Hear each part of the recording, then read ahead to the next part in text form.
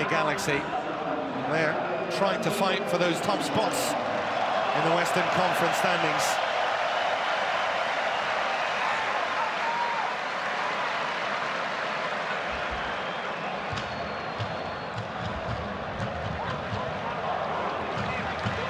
Well, a strong challenge from Schultz, and just a fraction late there. Good start for Schultz. Comes from Hoffenheim, German international, as you said.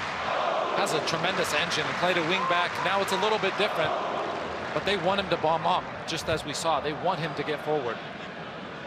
Incredible turnaround for him as well. He was at Hertha, Gladbach, didn't quite work out there in different roles in midfield.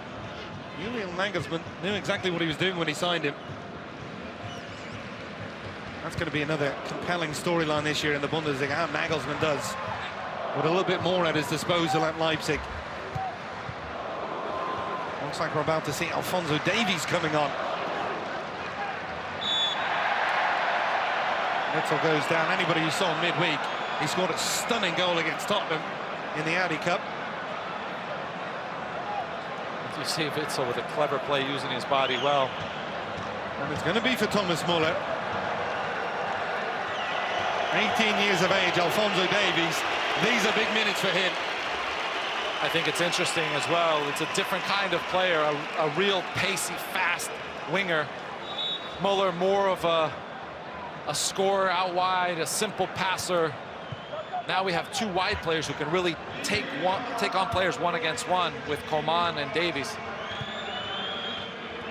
The youngest Bayern scorer since Roque Santa Cruz when he scored last season.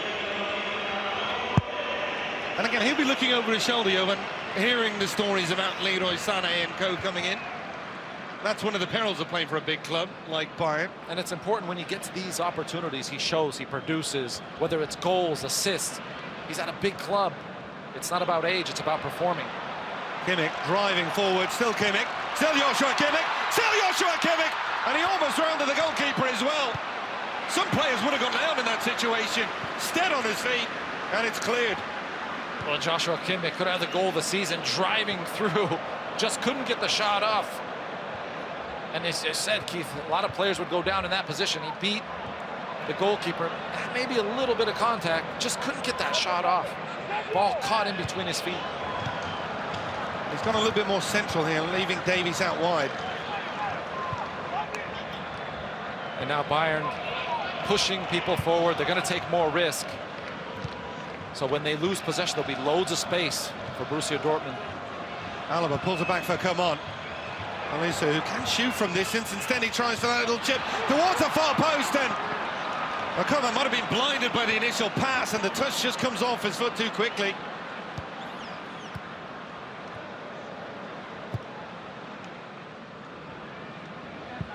Less and less punch to these Dortmund counter-attacks, though, over the last few minutes. And again, Dortmund comfortable with dropping off, defending. Just need a little, just push up a little bit higher. Still way too much time to allow Bayern with so much possession, so many opportunities to get forward.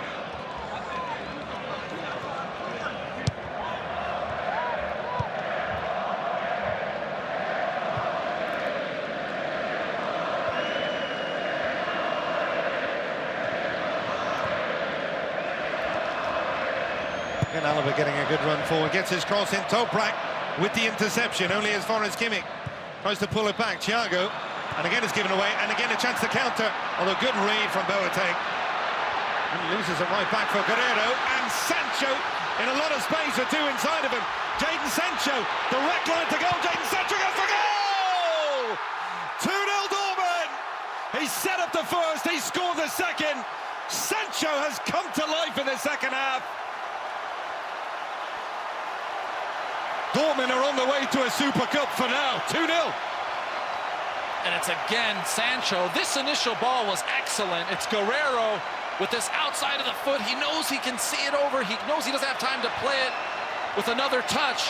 And Sancho driving, determined, open with his right foot and drives it low and hard. I thought initially he would cut this back, but he's confident in setting up the first.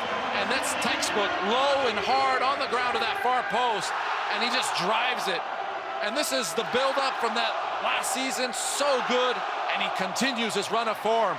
And 2-0, it's Borussia Dortmund. I'd say there was less punch on the counter-attacks. That might be a knockout punch. Lucien Favre watching on. Those two men wondering, have they done enough business in this transfer window? And they're just so good on the break. They don't need possession. They hold off, they sit back. But when you have the likes of Sancho, when you have Royce, Guerrero flying at you, Alcácer with pace, you're always in danger. Well, Renato Sanchez is going to come on now, and it's going to be for David Alaba. And this is not a like-for-like switch. This is going to be a change in formation, you would imagine. And you saw in the initial play, Boateng, he goes in and presses. He initially wins it, but once he doesn't win it and hold on to possession, he's out of position. And now, I mean, it's a 3v1, 2v1 situation. Big credit to Rafael Guerrero's pass as well out wide. It looked like the ball was caught in his feet. It looked like he wasn't going to get it there. If he took an extra touch, it would have been over.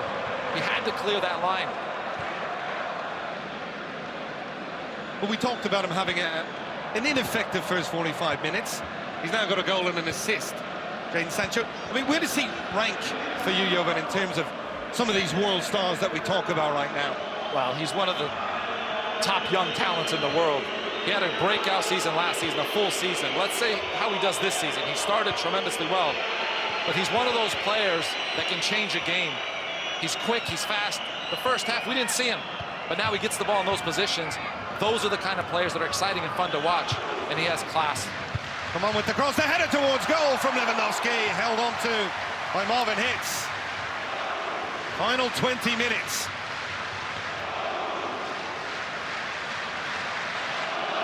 Achraf Hakimi's about to come on. This man, he's a defender, but he adds pace to the counter-attack as well.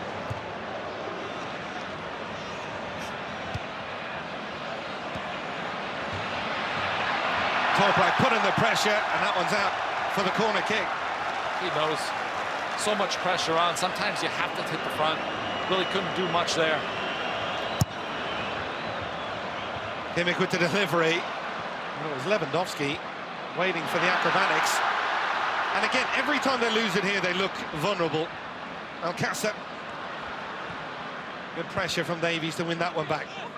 They're just pushing so many numbers forward, especially at this point. It's 2-0. Bayern have to take risks. They have to push forward. And on the counter, they're susceptible to this counter-attack by Borussia Dortmund.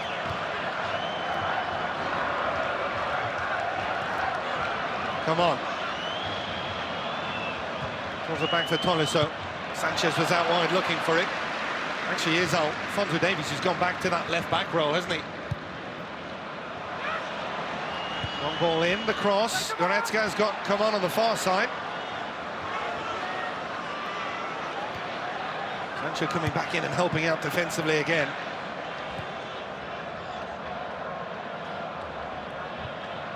For all the possession, Bayern, they haven't created as many clear-cut chances today as we've seen from Borussia Dortmund. Well, in the first half, they had a few chances that they had to take advantage of. They're a bit sloppy and don't do it. Davies with that cross, someone just behind the attacking players of Bayern. Nico Schulz clears only as far as Sanchez.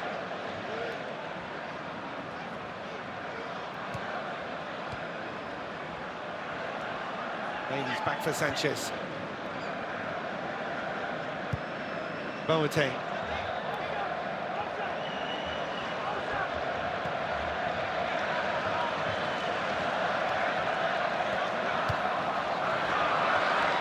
But a skill from Coman. Still Coman up against Schulz. Gets his cross in. And Schulz gets a bit of help from Axel Witsel. Very good wing play from Kingsley Coman. And that's what they need. Robin, Ribéry, not there anymore. Those were the players they relied on before Bayern Munich to create some magic, to create some opportunities. And Coman 1 against 1. Very good. In these situations, when you have numbers behind the ball, you need to take advantage. 1 against 1, make chances. Here's the change. Achraf Hakimi, he's just 20 years of age, on loan from Real Madrid. He'll come on and replaced Rafael Guerreiro, who was very effective again tonight. Very good. In the first half, he created opportunities, created chances. The second half, he created the one for Jadon Sancho. Excellent play, very smart player. And a good shift. Dortmund's last Super Cup success coming back in 2014. That was a 2-0 win over Bayern Munich. That was part of back-to-back Super Cup victories. That was when Dortmund were assigned a challenge every year. They won a couple of titles, but since then it has been 7 years of dominance from Bayern. And they're going to have plenty of confidence because they did this. They're 2-0 up. If this stays, I mean, all their new acquisitions aren't playing. Hazard's not playing. Hummels is not playing. Brandt's not playing. So this should give some plenty of confidence for the upcoming season if they can hold off. Well, Kasser, hold off. They're going forward to look for more here. Lucien Favre was a man they had wanted in the past, and they were made to wait. He's been worth the wait. Big turnaround last season. Yeah, you have to give him a lot of credit. Really has a balanced team. Dortmund used to just go forward, score goals, but they couldn't defend. Now they're really compact. You see how organized they are. Ooh. What happened there? Sancho goes down. Kimmich. Almost a look of disgust, as if to say this is a little bit of play acting, but Daniel Siebert is right over this one. Let's have a look. This could go to video assistant review here. Well, at first glance, I'm not so sure. Ooh, just stand on him. Yep. And when you look back at that one, you have to give a red card. He stomps on him. It's something that they're definitely going to review and see. I can't see this not being a red card. Yeah, you look at the replay, and Kimmich really only has himself to blame on that one. Really silly. Really silly. He stomps on his ankle. Doesn't need to. It's obvious. Ooh. Wow. And he's complaining. Wow. Very interesting.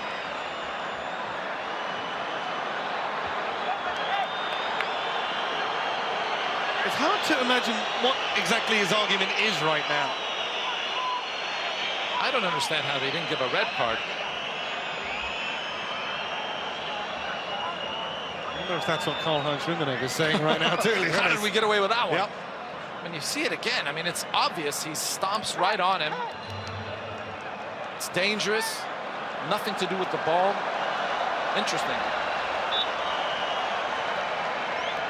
Well, that might have been game, set, match if that had been a red card, but as it stands, Bayern still not out of this one. You never ruled this Bayern Munich side out.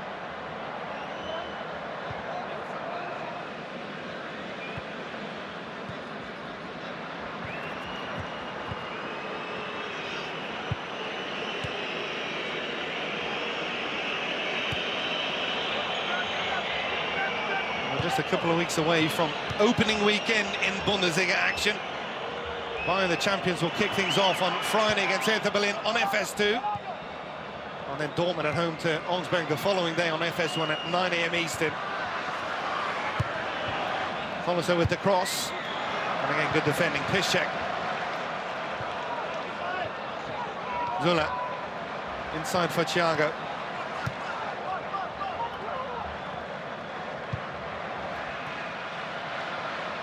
Lewandowski again just cannot get away from Akanji. But what a good ball by Boateng. Hard ball into the feet of Lewandowski. Royce just outnumbered there by Bayern players. Davies. Sanchez gives it away rather cheaply. Hakimi's gone to the right. Sancho has stayed on this left-hand side. Has to just occupy Joshua Kimmich a little bit more. We're going to see Jakob Brun Larsen in a couple of moments as well. Excuse me, Marius Wolf.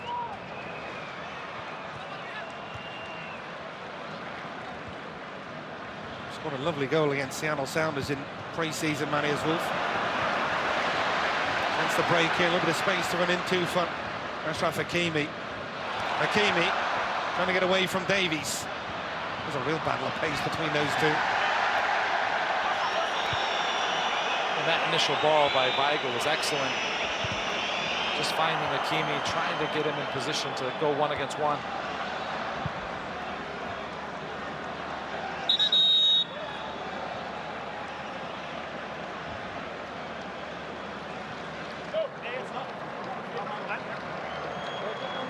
It's going to be Lucas Piszczek who comes off. On the other side of things, Benjamin Pavard is on for Thiago. We could see 3 at the back here for Bayern Munich. Interested to see where Wolf plays. He can play winger or right back. Played a lot right back last season, didn't he? Yeah. Hakimi, they could interchange. I'm not sure where he's going to end up. And that will be the end of the day for, as it stands, the match winner in terms of attacking play, Jadon Sancho. Excellent. We talked about him in the first half, not doing enough, not getting the ball. But when he's on it, he's dangerous. He makes plays happen. And he was the difference today, Jadon Sancho. A special talent. Arm around the shoulder for his manager.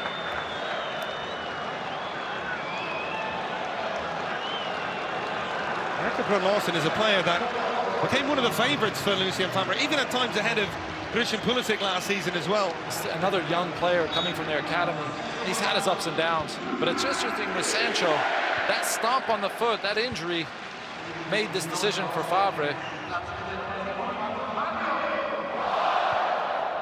He's 20 years of age, Jakob Brun-Larsen. Tremendous goal-scoring record with the reserve side, and Danish international. They have high hopes for him here.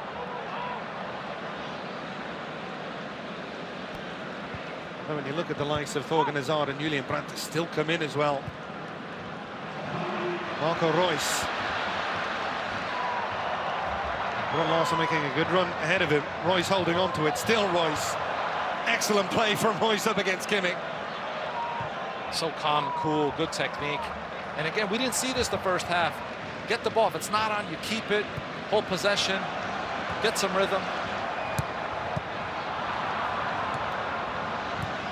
Hakimi back for Witsel. Been interesting watching the tactical adjustments from first Kovac and then the counter adjustments from Favre.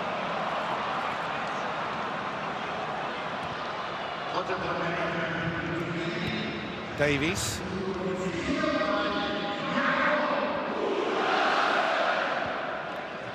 Sanchez in for Kimmich, who's gone into a central position. Pavard, so it hasn't essentially seen 3 centre-backs. It's Kimmich playing in that holding midfield role. Well, he is in possession. Goes down and a little bit of contact, but play continues. Pavard gives it away cheaply.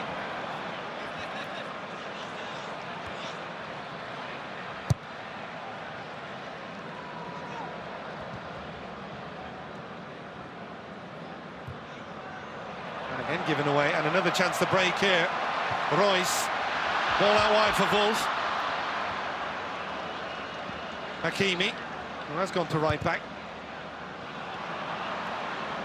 Just so dangerous every time they find that space in between the back 4 and Bayern's midfield.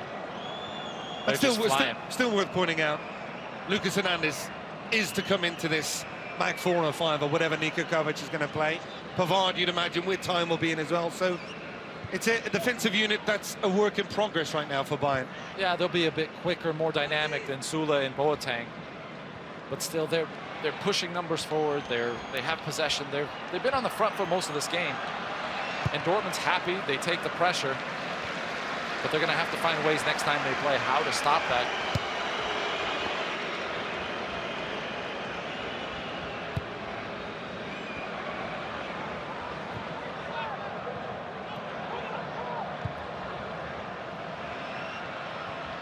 The ball should travel all the way through to Marvin Hitz. Well, it's been wonderful action here. We're expecting a wonderful MLS game to follow this one on Fox. So don't go anywhere. Right after this match, it is Atlanta United, the reigning MLS Cup champions, taking on LA Galaxy.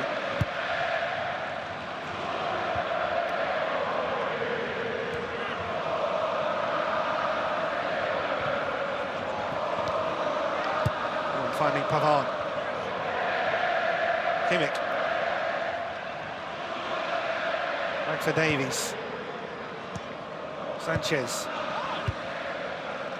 Davies almost in a support role rather than being in an advanced position. And it seems Bayern, the only way through is when Coman gets the ball. It seems like he's the only one that can make a difference. One against one, create some space, get a ball in. Serge Gnabry, a big loss. 10 goals, 5 assists last season. He had a very good campaign. He's come on again.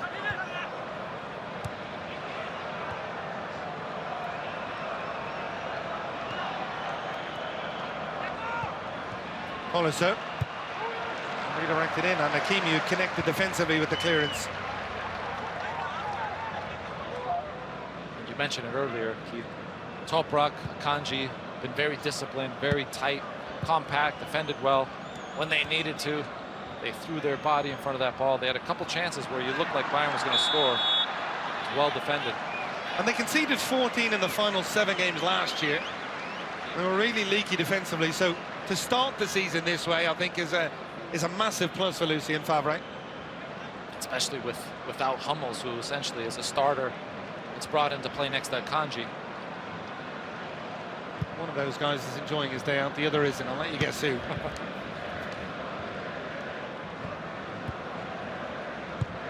Still time here for some late Bayern drama. They've done it before. Lewandowski.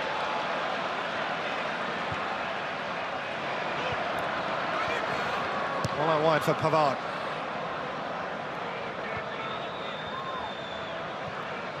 It's just so hard. Once Dortmund's got everybody behind the ball, they're set. They've been really good in clearing everything coming into the box.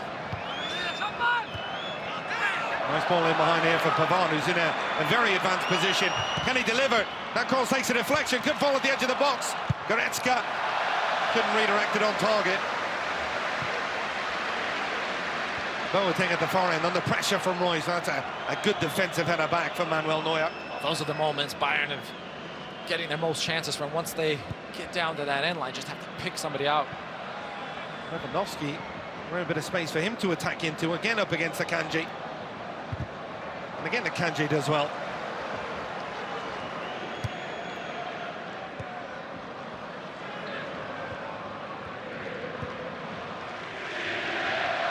Zola, from distance. Wow.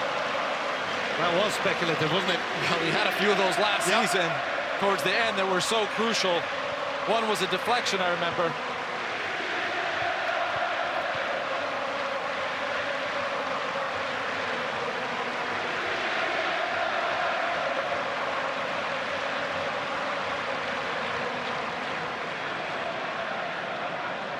I wonder what Robert Kovac is saying to his brother there. Clubs like Bayern aren't knee-jerk in terms of transfer window dealings, but you wonder if a performance like this will accelerate any movement. Well, I think the Sané, Leroy Sané, it's been talked about all off-season. I think this might push it one way, maybe a few dollars more to get it done.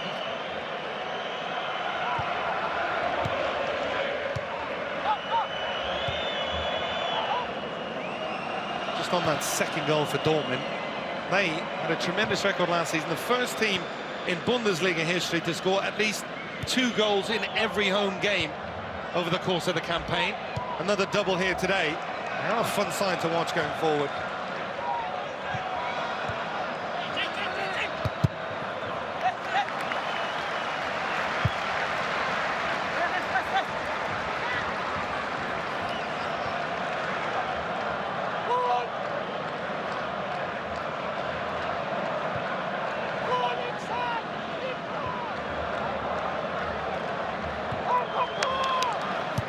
Back for Pavard.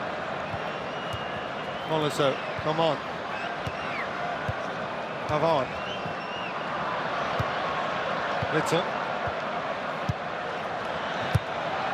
Cassius Holder play has been very good as well at times today.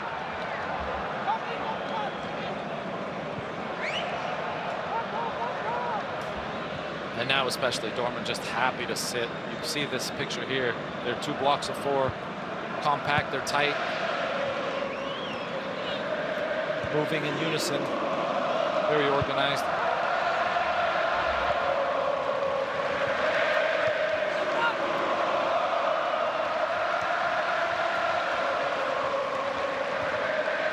Coman again. Nice skill from Coman without never really going anywhere with it. Going it away from Schultz, and again Schultz blocks the cross. For his first game for Borussia Dortmund, he's had a solid performance at that left back. Cross comes in, hits, punches clear. Another chance for Pavard. If Bayern are going to do some late magic, they're leaving it very late. That one takes a deflection. The header back towards goal, Marvin hits. Well, he looked comfortable there, but I wasn't too sure about the earlier one.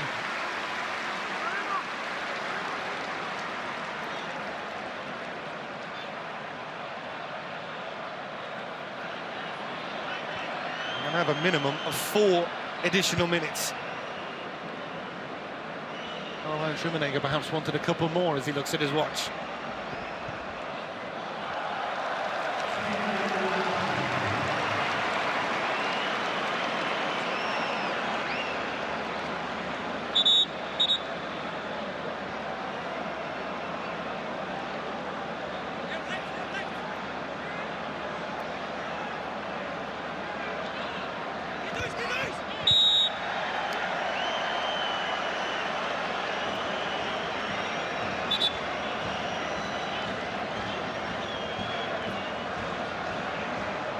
Salihamidzic watching on. He'll be the man tasked with trying to get some of those deals over the line. And that one deal in particular, Leroy Sané.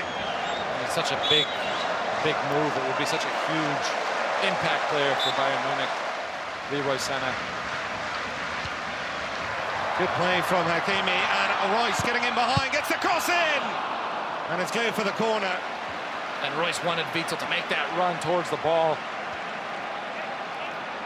Great little skill here, great play, smart, clever. You see Witsel, he needs to come to the ball, run across. Wouldn't have quite got there in the end. Alcázar wanted to pull back the feet, but he loved that ball as well from Hakimi.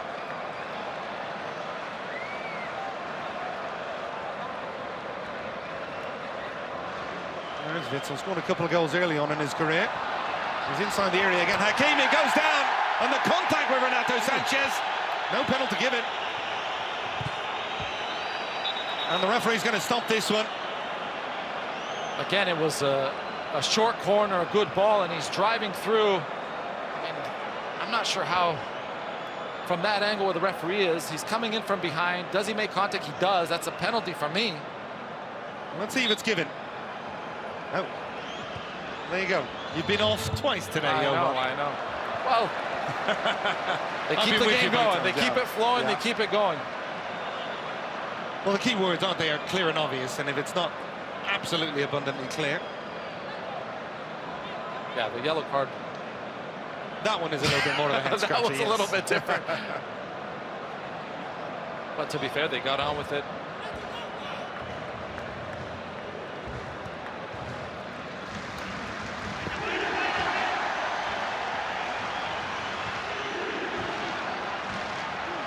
Alcázar.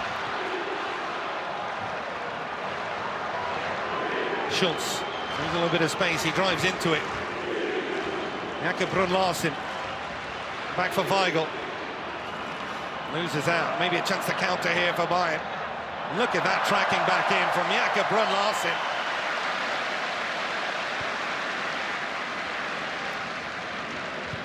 It has been Dortmund's day. Even when Bayern have had those spells of possession, they've defended so well. Struck clinically on the counter twice. Yvonne, what does a statement win like this today mean for not just winning the Super Cup, but moving forward in the Bundesliga? Well, it's a positive performance for the club, a positive result. They're at home, they have a full stadium, they beat the champions, and all this without all their signings, I think it brings loads of confidence to the club. On the other side of things for Bayern? I think, again, it's not the biggest thing in the world, but you're starting a really negative start, you lose. Players will be down a little bit, but it's a big club. They'll go right through it. And there is the final whistle. The yellow wall erupts. Lucien Favre picks up a massive victory. And Borussia Dortmund open the season by lifting the Super Cup. What a victory and what a performance in that second half, Jovan. Yeah, great performance. They waited, they stuck to their plan, they defended well, they were compact, and in transition, they were quick, they were sharp. And Sancho, the man of the match for me, 2 goals he created. Alcácer and Sancho with the goals, and Rob Stone, from what we've seen today, this season, it looks like Borussia Dortmund mean business. 100% Keith, as they win their 6th German Super Cup, and 1 down, 1 to go on a busy day of soccer here on Fox. Coming up in just a few minutes, we're going to take you to Atlanta. MLS takes center stage. The defending champs, Atlanta United, they host the LA Galaxy as United try to continue that recent climb up the Eastern Conference standings. Dortmund with reason to celebrate today. They once again are your German Super Cup champs. They get the 2-0 victory over Bayern Munich. The Sancho-filled highlights coming your way next, plus the trophy lift.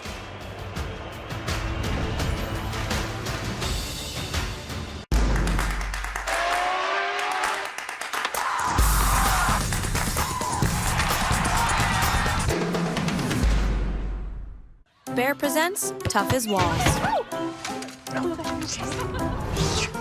That's some great paint. That's some great paint. That's some great paint. Bear, voted Canada's most trusted brand of interior and exterior paint. Paint, prime, protect, all in one with Bear Ultra.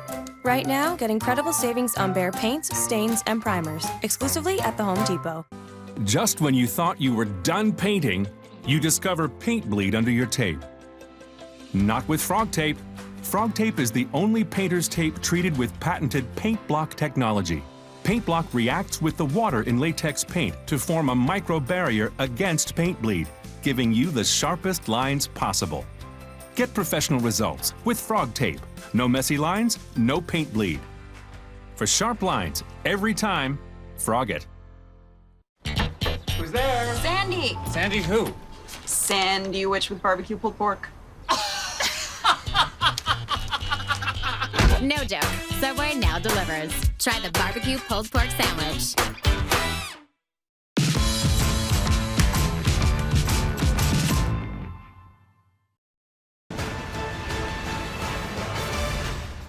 In front of the home crowd, Dortmund gets the shutout over their rivals Bayern Munich as they win the 2019 German Super Cup 2-0. All black and yellows, particularly in that second 45, 0-0 after the break, and then 2 goals. And Mr. Sancho, the 19-year-old Englishman, was really the story of the day. More on him in a second. MLS on Fox is coming your way next. Another huge crowd in Atlanta as the black and red of Atlanta United take on the LA Galaxy, and Jonathan Dos Santos kick for that one coming up in just moments right here on Fox. Rob Stone, Mo Adu, Landon Donovan here with you. These 2 clubs and their logos right behind us. They fought to the very last day of the Bundesliga season, last campaign to see who would take first. But maybe a little opening statement sent here in August, courtesy of Dortmund.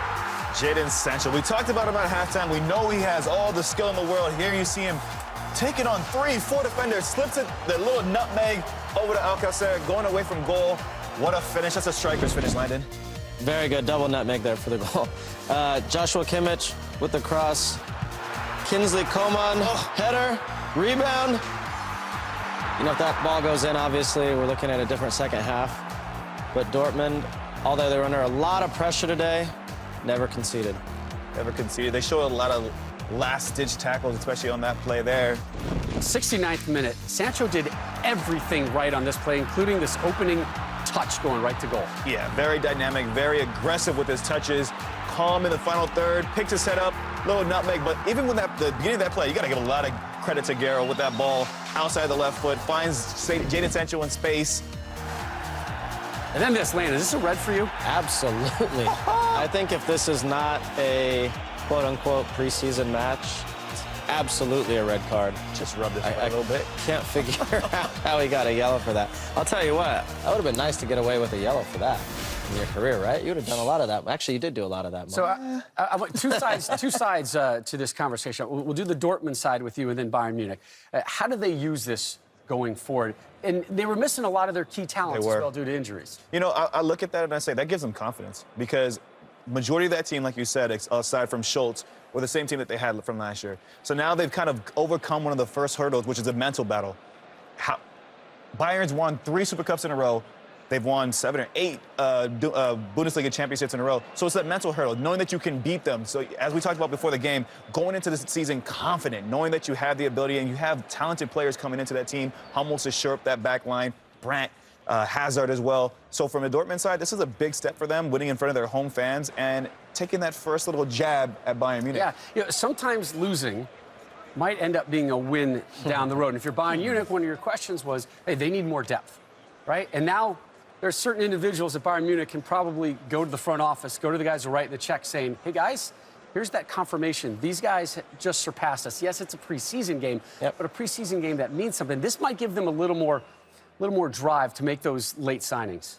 Yeah, and if I'm Kovac, I'm going straight up to Uli Hoeneß and saying, guys, this is not the same Bayern Munich team we're used to seeing. You got to be honest. When you watch this game, you don't see the special flair that they've had in the years past. And this is a bigger win for Dortmund than it would have been for Bayern Munich because they need to take over that mantle from Bayern Munich and to get pummeled in the first half, but withstand it and then come out and in the end look pretty comfortable and maybe score 3 or 4. Big, big day for Borussia Dortmund. There's that one name that's been floated out there for Bayern Munich, Mr. Sané. If, I don't want to do any tampering over here and get fined, but, you know, if he finds his way to Munich, how does that change Bayern? I think in this game you saw what Coman could do on one side of the pitch. He was dynamic in certain areas. He put umpteen balls across the box, but they didn't have that finishing touch. If you have the same thing on the other side with Sané now you have 2 dynamic players with pace, 1v1 ability, and you would hope that when Coman's putting those balls in the box, Sané's the one making that late run on the back post and vice versa. It gives them another player who has that X factor about them, which, like you said, Bayern, they're a team, they're a club that we've known for so long. When you had Ribéry and Robben, you had 2 guys who were those players. So now you need to find those new sources of attacking flair and enthusiasm to bring to this team. However, is it better to spend $100+ million on one player when you have a team that doesn't have the depth, or do you bring in 3 or 4 guys at $30 million and start to build some depth? For me, it's the latter. Now, Sané is obviously a special player, right? And he can do special things, but they could get 3 or 4 really quality players with that same money. And when we looked at this team today, even the back line looked you were saying early on, they looked all over the place. I mean, some of the chances that they gave up earlier were due to their own mistakes, them being sloppy in possession. And maybe that's just them, you know, getting out those final kinks because this is, you know, the end of preseason. But going into a season, I don't want to be conceding that amount of chances against a team that was willing to sit back and just play on the counterattack. Yep. For the trophy celebration, let's get it back out. Keith, Jovan, gentlemen. Thanks, Rob. Some interesting comments from the guys on both sides, but I think the performance from Borussia Dortmund today has accelerated some of the worries and concerns for the Bayern fans heading into the new season with those key losses from the last campaign, from the last decade, in the likes of Robben and Ribéry as well, Jovan. Well, it's a positive start to their season. They had the advantage. They're at home, playing in front of that crowd. Bayern disappointed. They were on the front for most of the game, couldn't take their chances. And as we mentioned earlier, there's missing so many players. All the new acquisitions for Borussia Dortmund, they were on the bench, except for Schultz on that left-back position. But this was important today for Dortmund, wasn't it, to send a message after the way they lost that lead at the end of the title race in the Bundesliga, to show they're ready to challenge. Definitely, especially for this team. They need belief. After that disappointing result, 5-0 they lost in April, that really changed their season around. They beat Bayern. It's for belief. They start the season positive. You look at the reaction, new players celebrating, just what they needed. Hansa-Kim Watzke, Michael Zorc and co will be very happy, and not just with the performance, but with the fact that so many of the new signings weren't even available today. Essentially the same squad. You add in Nico Schultz, and not just improve going forward, but even better defensively as well. While Akanji is one of the best young center backs in the world, you have a kid like Sancho who's going to only get better. Last year he had a terrific season, 18 years old. He's 19 years old.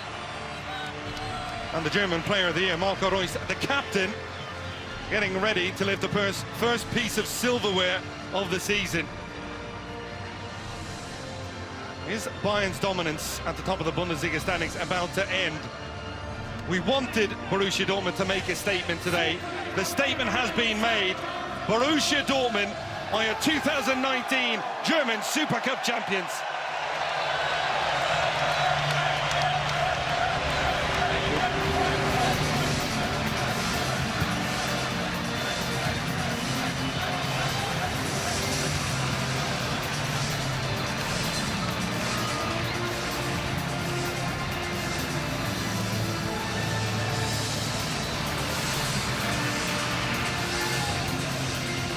So Dortmund begins their season celebrating a trophy. Will they conclude their campaign doing the same? Second to Bayern Munich last season, determined to be on top this campaign. And it all kicks off August 16th. Bayern Munich in action live on FS2. Coverage swings over the course of the next 2 days to FS1. Borussia Dortmund in action, Union Berlin and Leipzig as well. It's quite the buffet at this hotel, isn't it? It really is. And so close to the stadium. I managed to book the last room for $150. I booked the last room a few months back. I booked the last room a week ago. I booked yesterday. One night, $99. What? How? Some hotel booking sites panic you into booking the last room, but they often don't have all the availability. Instead, use Trivago. Trivago will search for available rooms and compare hotel prices from hundreds of websites worldwide. At least I got the last ticket to the game. Me too. Hotel Trivago. For drug-free sinus relief, experience Navage, the next big thing in nasal care. Navage is the only nose cleaner with powered suction to pull refreshing saline rinse in one nostril and out the other. Navage relieves congestion from allergies and colds naturally by flushing out allergens, mucus, dust, and germs. I used to get so congested, but Navage cleans out all the stuff that makes me miserable so I can breathe again. Now at these fine stores and Navage.ca, you'll love that clean nose feeling. For more than 30 years, it just hasn't been summer until it's lobster summer. The tradition is back. Why not tonight? Everyone say, share plans. Share plans. Hey gang, back to school ad? Yeah, for our share plans. Your slogan should be small data, huge family fights. It's not my family. No one likes sharing data.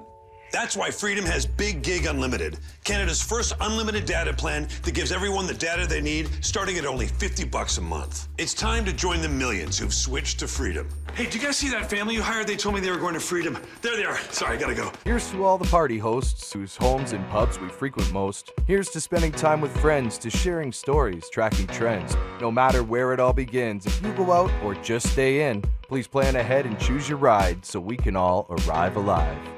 If you've ever wanted to stay in bed all day, we've got a great reason for you to do it. Hi, I'm Dan McKinley from Sleep Country here in our Innovation Center with a real game changer, our lifestyle adjustable bases. Every day we chat with real sleepers, so we know that the Canadian bedroom has become central to your life. With you in mind, we created a lineup, the largest lineup in Canada actually, of lifestyle beds that bring together technology, luxury, and comfort. We have something for everyone, so you can really maximize the enjoyment of your bedroom. Whether you're in bed, working late at night, watching your favorite show, or just enjoying a leisurely Sunday morning, Lifestyle Bases give you the choice of infinite possibilities. Now you can actually customize how you sleep. Even the slightest elevation of your feet can help take all the pressure off your lower back. And if you're sharing a bed, you can have different sleep settings than your partner using your very own remote control.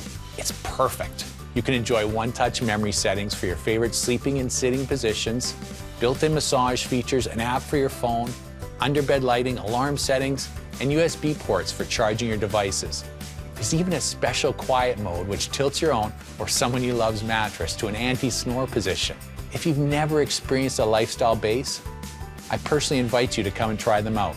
It might just change your life. And right now, when you buy any lifestyle base at Sleep Country, you'll get 15% back in a Sleep Country gift card, up to $840. Lifestyle bases come in a variety of options, synced, split, and dual, and in a variety of sizes from Twin XL to King. Perfect for your master bedroom retreat, condo, or loft.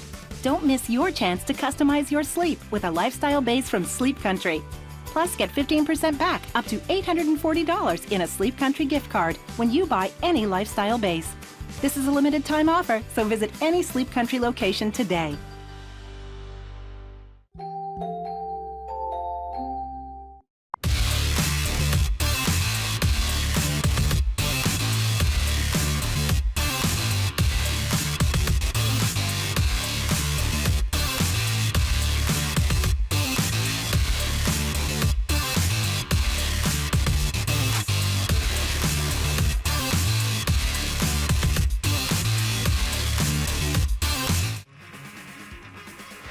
So what do we think? Pops in the ring with Muhammad Ali. How would that have turned out? God, if I had known Willie could punch that bag like that, I'd have been a little more polite to Will, Big Will.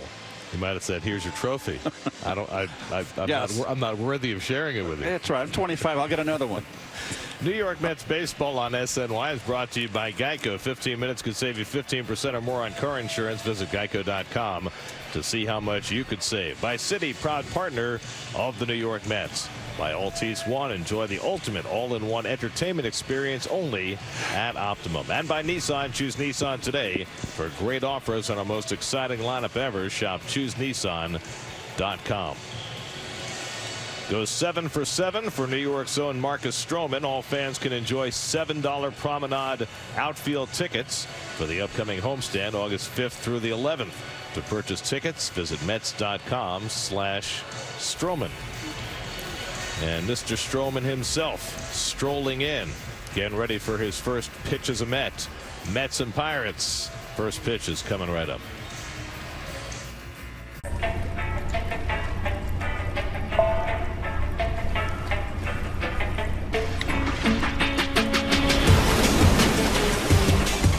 Check your free credit score at creditkarma.ca. Here's to progress. This is the summer you use Expedia to get out of the office, out on the town, then out of the city entirely, to book that cottage on the lake, hit the road in a rental, and soak up a little sun. It's the summer you discover Expedia makes it easy to do everything or nothing at all. With more options in Canada from coast to coast than any other travel site, Expedia has everything you need to go.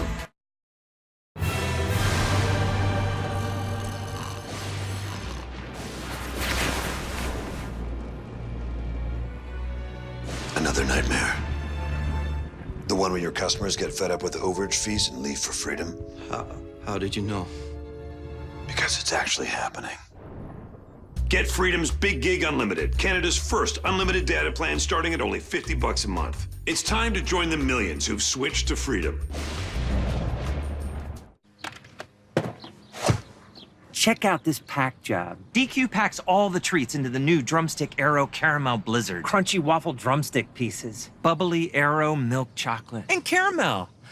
The only thing more packed with summer goodness is my car. You forgot the noodles. The noodles! DQ, happy tastes good.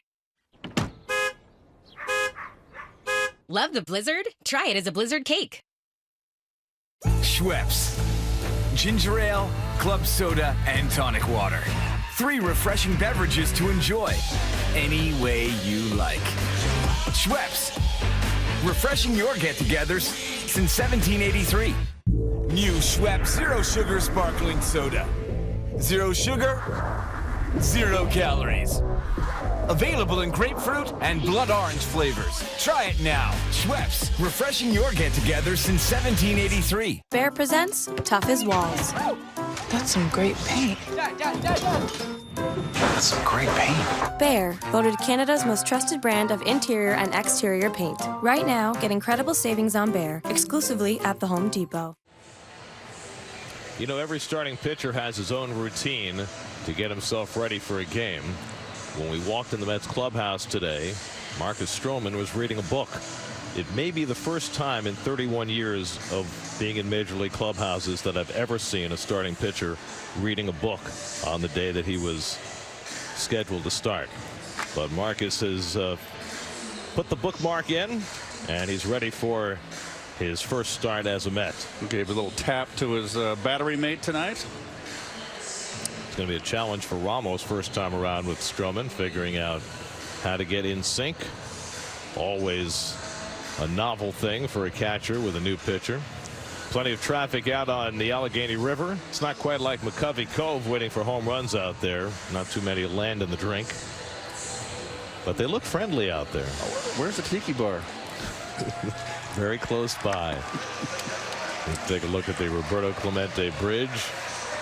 Bringing the fans over from downtown to PNC Park. They close off to vehicular traffic so fans can walk across. Here's your Geico Mets starting lineup. Jeff McNeil getting a day off today. That's so he can play both games of the doubleheader on Monday when the Mets get home. Probably Pete Alonso will get a day off tomorrow for the same reason. Juan Lagares first start in more than a week. He's been under the weather, and that gives Stroman a little better outfield defense behind him for his first go-round as a Met. Well, Chris Archer, they traded for him last year, and his Land Rover numbers are not pretty. He has been really a disappointment here. He's got terrific stuff. It just kind of unharnessed. The Mets beat him up last time. If you recall, they got that 6-run first inning where they beat him up for 4 runs and a hit batsman, a home run. But he settled down and threw 4 scoreless innings after that. So he'll be up for this one, matched up against Stroman. And the Pirates defense on the infield, brought to you by Ram. Stallings behind the plate had a big series, the last series at home at Citi Field against the Metsies. And in the outfield, Marte the Gold Glover, Ozuna moving out to right field from an infield position. Well, Keith mentioned it, so we figured we might as well show you. Yes, that is the tiki bar out on the river. I'll tell you what. Hang on. It looks like the current's pretty strong today. Just, you know, take it easy out there, guys. See plenty of daylight left here in Pittsburgh. Left fielder has to watch out in the early portion of the game. Sun might be in his eyes. Ahmed Rosario will lead off for the 18th time this year. Hasn't fared nearly as well leading off as he has down in the order. Just a .276 on base percentage as a leadoff hitter. But he's been swinging the bat well. 2 more hits last night as the Mets fell 8-4, saying their 7-game winning streak coming to an end. Chris Archer's first pitch of the night is a fastball taken high, and we're underway. Rosario, Conforto, and Alonso for the Mets in the opening inning. Well, if you remember, Archer couldn't find the plate in that first inning of the last start in Citi Field. Well, he got ahead of the first hitter, Jeff McNeil, 0-2, and then hit him with a pitch, and it all went downhill from there. Correct. Remember, McNeil had to come out of that game because he bruised his shin. Yes. And then Conforto, next pitch, hit a 2-run homer, and the route was on. Well, he had 4 hits, 2 walks, a hit batsman, an error behind him, and a wild pitch in that inning. 1-1 to Rosario. And Ahmed takes up and in as that fastball sailed on Archer, and it's 2-1. Well, that's what Archer did in the last start. He was missing badly up and in to right-handers, up and away to lefties with his fastball. Over his last 9 starts, Archer's 0-3 with a 6 ERA. And the prime reason for all of that is he's given up 14 home runs in his last 9 starts. In fact, he's given up 25 home runs this year, which is more than any other pitcher in the National League. That's over 101 2/3 innings, Gary. 2-2 coming. And Rosario taps it slowly. Moran has to charge him barehanded, and the throw is low and skips on by Bell, and Rosario will stay put at first base. That should be an infield hit for Rosario on a slowly hit grounder, and he will get credit for a hit. Well, I've noticed one thing of this Pirate club. That's Moran coming in with the bare hand. Is that the third baseman in this Pirate club? Both of them. Like last night, it was the same thing. They play very deep, and if you look at Moran right now defensively, plays a very deep third base. Which you really can't afford to do against Rosario, because if you get that slowly hit grounder, and he was going to beat that ball out anyway, even with a good throw. I mean, even though you got 2 strikes, you can't play that deep. And then Moran moves in. They must have hurt us. So now Conforto homered against Archer last Sunday, and he takes changeup off the plate for ball 1. Michael with 21 home runs, 57 driven in. 1 for 5 last night. There's your StatCast AI powered by Amazon Web Services. 3 infielders stacked on the right side, leaving the shortstop hole open for Conforto. And Archer misses, and it's 2-0. Well, gets a little moans and groans from the Pittsburgh Pirate fans here. They've seen Archer really struggling with his command. 51 walks in those 101 innings. That's way too many, Gary. That's 4.5 walks per 9 innings. That with the home runs has really short-circuited his season. When you add in the 95 hits, and as Mr. Darling would say, that's a lot of base runners. Rosario was caught stealing third last night. He's got 12 steals for the year. He edges a little further out on his lead, and Archer almost picked him off. That was pretty close. Very dramatic call by first base umpire Mike Everett. Like it. I like it when the umpires get into it. That was look and listen. Remember that the Pirates do not have their manager Clint Hurdle for the second straight night. 2-game suspension, the result of their brawl with the Reds earlier this week. And Tom Prince is running the team, and they declined to challenge the call at first. But it was very close. He got back. Very barely. Yeah, ugly umpire ready for that emphatic call. 2-0 to Conforto, and the fastball swung and missed. 2-1. Pete Alonso waiting on deck. Big shift on with Michael, as we always see now. Michael has become a pull hitter.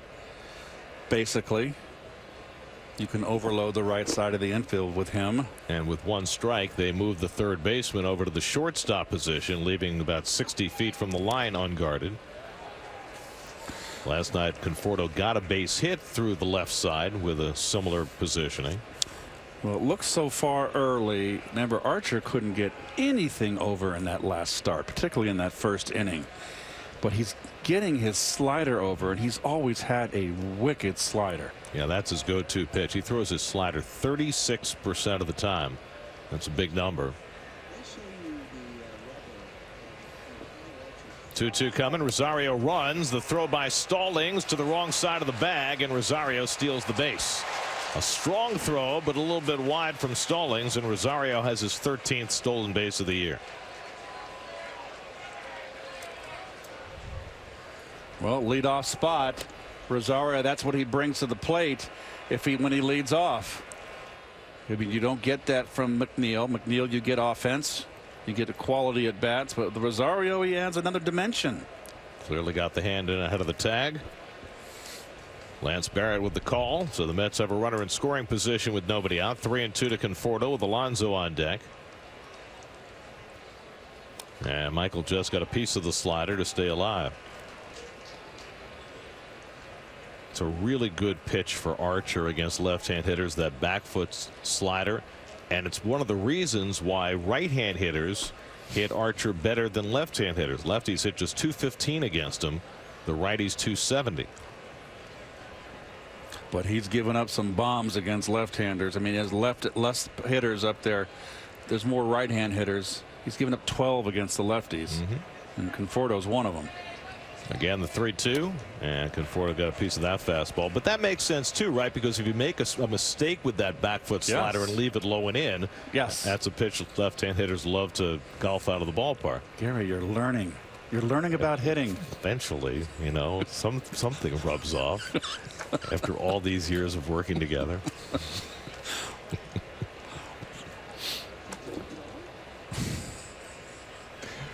This will be the 8th pitch of the at bat from Archer to Conforto. And that's upstairs, ball 4, and the Mets have the first 2 men on. So an infield hit, a stolen base, and a walk. And Archer maybe having some deja vu. Well, Alonso will try to reinforce that. Pete had a little better night last night, 2 hits and a walk. Yes, he certainly did. He struck out twice. Last at bat looking, but he hit a bullet to right center field for a double in that first inning, an RBI double, and then hit a rip up the middle for his second hit. The RBI was his 78th of the year. That's 8th in the National League. He bats here with 2 aboard. And that one comes inside and hits his bat. Well, Archer was fortunate there, but I guess you could say so was Alonso. That ball didn't hit him in the hand. Well, Pete has been hit 14 times this year. McNeil 15. Both of them have a chance to set the Mets single season record, which was set last year by Brandon Nimmo, who was hit 22 times.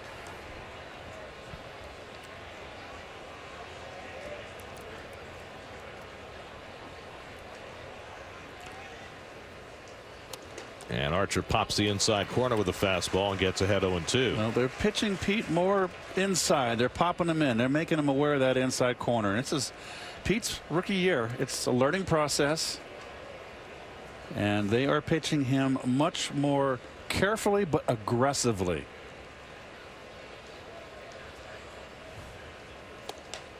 Well outside 1-2. The double last night for Alonso was the 100th hit of his major league career. 58 of his first 100 were for extra bases. The only other active player with that many extra base hits in his first 100 hits was Joey Gallo, who had 65 extra base hits among his first 100. And he goes down swinging on the slider for the first out of the night. Well, that's one thing I've noted with Pete. You know, it's a long season. It's so rare when you had your 2 big guys in the lineup, in Alonso and McNeil, that didn't really slump at all in the first half. That's extraordinary. You're going to have your slumps, and Pete's in one right now, and he's been chasing that bad slider down in the dirt a little bit. That's 120 strikeouts now for Alonso, 5th in the National League. So 2 on and 1 out. Now Robinson Cano is trying to get off the schneid against Chris Archer. After taking an 0 for against him last Sunday, he's now 0 for 19 in his career against this right-hander. Robbie had 2 more hits last night. 5 for 12 over the last 3 games. Trying to get it pointed in the right direction after a long cold spell.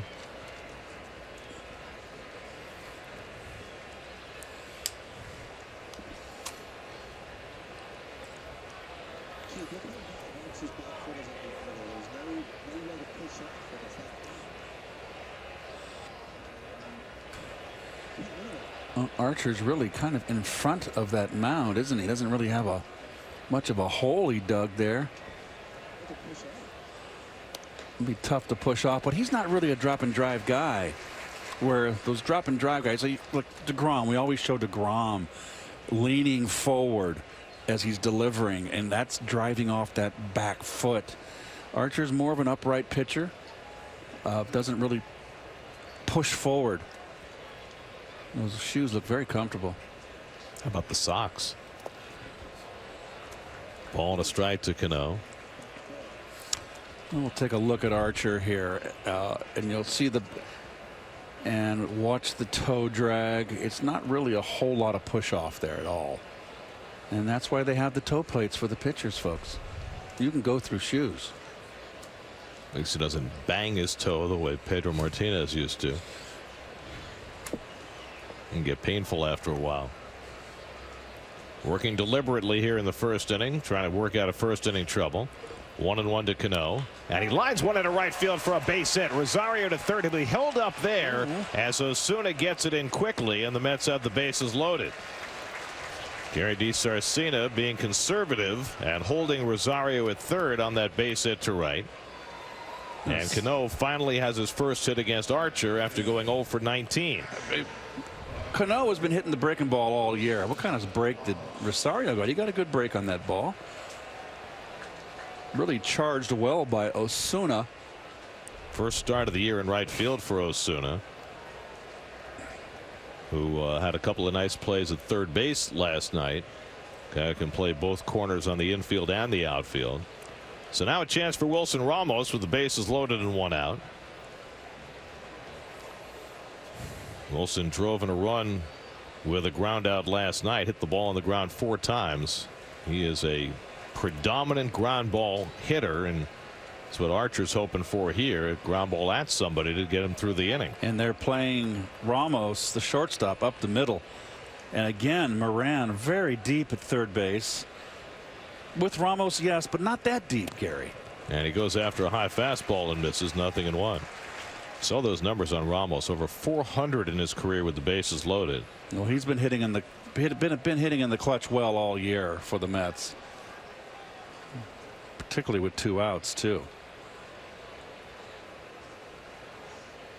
Bell in at first, everybody else back, and Ramos fouls one off, and it's 0-2. Yeah.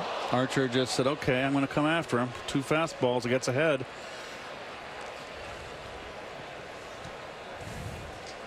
Now Davis waiting on deck. Sorry, Garrett. Now they shifted Newman, the shortstop, over in normal position with 2 strikes.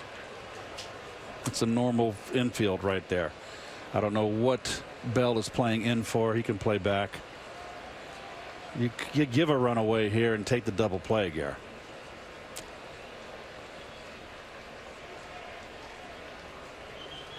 And Ramos lines one into center field for a base hit. Rosario is in. Conforto is held at third as Marte's throw is way offline. So again, Gary DiSarcina being very conservative, but Ramos drives in the first run of the game, and the Mets lead at 1-0. 2 straight fastballs and a hanging slider, and Ramos all over it. 50 RBIs now for Wilson Ramos, and another bases loaded hit for the Buffalo. No, they want the ball up, so it's not a breaking ball. You want another fastball? Let's take a peek and look. Catcher goes out. Okay, it was I thought it was a slider.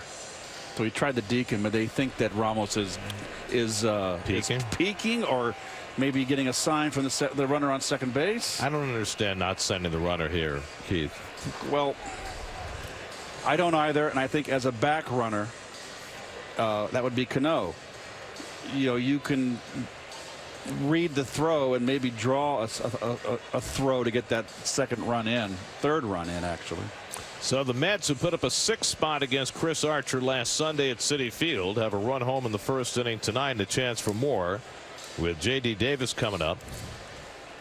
Bases loaded, 1 out. Davis swinging a hot bat, 1 for 3, a double and an RBI last night, and over the last 43 games hitting .360.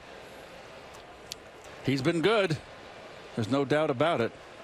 Playing every day now in the absence of Dom Smith and making the most of his opportunity. And he likes that right center field gap. And JD takes a fastball inside, ball 1. So things are going poorly for Archer once again in the first inning. And he's not wild as a Martera as he was in City. He's throwing strikes. He's just getting hit. 3 hits and a walk for the Mets in this opening inning. See the recent numbers for JD. That's right around the time he started playing every day. Archer about to throw his 25th pitch of this first inning, and still deep in the weeds. And JD takes a fastball for a strike, 1-1.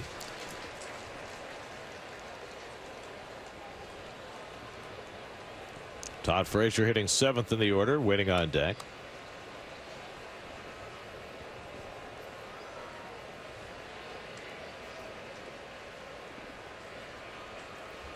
Conforto at third, Cano at second, Ramos at first with 1 out. And that's a good cut by Davis. Fouls it back, 1-2. Davis has been having some really good quality at bats, good swings. And you can't take him out of the lineup.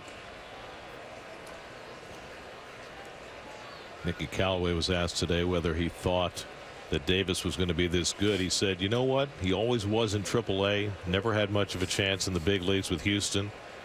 And he's taken full advantage of the opportunity presented to him here. Now over 250 at bats.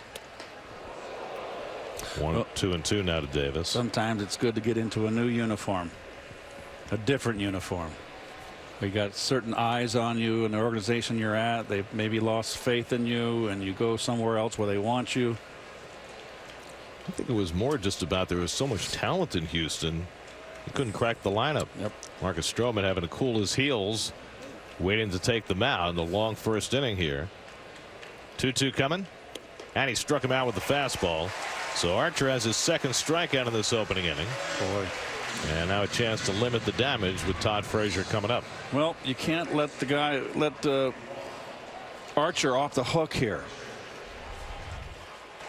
The Mets last night had Trevor Williams in trouble, and he got out of that with only 2 runs, and the Bucks came back to win. Well, here's Frazier, hitless in his last 2 games. 0 for 4 last night. Bases loaded, 2 down with a run home in the first. And Todd goes after a first pitch slider, 0-1. Saw Todd today with his family. It's a family road trip. Over having a cup of coffee, and he came by with the 3 kids. 1 in a stroller. He's very good with the stroller. It's a lot to take care of.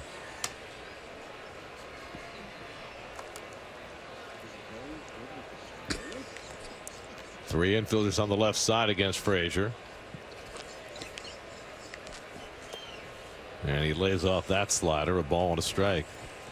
Well, Archer in that game last Sunday wound up throwing 48 pitches in the first inning.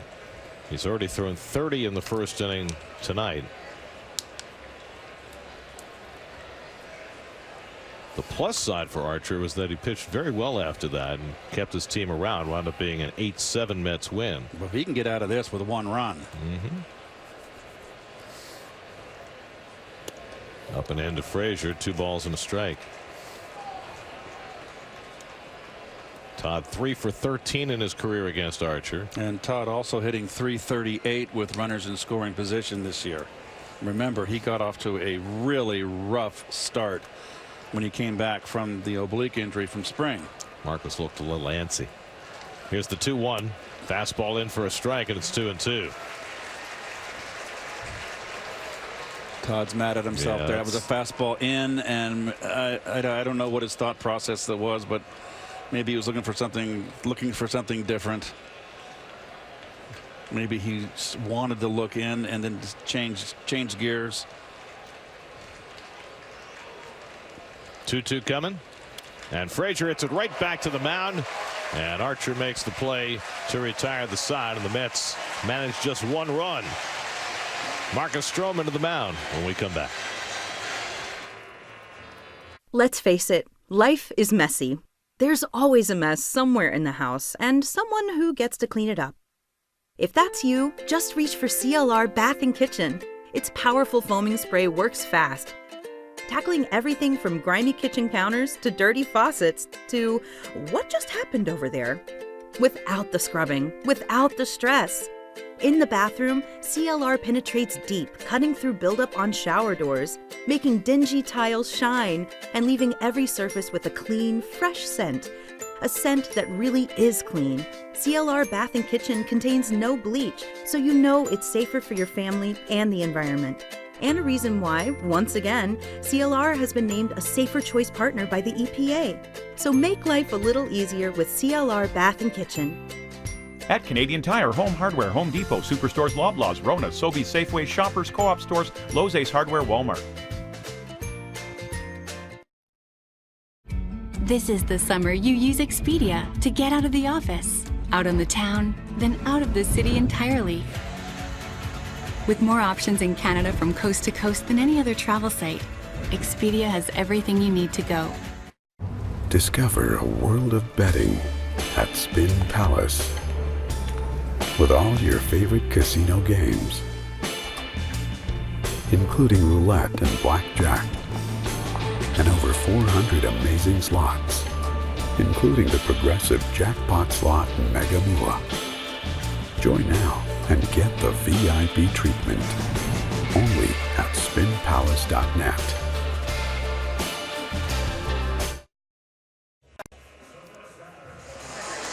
Marcus Stroman had to sit through a 20-minute top of the first inning. He takes the mound and he digs in. Remember, we mentioned that Archer didn't have any hole dug, and he's doing some serious work there, some serious gardening. Figuring out where his stride is going to land. Those were his numbers with Toronto this year. Those are his Toyota numbers, Gary. 47-45 lifetime. This is his 130th start. He's given up 788 career hits and 789 and 2/3 innings. So he gives up base hits. His career splits: lefties 256, righties 263. He keeps the ball in the ballpark. He gets ground balls. He doesn't strike out a lot. He is a ground ball pitcher. Adam Frazier leads off and takes the fastball away for ball one. I would like to say that he pitched up in that artificial turf up in Toronto. That'll be better on grass for him, but the grass today is like putting greens. There's the sinker, and that misses, and it's 2-0. Well, you saw the sink right there. Sinkers, cutters, curveballs. That's Stroman's game. There's his first strike, 2-1. Marcus Warren, number 6 in Toronto. 6 is taken here by Jeff McNeil, so he opted for 7, which he wore at Duke. That's lined the other way, and Frazier's got a leadoff hit. Davis playing over toward the line. Fields it on one hop, and Adam Frazier aboard with a leadoff single. Here's your Hyundai starting lineup for the Pirates. No Melky Cabrera after he started in right field last night. Colin Moran, who sat last night against the left-hander, in there tonight. Jacob Stallings for Elias Diaz behind the plate.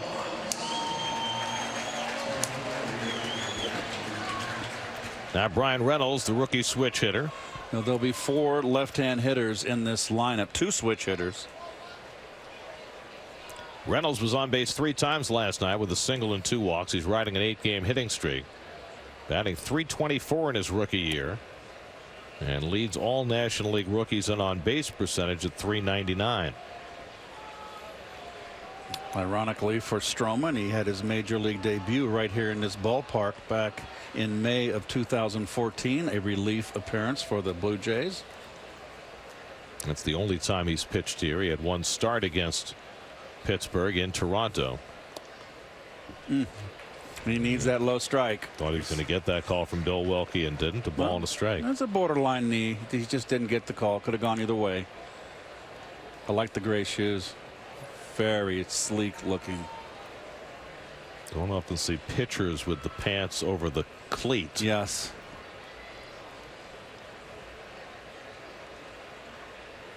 Behind a second straight hitter, 2-0, and it's away to Reynolds, and it's 3-0. Bill Welke's had a little bit of a tight strike zone so far on both sides. Mike Everett, the crew chief, at first base. Lance Barrett at second. Ryan Addington umpiring at third. 3-0 to Reynolds, and there's a strike. You're going to notice Ramos set up outside corner and a low target against the left-hand hitters. You're going to see a lot of that with Marcus Stroman out there. He's a sinker ball pitcher. That's his bread and butter. Down and away to lefties. And he's going to come in now. And Reynolds gets jammed and fouls it off on the cutter, and it's 3-2. And we'll take a look at your Lexus Met defense on the infield. Rosario playing some really nice shortstop of late. Defensively, Lagares, the former Gold Glover, out in center field. Conforto switches over to right. 3-2, nobody out. Frazier at first has 3 stolen bases this year. He's running, and Reynolds lines one into center field, a base hit. Frazier goes to third. Lagares gets it in quickly, and the Pirates have runners at the corners with nobody out. With Frazier running on the 3-2 pitch, Rosario almost got in position to catch this line drive. This was a bullet, almost took the head off of Stroman. This is a rocket, and it almost, Lagares was playing. Look where Lagares is at. Look at him have to cover this ball. This almost got by him. I mean, my goodness, that would have rolled to the center field wall. Reynolds has been very impressive. Yes, he has. So Stroman in immediate difficulty. First and third and nobody out. Starling Marte coming up.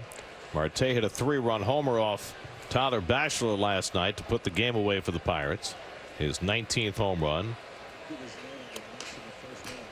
And a first pitch breaking ball outside for ball 1. Mets have not allowed a first inning run in their last 19 games. That streak is very much in jeopardy now. Just a little bit off right now. I think it's Stroman just trying to settle in. Pirates are doing everything in their power to not let him get settled, and that is not a good pitch right there. You can see him shake his head. You saw Ramos set up inside, wanted the hard sinker in, and he missed around a foot outside. Third straight hitter. He's fallen behind 2-0.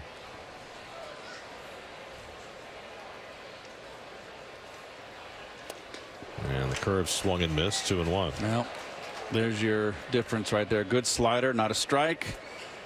Could be 3-0. Instead, it's 2-1.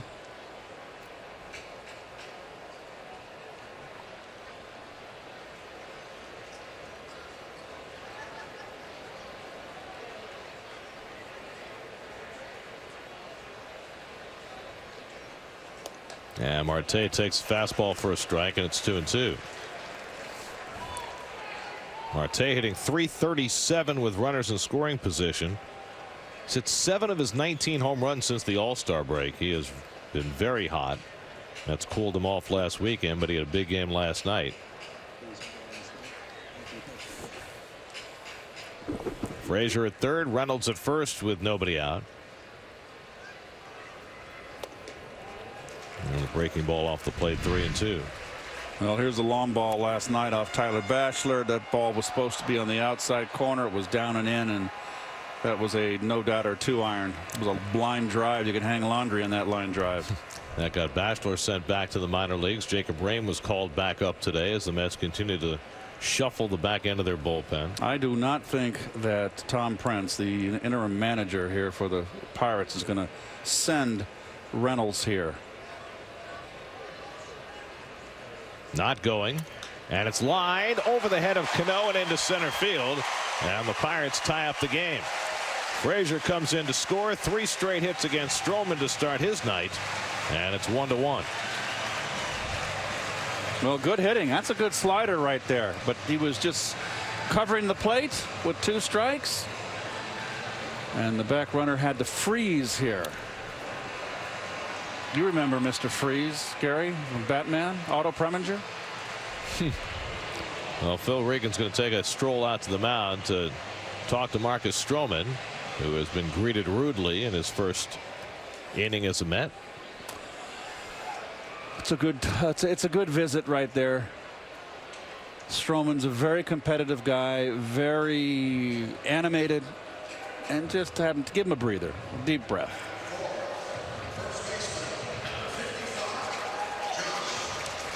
So Marte with the RBI, his 65th of the year to get this game even, and now Josh Bell. Bell 1 for 3 last night, trying to get himself restarted after the All-Star break.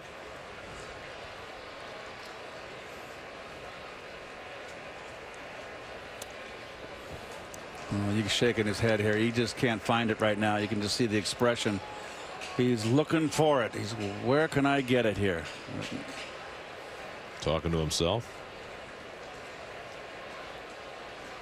He's a ground ball pitcher in need of ground ball right now, with a fly ball hitter in Bell at the plate. And that's 4 hitters now for Stroman, and all 4 he's fallen behind 2-0. Bell leading the major leagues with 89 runs batted in, including 1 last night.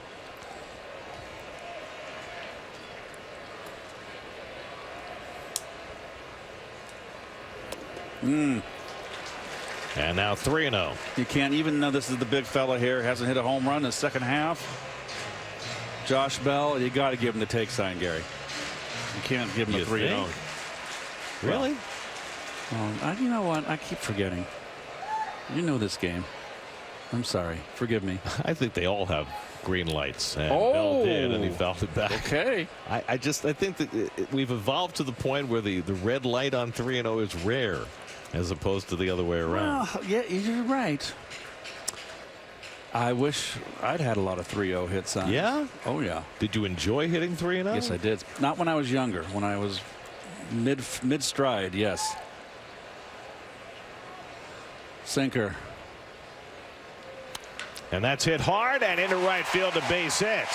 Reynolds will be held at third as Conforto gets it into the cutoff man. Another hard hit base hit beyond the reach of Cano. And the bases are loaded with nobody out. 4 straight hits for the Pirates right out of the gate. Just didn't get it away enough, and the big guy just hits a bullet by Cano. And another left-hand hitter here for Marcus. Well, hardly able to take a breath. Stroman now with a run in faces Colin Moran with the bases loaded and nobody out. Outfield shading to the opposite field. Infield fairly straight up. Playing back for 2. Reynolds, Marte, and Bell the base runners. And now Long Island's Marcus Stroman faces Westchester's Colin Moran.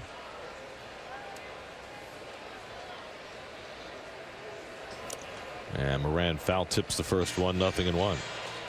Moran came off the bench last night, went 0 for 2. He's played most of the third base for the Pirates this year, and he's had a good year. 282, 11 home runs, 60 driven in. He's hitting .376 with runners in scoring position. He was part of the haul for the Pirates when they traded Garrett Cole to the Astros. And Moran lines one, caught by Alonso, and everybody gets back. Soft line drive, and Stroman finally has his first out.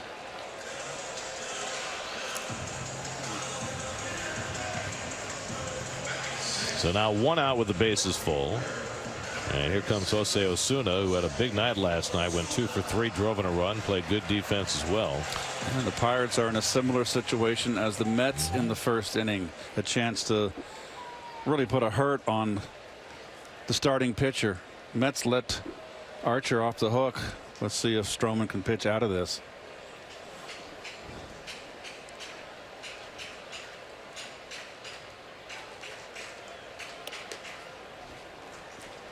Ball 1 to Osuna. Osuna getting more playing time now with Jung Ho Kang having been DFA'd and Corey Dickerson traded to Philadelphia. So Osuna making just his 16th start and a chance to do damage here with the bases loaded and 1 out. And fouls off the fastball, and it's 1-1.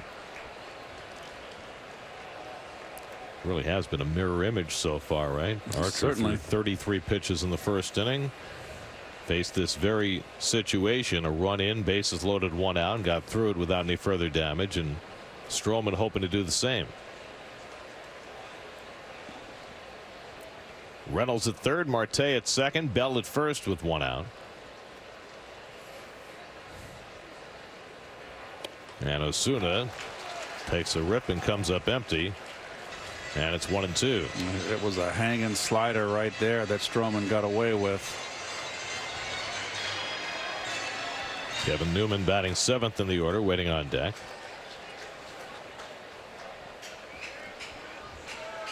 Stroman 26 pitches deep into this first inning. Ahead on Osuna, 1-2.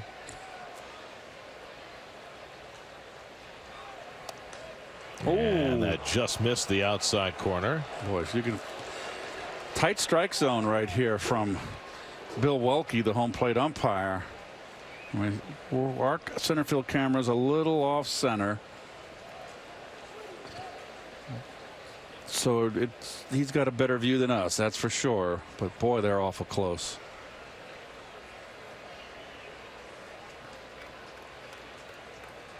Now the 2-2. And the slider off the plate, and a full count to Osuna with the bases loaded. Stroman has run deep counts now, 4 full counts already to the first 6 batters. Well, he's certainly got a lather going too. He's had to work hard this inning, and he's not done. Pitching for the first time in 10 days. Big pitch to make here to Osuna on 3-2 with the bases full. And it's fouled off, and he'll do it again.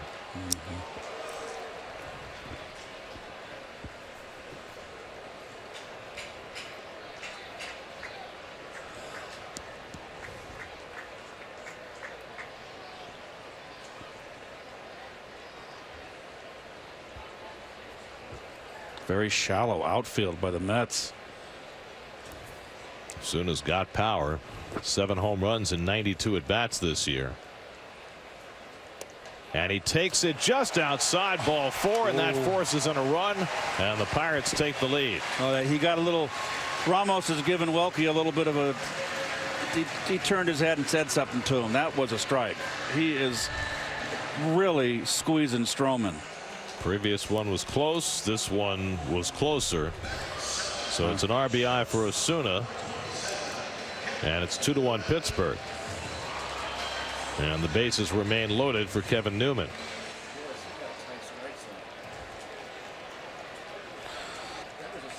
And the Mets are going to get first inning warm-up action as Chris Mazza begins to loosen.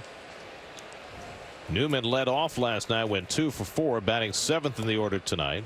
And he takes the first pitch slider out of the strike zone for ball 1.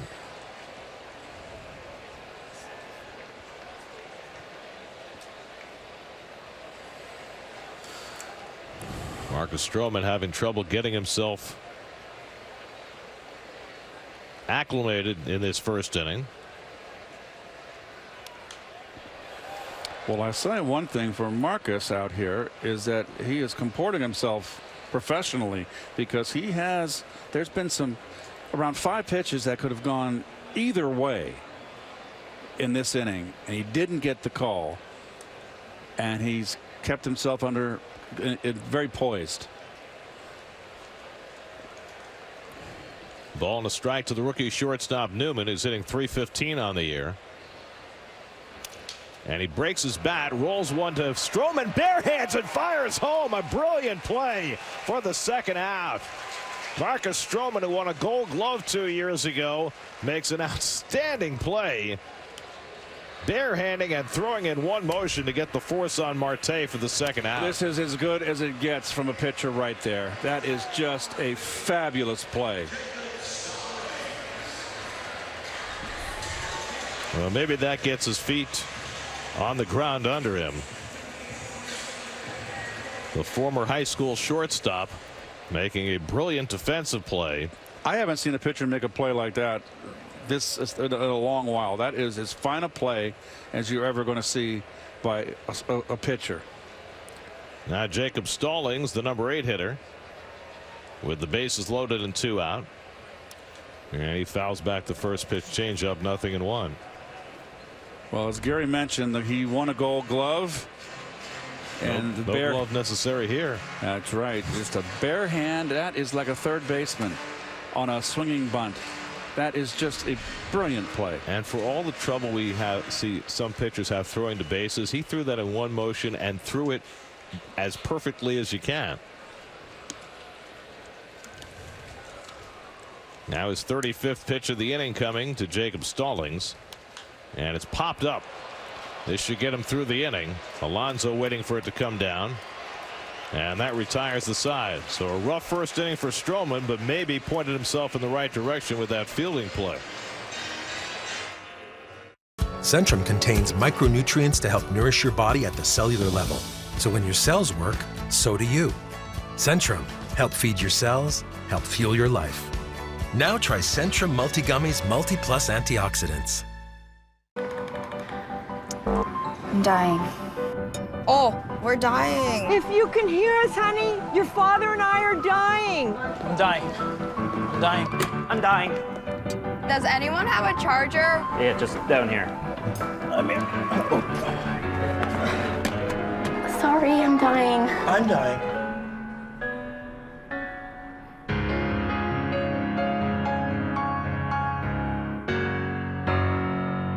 It's the $4.99 King Meal Deal, now featuring the Roadhouse Burger. That's 2 sandwiches, fries, and a drink for just $4.99. Get the Roadhouse Burger, cheeseburger, or chicken junior. Grab 2 of the same or mix and match. The $4.99 King Meal Deal, only at Burger King. Handle whatever the road throws at you with the Mitsubishi Outlander with available super all-wheel control. Take off in a new Mitsubishi SUV and get 0% financing for 60 months, plus 2 months payments on us during the summer savings event. Hurry into your local Mitsubishi dealer. For more than 30 years, it just hasn't been summer until it's lobster summer. The tradition is back, why not tonight? Everyone say, share plans. Share plans. Hey, gang. Back to school ad? Yeah, for our share plans. Your slogan should be small data, huge family fights. It's not my family. No one likes sharing data. That's why Freedom has Big Gig Unlimited, Canada's first unlimited data plan that gives everyone the data they need, starting at only $50 a month. It's time to join the millions who've switched to Freedom. Hey, did you guys see that family you hired? They told me they were going to Freedom. There they are. Sorry, I gotta go. 41 minutes to get through the first inning. Chris Archer and Marcus Stroman both struggling. Archer was able to right himself and give up only 1 run. Stroman gave up 2, but then really saved himself with his defense. And after a 35-pitch first inning, he'll go down and try and regroup before he heads out for the second. His shirt tail out. Maybe he's going to change his shirt. Yeah, maybe. Sure, he expended a lot of perspiration in that first inning. Some of it at the hands of Bill Welke, who certainly had a tight strike zone in that first inning. Juan Lagares will lead off for the Mets in the second. 2-1 Pittsburgh. Lagares making his first start in 9 days. He was sick earlier this week and was not even used for defensive purposes, so this is his first appearance on this road trip. Swung the bat a little better lately. 3 hits in his last 6 at bats, but just 190 for the year. Unlike in his previous life, Marcus Stroman doesn't have much time to cool his heels because he's the second scheduled hitter this inning. That's right. He didn't have to used to worry about that. Now he's looking forward to hitting, but it's a different rhythm for a pitcher coming over to the National League. I would think after that first inning he'd rather be able to sit down and collect himself and gather himself. But that's baseball there. Now he gets to show off his hitting skills, which he hasn't had a chance to do often, but he's done it somewhat successfully when he's had a chance. Lagares fouls it off. Juan started the season getting regular playing time in center field, but that has long since passed, with the Mets opting for offense in their outfield and Lagares struggling so mightily at the plate. 1-2 from Archer, and he misses away. 2-2. Archer threw 33 pitches in the first inning. Stroman threw 35.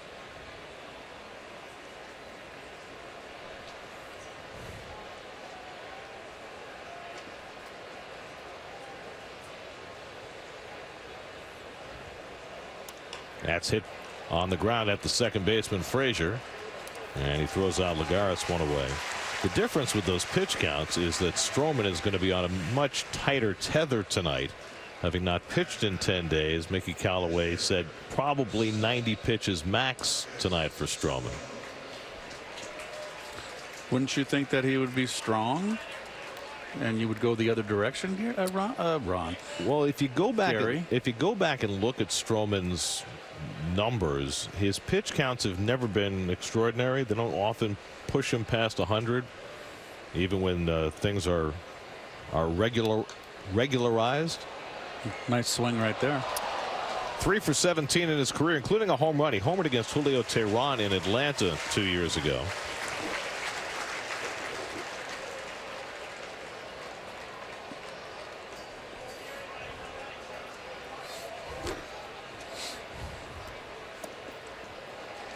I didn't mention the home run he hit against Steven Matz when they were 8 years old.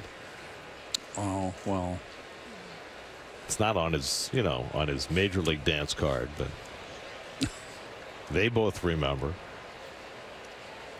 And he goes down on 3 pitches, and Archer has his 3rd strikeout of the night. So 2 away. Now Ahmed Rosario, who got the Mets started with an infield hit and a stolen base, came around to score in the first inning.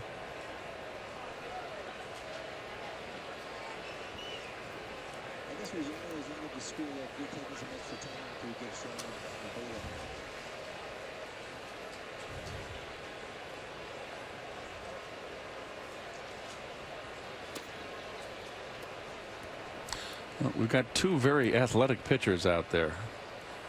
Archer's very athletic, wiry. And Stroman, of course, made that brilliant play, showed his athleticism.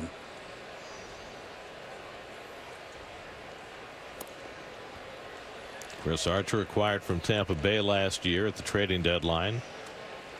Pirates gave up Austin Meadows and Tyler Glasnow. It's a deal that has worked very much in Tampa Bay's favor for the first year or so. And he falls behind on Rosario 3-0.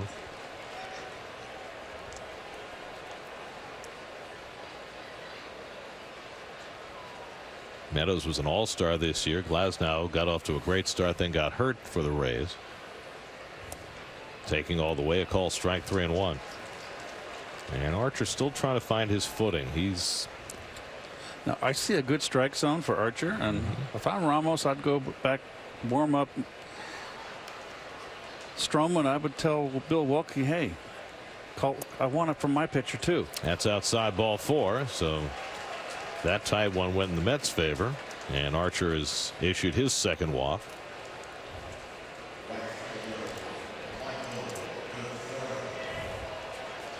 So now Conforto, he drew a walk in the first inning.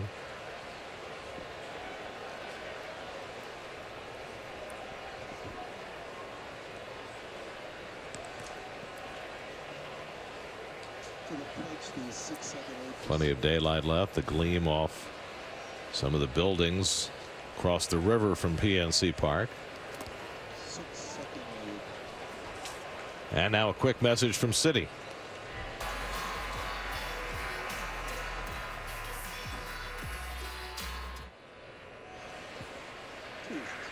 How come we don't have confetti, Keith? There will be fireworks tonight in the ballpark after the game. We've got a full house here in Pittsburgh for the game and the fireworks. And Conforto takes a borderline strike, and it's 1-1. Gosh. Okay. I'm laughing because that pitch was probably not a strike, and he called it a strike, and he's had this tight strike zone. So Wilkie's off to a rough start here. Popped up foul. Bell hoping for a play near the stands, but that's out of play, and it's 1-2. Well, you see into the Yankee Red Sox game this afternoon, Chris Sale went ballistic about the strike zone, wound up getting ejected. Alex Cora got ejected first, and then Sale got ejected later on. Who was the umpire, do you know? Not certain. He had a couple of those right down the middle for a ball kind of pitches. Yeah. That happened to me once in Pony League when I was 14. Well, the umpire was probably 18. Rosario runs and Conforto grounds it foul. I mean, did you get yourself ejected? No. And it wasn't. He was a grown man. He just was blind bat. Are those the words that you used at the time? No, I didn't. I was just kind of was exasperated, and I remember my father went behind home plate, and after the game was over, he said, "Those were strikes, son." He had a bad day. Well, there you go.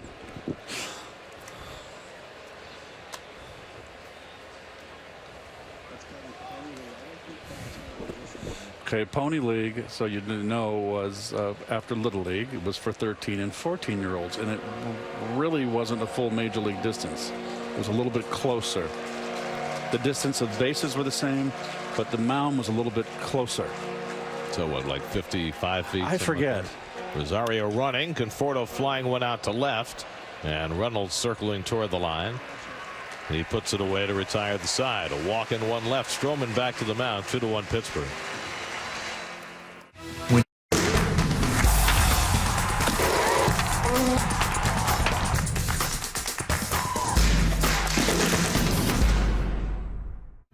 This is the summer you use Expedia to get out of the office, out on the town, then out of the city entirely. With more options in Canada from coast to coast than any other travel site, Expedia has everything you need to go. It's the $4.99 King Meal Deal, now featuring the Roadhouse Burger. That's 2 sandwiches, fries, and a drink for just $4.99. Get the Roadhouse Burger, cheeseburger, or chicken junior. Grab 2 of the same or mix and match. The $4.99 King Meal Deal, only at Burger King. Are they the best team in the league? No. They finished 12th, and only because Team 13 dropped out. Yet here they are, celebrating with a trophy they got just for showing up. How did Gary's shirt get so dirty? He fell down a hill before the game even started. But he's pretty good at the post-game thing. And isn't that the point of adult softball? Boston Pizza. Gather round. Every summer, there's that one day.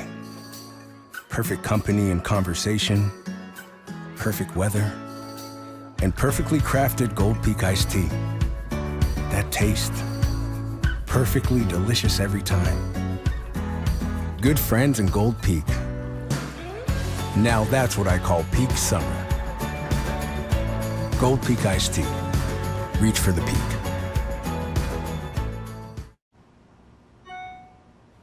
$64 in data overages? You hang up. You hang up. You hang up. I'm not gonna hang up. No, you hang up. I can do this all night. It's only 1:30. Oh no. Padres, Dodgers, tomorrow on Sportsnet. Mets baseball is always live with MLB at Bat. Follow the action with game tracking and video highlights along with up-to-the-moment stats, standings, breaking news, and more. Download MLB at Bat today. Chris Archer leads off in the home second against Marcus Stroman and takes a strike. Archer's 4 for 31 this year.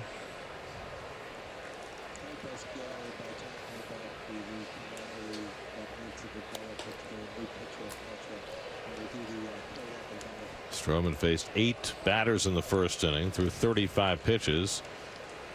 Of course, it's always a work in progress for a new catcher to get in sync with his new battery mate. And Ramos still trying to learn the ins and outs of Marcus Stroman and how he works. He observed a bullpen session in Chicago on Wednesday. Didn't catch the session. Tomas Nido did. But Wilson was down there watching, trying to get a read on his new pitcher. And Archer chases one for strike 3. 1 out and nobody on. Well, this was Wednesday, and just in case you can't read lips, we're going to give you a little visual aid here on the conversation between Stroman and Ramos. So Stroman says, call whatever you want. I have no problem throwing any pitch on any count. So there you go. Oh, this is getting a little bit too CIA for me up here in the booth. I'm sorry. It's like The Conversation. Gene Hackman. Him, The Conversation? That was a heck of a movie. Adam Frazier had a base hit and scored a run. He got the whole thing started against Stroman in the first inning. 4 straight hits to begin that inning. And a bases loaded walk, and that one's pulled foul.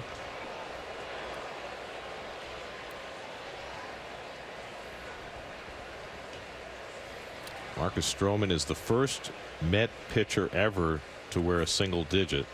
The lowest number that any Met pitcher had ever worn before today was 10. That's lined over the head of Cano, and Frazier's got his second base hit of the night. Who wore 10? It's not an easy one. If you talk about a trivia question, it's real trivia. Another big bullet hit off the bat of Frazier. In 2005, the Mets acquired a pitcher whom Willie Randolph said at the time, I like his funk. He mustn't have been here long. He was not here long. It mustn't have been good funk. His name was Shingo Takatsu. Oh, and Willie brought him into a big spot in Miami to face Miguel Cabrera. And Miggy doubled off the wall. And Shingo Takatsu was wearing number 10. That's Rusty's number, wasn't it? At one point, didn't Rusty wear 10? He wore 4. He wore 10. Yeah. Yeah. I liked when Rusty wore 4. That's a cool number for an outfielder.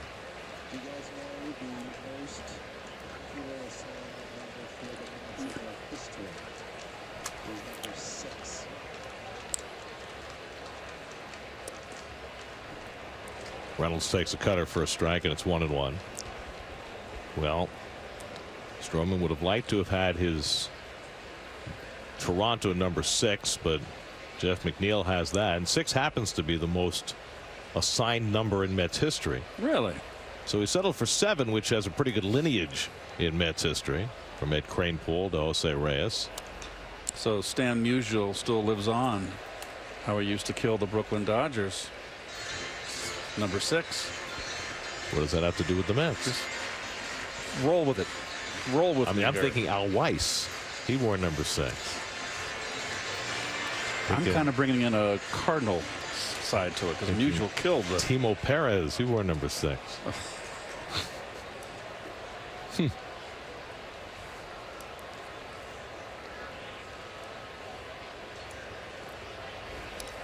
Checking on Frazier. Reynolds had a base hit to center field his first time up. He hit one right past the ear of Stroman. Marcus Stroman, who stands, depending on which.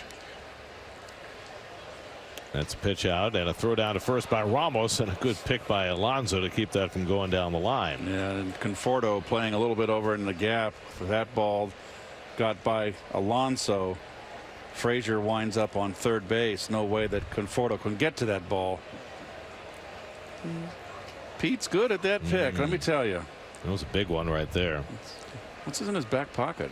You notice that? It's the size of a cell phone. I don't think it's a cell phone. Neither do I. Nor his wallet. I mean, you can imagine the sweat. That'd be the end of your cell phone. Gotta put rice in your pocket with it. Here's the 2-2. And that's fouled off. I was going to say about Stroman, depending on which reference you read, Marcus is either 5'7" or 5'8", probably somewhere in between. And for the life of me, I cannot remember a major league right-handed pitcher of that height. I cannot either. And we talked about it last night, and I thought about it all day today. And I can't, over my 17-year career, think of a right-hander that's 5'7" or 5'8". I mean, there have always been little left-handers, right? The Mets had one a few years ago. Daniel Herrera is 5'6". There goes the runner, and it's grounded foul. Bobby Shantz back in the day, 5'6", but not right-handers. And it's you know, it's something that Marcus has had to carry with him. It was one of the reasons why, coming out of high school, despite the fact that he had such a storied high school career out on Long Island, that he was not a high draft pick. So he went to Duke, and he wound up being chosen in the first round by the Blue Jays out of college. But ball players, and particularly pitchers, have to really fight the perceptions when they're shorter players. Reynolds lines one over short. That's a base hit. Bobbled in center field by Lagares, but he comes up with it, and Frazier will stop at second. And those two guys at the top of the order, Frazier and Reynolds, have hit 4 straight ropes against Stroman. They certainly have. All those pitches in to Reynolds, and Reynolds kept fighting him off, staying in the at bat, but didn't worry in, and finally got his sinker. Oh boy, that ball almost got by Juan, and went with it right over the shortstop's head. That's just nice hitting. So that's 6 hits now through the first 11 batters against Marcus Stroman. You know, one of the reasons why we probably can't think of a right-hander 5'7" or 5'8", Gare, is because after the pitch, Marte flies one along the line. Over comes Conforto, and he runs it down. Tagging at second is Frazier. He'll go on to third. Nice break on that ball by Conforto. That ball did not have a lot of air under it, and that's the second out. He kind of jammed Marte here, inside out at it, and that ball will cut a chance to tail away from Conforto. Well, Stroman, since 1961, is one of only 3 right-handed starters of that size or smaller with 30 or more starts. Who were the others? I was not told that. I would love to know. I would love to know too. Here's Josh Bell, first and third and 2 out. Bell had a base hit to drive and a run in the first inning.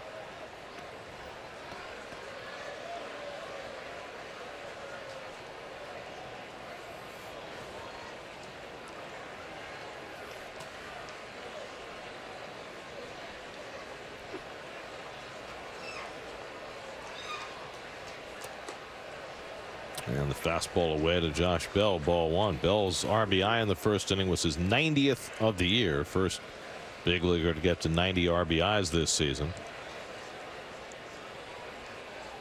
Pirates are playing their 110th game. It's an awfully strong RBI pace.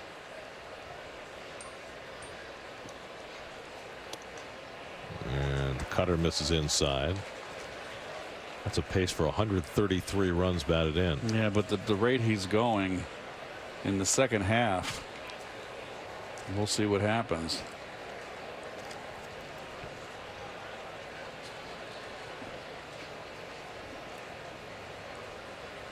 Stroman behind him 2-0. And he leaves that changeup away, and it's 3-0. Well, they gave the 3-0 hit sign to Bell last time in the first inning. There's no reason to believe that they won't give it to him this time.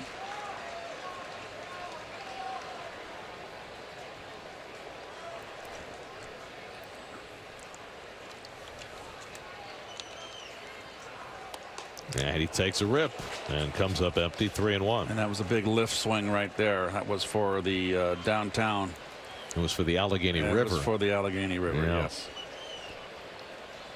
He's hit a couple into the drink. Oh, I'm sure he has. That's a long way out. That's 465, I think. It could be done. And that's on the corner, 3-2. That's the sinker he needs right there. That's what he needs. Now Alonso tells Stroman he's going to play behind Reynolds at first. He'll be running. Frazier at third. 3-2 coming to Bell. Fly ball center field. Long run over for Lagares, and he gets there to retire the side. Juan was playing well over in left center, but got over to grab that fly ball to get Stroman through the second. Still 2-1.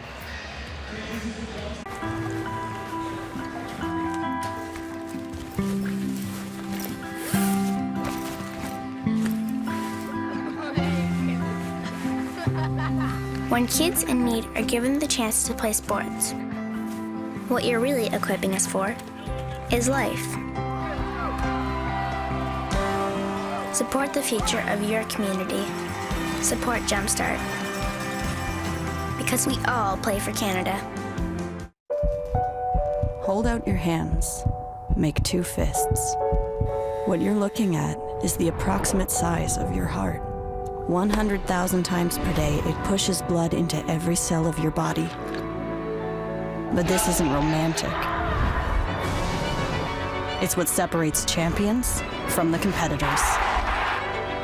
Because for us, it's all heart and no love.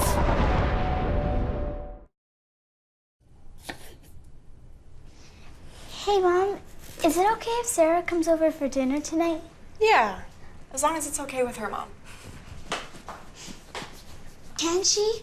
Yeah, of course. Yes!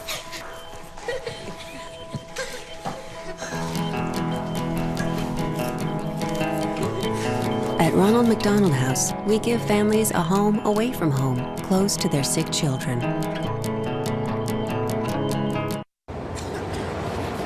Need a change of scenery?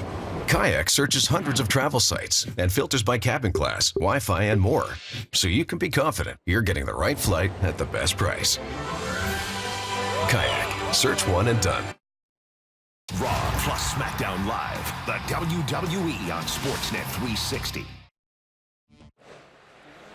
Saturday, August 10th, the Mets take on the Nationals at 7:10 p.m. The first 15,000 fans at Citi Field will receive a Mets Hawaiian shirt courtesy of Toyota. To purchase tickets, visit Mets.com/tickets.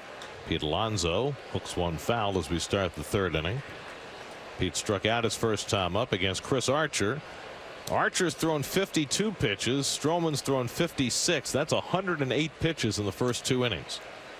I believe, Keith, that's too many. Bring the Ottoman in. What? What? Oh, yeah, bring the Ottoman in with the chair with the. Put your feet up? Put your feet up. Alonso, Cano, and Ramos. Well, both these guys will be having their feet up on the Ottoman before long if they don't cut down their pitch count. Up and into Pete, and it's a ball and a strike. I have never seen a StarKist sign at a ballpark before. Charlie Tuna.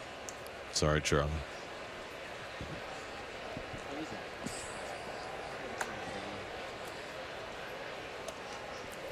You don't think the tuna fish retailer gets the bang for his buck from advertising in the baseball stadium? Charlie has been around since we were kids, Gary. You know that. Maybe they pulled Charlie right out of the Allegheny. 2-2 to Alonso. Oh, okay. Now, corporate ownership being what it is, apparently Starkist is a subsidiary of Heinz, which is very big in this town. So there you go. Yeah. One of the 57 varieties, I guess. Here's the 2-2, and Alonso pulls one. That's a base hit going down the left field line. Chased down by Reynolds, and Alonso heads for second, and he's got himself a double to start the third inning. Why would you play that far from the line if you're Colin Moran against Pete Alonso? And well, they're playing deep. This is a hanging slider, number one, and you can see the left fielder way over in the gap. I would not. Yes. Okay. I mean, that should have been a routine ground ball to third. No, he was playing a little bit too much over there. I agree. So that's a case, you know, where if you have a shortstop who sees the sign and you have that verbal sign on breaking stuff, off speed stuff, then you shift with the pitch. I used to get that from Wally Backman and Tim Tuffle with left-hand hitters. When the off-speed pitch was being thrown, ball more inclined to be pulled. When the pitch left the pitcher's hand, I would shift around 2 feet over towards the line. So the Mets have the tying run in scoring position with nobody out for Cano, who had a base hit to right field his first time up. And he takes a fastball for a strike. Final game of this series, day game tomorrow. Noah Syndergaard goes for the Mets, as opposed to like Ginger Guard, the guy who pitched for the Dodgers last night. More on that in a moment. Joe Musgrove goes for the Pirates. You see that? Dustin May, the kid for the Dodgers with the long red hair. They call him Ginger Guard because he throws hard like Syndergaard and he has long hair, but it's Padres won that. Padres won that game. Yeah, May gave up 9 hits over 5 2/3 in his debut. I just thought the nickname was unusual, that they would base it on another player and his name. I don't recall hearing any formulation like that before. Anything goes today, Gary. You know that. I guess. Time marches on. But the kid, Dustin May, he's got a lot of red hair. As fastball strike to Cano, 1-2. White Sox and Phillies all rested up after their lengthy game last night. Phillies got caught very short, as it turned out, and lost the game in the 15th inning with Roman Quinn on the mound, an outfielder. Cano tries to hold. Did he go? Home plate umpire called him out. Oh, they didn't even ask at third. They didn't ask for help. And Cano would have liked for Bill Welke to have asked. But Bill called it a swing himself, and that's the first out of the inning. 4th strikeout for Archer.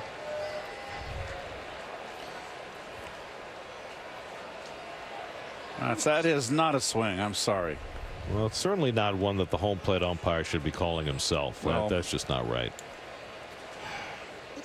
So you can understand Cano's upset. I think I would have been a little more effusive. So Alonso still at second with 1 out. Now Wilson Ramos, who drove in the Met run with a base hit to center field, and he takes a strike. Anyway, so the Phillies last night, going into the game, Hector Neris, their closer, was under suspension, so they were already short a reliever. They have several guys in their bullpen like Zach Eflin who are making the transition from starting to relieving, so it's hard for them to pitch back-to-back days. So when you get in a situation like that, what do you normally do?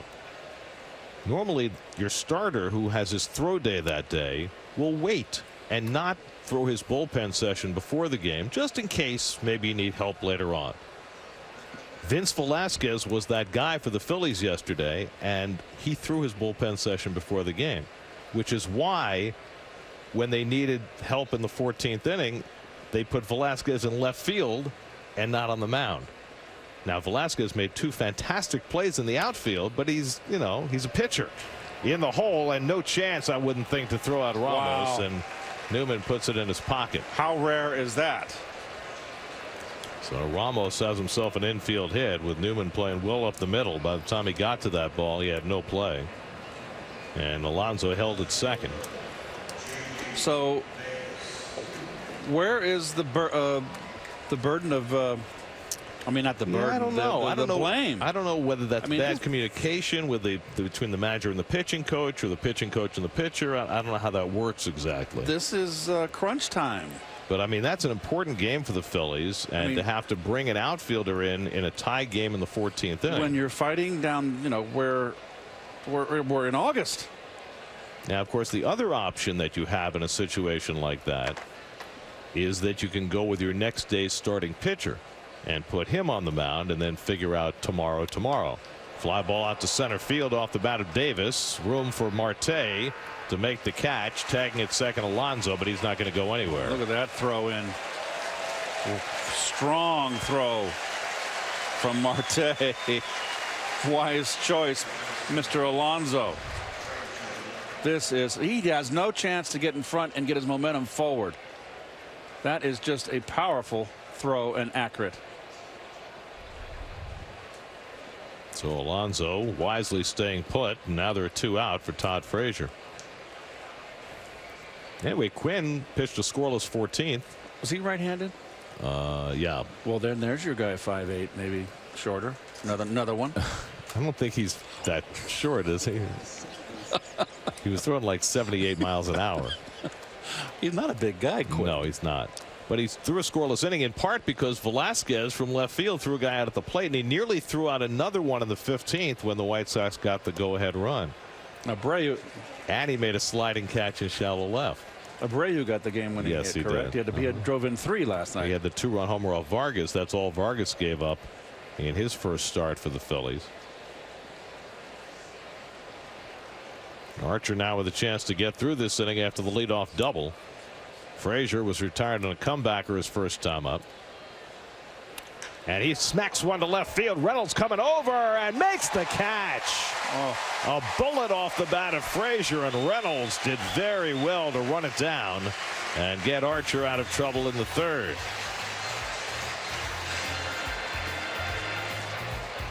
Frustrating at bat for Frazier. Still 2-1. Knorr selects chicken bouillon.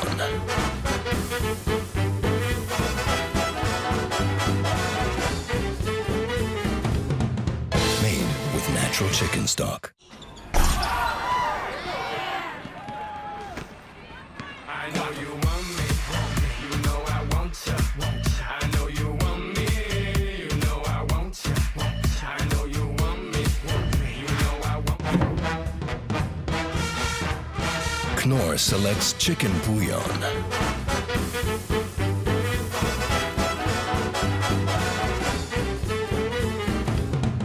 Made with natural chicken stock. This is the summer you use Expedia to get out of the office, out on the town, then out of the city entirely. With more options in Canada from coast to coast than any other travel site, Expedia has everything you need to go.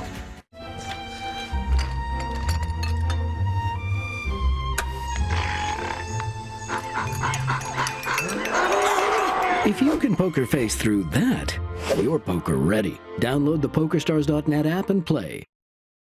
Handle whatever the road throws at you with the Mitsubishi Outlander with available super all-wheel control. Take off in a new Mitsubishi SUV and get 0% financing for 60 months, plus 2 months payments on us during the summer savings event. Hurry into your local Mitsubishi dealer.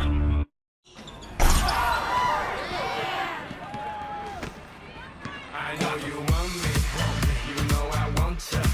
I know you want me, you know I want you. I know you want me, you know I want. One of those only in Pittsburgh things, Primanti Brothers, where they put the fries and the slaw inside the sandwich.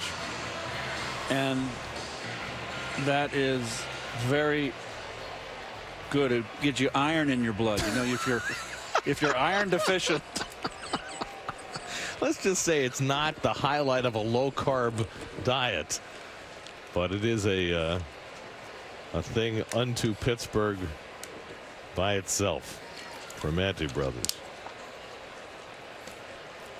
Marcus Stroman looking for an easy time of it. He hasn't had one yet.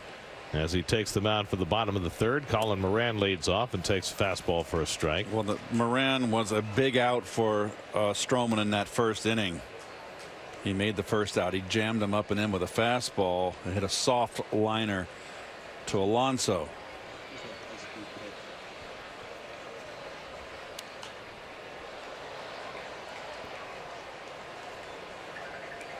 Spectrum high-speed pitch.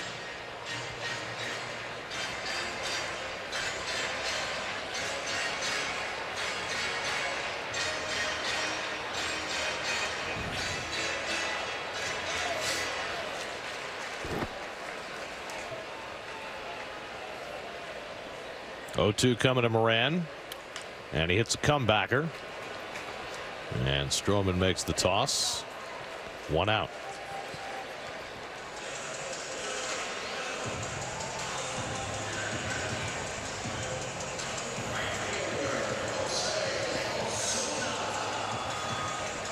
Well, nothing Stroman would like better right now than to have a nice 1-2-3 quick inning. Well, he's got the one. Now he faces Jose Osuna, who walked with the bases loaded in the first inning to put the Pirates in front.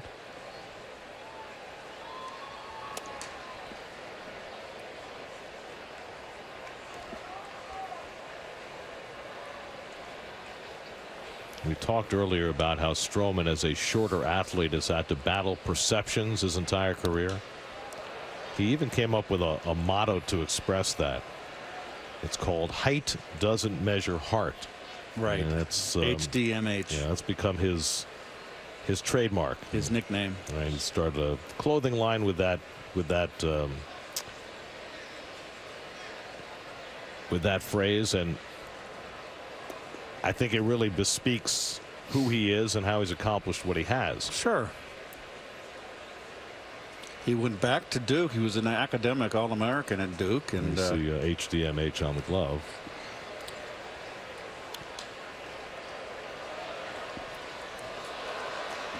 Yeah, he suffered a torn ACL in 2015. Right. And while he was out, went back to school and got his degree. Right. And then came back in time to help the Blue Jays that postseason when he was expected to be out for the year. He's had 5 starts in postseason. And he strikes out Osuna, and there's his second strikeout of the night. Well, he's happy with that pitch. You saw him fired up there. He has just been trying to find it.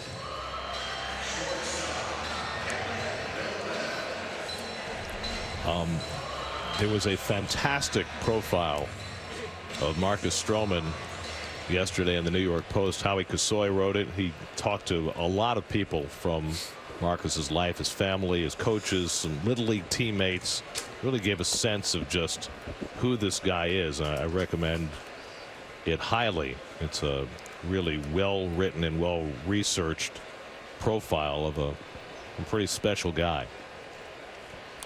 Newman fouls one off, and it's 0-2. Newman hit the ball that Stroman made that wonderful defensive play on with the bases loaded in the first inning, going toward the third base line, barehanding it and throwing home for a force. And that helped him limit the damage in that first inning. Now he's got a chance for his first 1-2-3 inning of the night.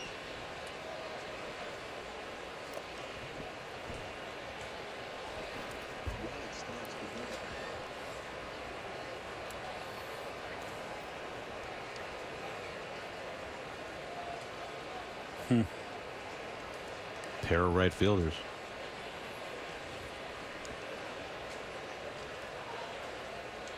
One-two coming, and Newman holds the swing. 2-2.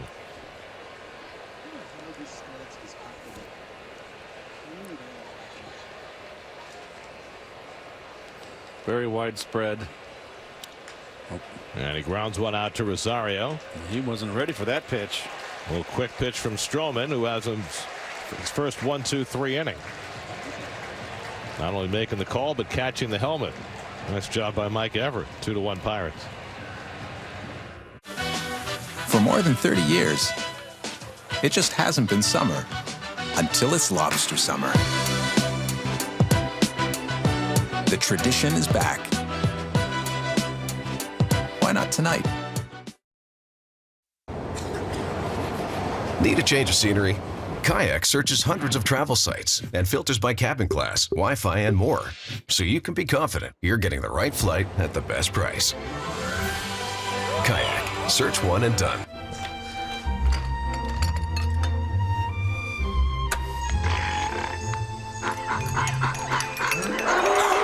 If you can poker face through that, you're poker ready. Download the PokerStars.net app and play. Everyone say, share plans. Share plans. Hey, gang. Back to school ad? Yeah, for our share plans. Your slogan should be small data, huge family fights. It's not my family. No one likes sharing data. That's why Freedom has Big Gig Unlimited, Canada's first unlimited data plan that gives everyone the data they need, starting at only $50 a month. It's time to join the millions who've switched to Freedom. Hey, do you guys see that family you hired? They told me they were going to Freedom. There they are. Sorry, I gotta go. Handle whatever the road throws at you with the Mitsubishi Outlander with available Super all-wheel control. Take off in a new Mitsubishi SUV and get 0% financing for 60 months, plus 2 months payments on us during the summer savings event. Hurry into your local Mitsubishi dealer.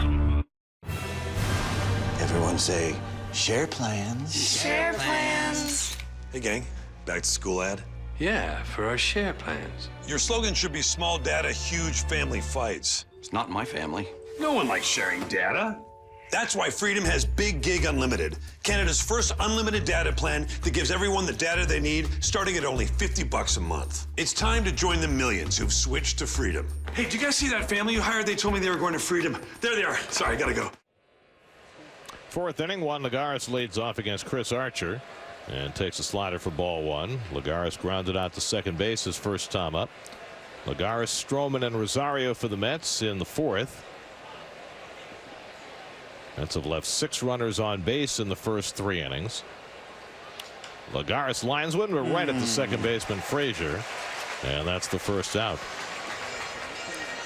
So 1 out and nobody on. We're in Pittsburgh, which means we talk about Roberto Clemente. How can you not? And Steve Gelbs has a great story. Steve? Yeah, Gary, pretty cool moment before the game today. The executive director of the Roberto Clemente Museum was out here during batting practice, and he brought an exact replica of Roberto Clemente's bat, which was a behemoth of a bat, 36 inches long, 38 ounces in terms of its weight. And he had a couple of the guys trying it out. Pete Alonso, Jeff McNeil, Robinson Cano, and Mickey Callaway took a little bit of a look at that as well.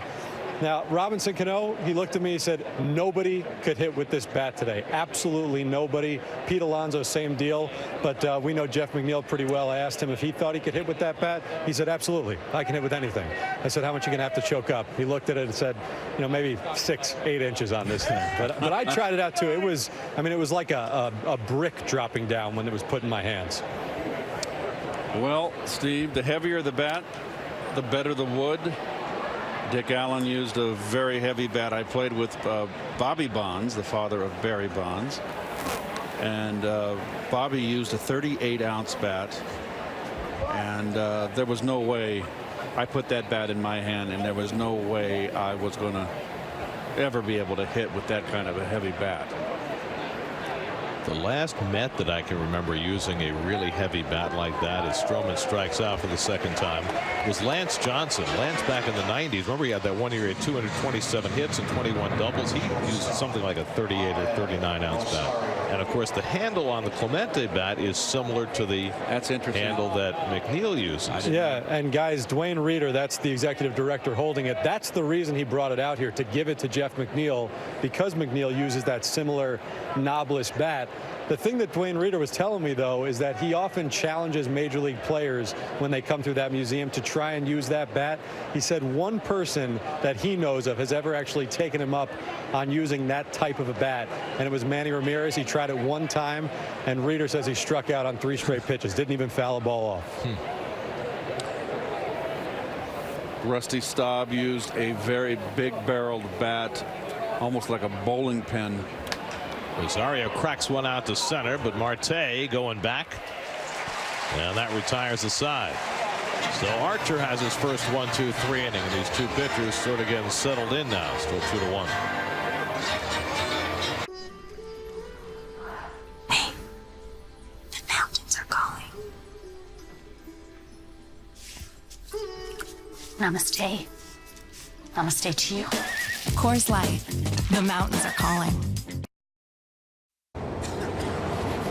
Need a change of scenery? Kayak searches hundreds of travel sites and filters by cabin class, Wi-Fi, and more, so you can be confident you're getting the right flight at the best price. Kayak. Search one and done. Knorr selects chicken bouillon.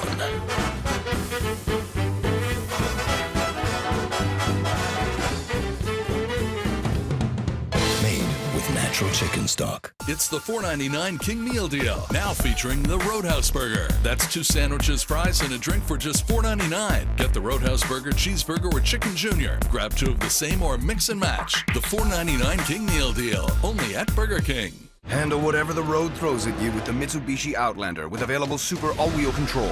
Take off in a new Mitsubishi SUV and get 0% financing for 60 months, plus 2 months payments on us during the summer savings event. Hurry into your local Mitsubishi dealer.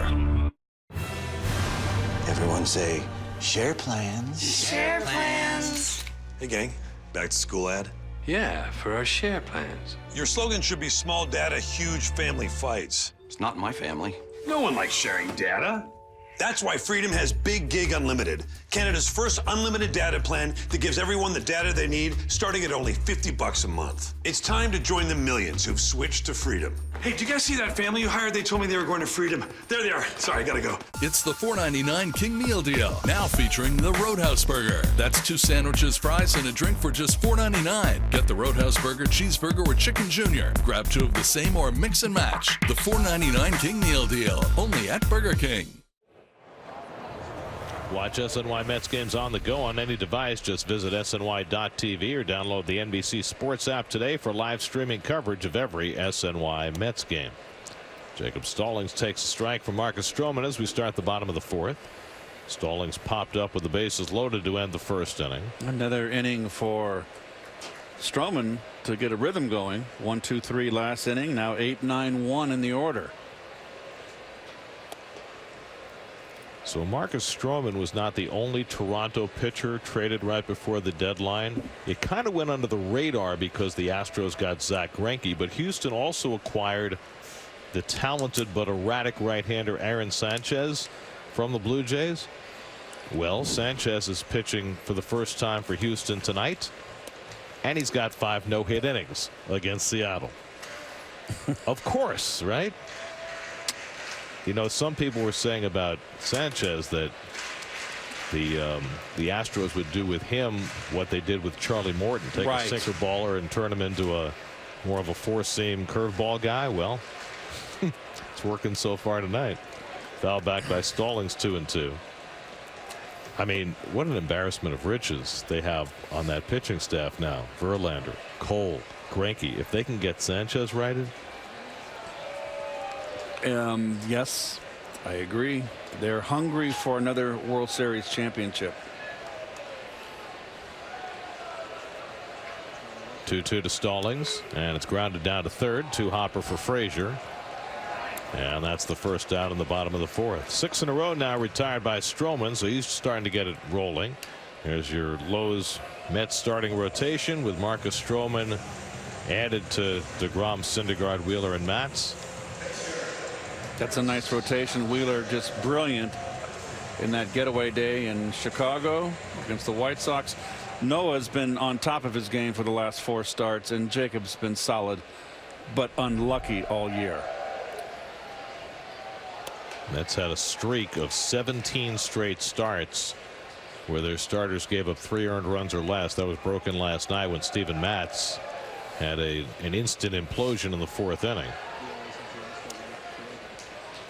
But the Mets pitching staff still has the best ERA of any staff in the majors since the All-Star break. There's the Ford leaderboard.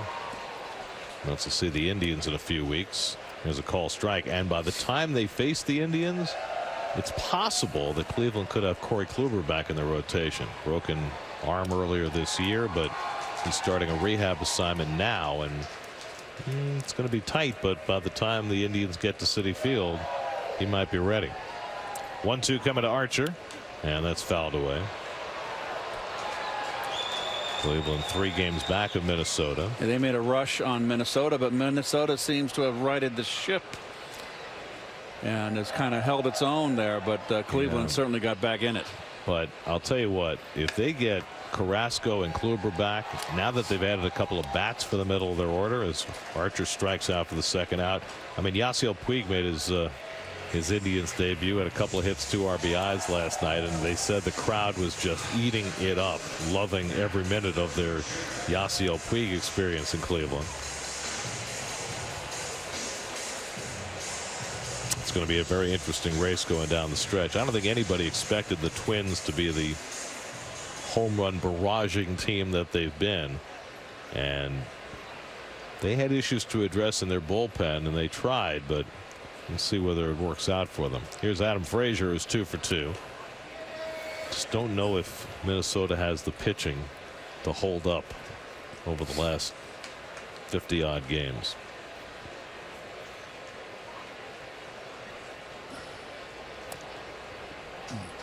And Stroman misses with the curveball, 1-1.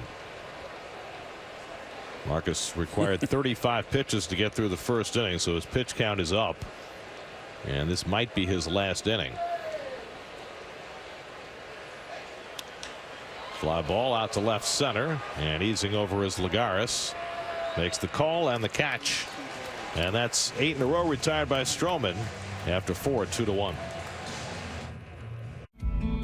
This is the summer you use Expedia to get out of the office, out on the town, then out of the city entirely, to book that cottage on the lake, hit the road in a rental, and soak up a little sun.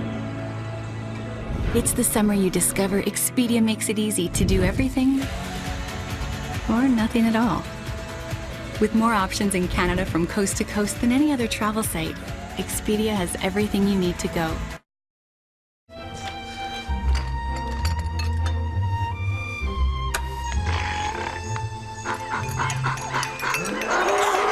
If you can poker face through that, you're poker ready. Download the PokerStars.net app and play. I'm dying. Oh, we're dying. If you can hear us, honey, your father and I are dying. I'm dying. I'm dying. I'm dying. Does anyone have a charger? Yeah, just down here. I'm here. Sorry, I'm dying. I'm dying.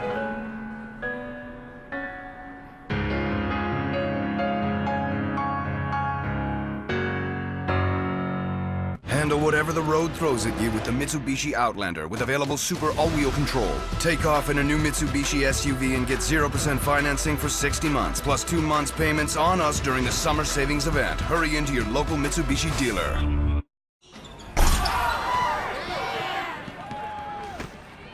I know you want me.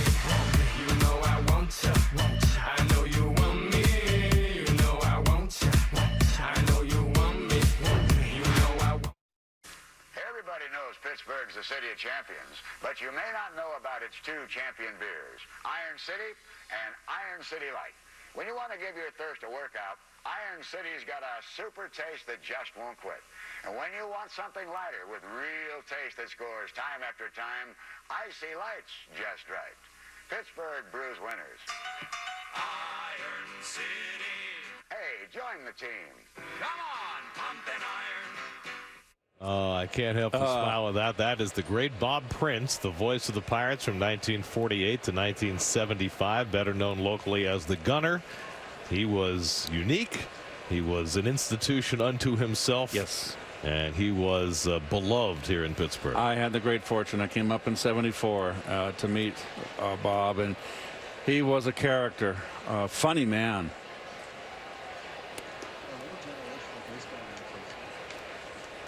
He was from the greatest generation of baseball announcers, guys who were indelibly linked with their city and their franchise. 28 years behind the mic for the Pirates. Michael Conforto fouls one off the left side, and that'll go out of play. Michael has walked and flied out 0 for 1 tonight. His last year was 75, so I got 2 years of Bob.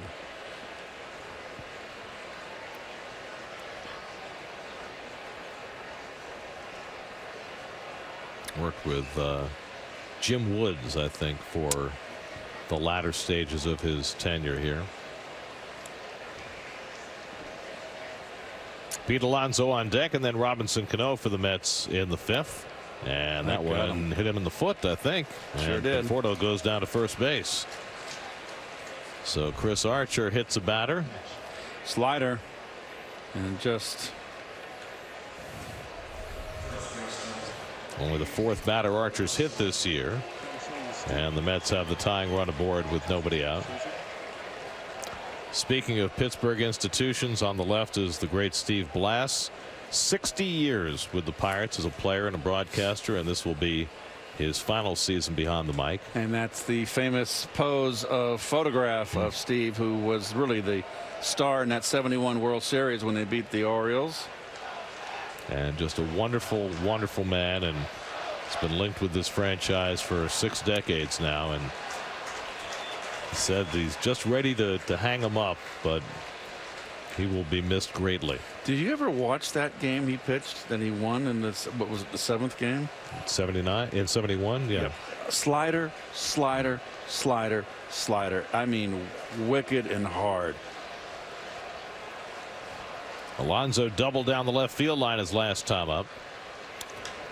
He shoots that one foul, and remember, he hit it between Moran and the third base line, and Moran is playing significantly closer to the line this time. If Moran would have made the play if he had been positioned there before.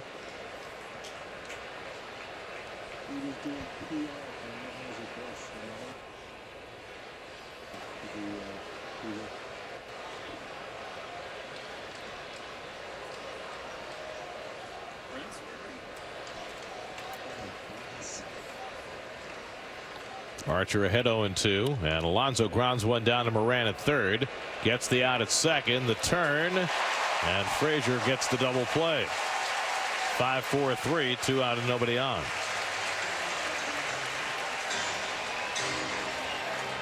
Taylor made.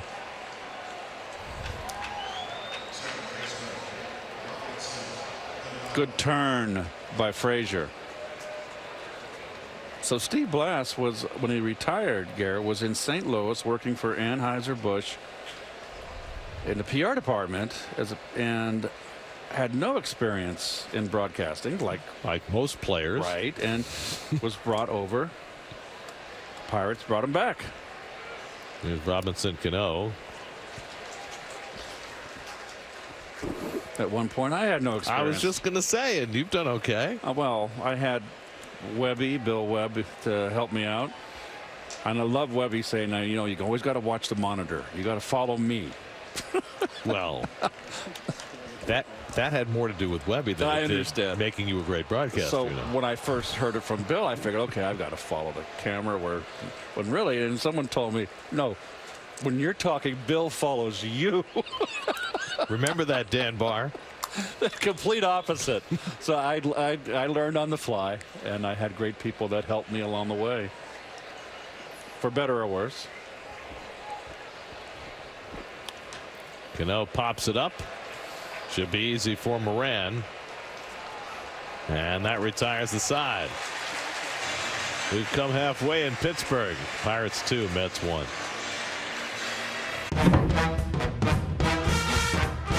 Knorr selects chicken bouillon.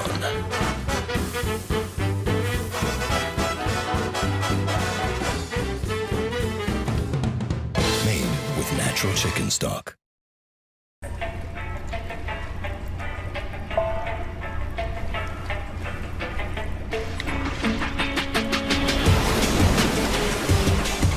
Check your free credit score at creditkarma.ca. Here's to progress.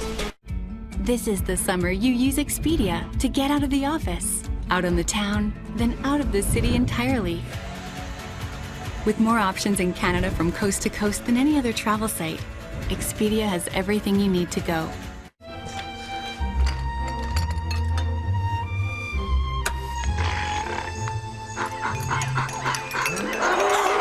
If you can poker face through that, you're poker ready. Download the PokerStars.net app and play. I know you want me. You know I want ya. I know you want me. You know I want ya. I know you want me.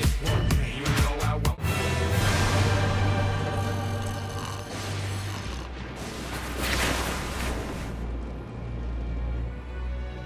Another nightmare. The one where your customers get fed up with overage fees and leave for freedom. How did you know? Because it's actually happening. Get Freedom's Big Gig Unlimited, Canada's first unlimited data plan starting at only $50 a month. It's time to join the millions who've switched to Freedom. Handle whatever the road throws at you with the Mitsubishi Outlander with available super all-wheel control. Take off in a new Mitsubishi SUV and get 0% financing for 60 months, plus 2 months payments on us during the summer savings event. Hurry into your local Mitsubishi dealer. Well, they're having fireworks in the ballpark after the game, and the barge is now in place, ready to shoot off those fireworks on the river. That'd be a turkey shoot if you had a submarine out there. Brian Reynolds leads off the home fifth and takes a strike from Marcus Stroman. Big inning for Stroman here. He's getting near his pitch count. What did Mickey Callaway say? 90 pitches. Let's see if he lets them finish the inning. That's out of the bullpen cranking. Luis Avilan and Jacob Rame are both up. So if Stroman has a quick inning, maybe he gets through the fifth. If not, those guys are at the ready. Reynolds is already 2 for 2, single to center, single to left center. And he lines this one out to left, chasing Davis back, and it's over his head. Reynolds on his way to second, and he pulls in with his third hit of the night, a leadoff double. Well, Davis playing very shallow to the opposite field against Brian Reynolds, and he got burned. Well, what's unusual is that Davis usually plays a deep left field, and this is one of the biggest left fields in the National League. And this gets over his head. It's a lot of real estate out there in this ballpark in left field. So there's the first extra base hit of the night for the Pirates. And Reynolds at second with nobody out for starting Marte, who drove in the first run of the night for Pittsburgh with a base hit in the first. And that's lined right at Rosario for the out, and back to second goes Reynolds. So another hard hit ball, but Marte retired for the first out. Well, Davis almost gets to this, just out of his reach. Stroman gave up 6 hits through the first 11 batters he faced tonight, but then he had retired 8 in a row before that Reynolds double. Now just trying to make it through the fifth against the big batters in the Pittsburgh batting order. Josh Bell had a base hit to drive in a run in the first inning.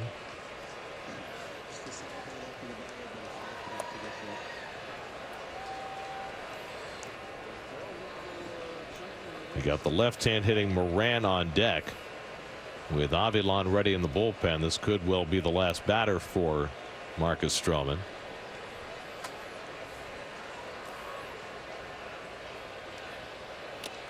Throw it by him right there. Big uppercut swing. Bell, I remember him from last year. He's going to have a hard time up and in with that uppercut. He had a rough year last year, Bell. Had a huge first half this year. Trying to get it going in the second half. And Stroman misses with a sinker. 2 balls and a strike. Colin Moran waiting on deck.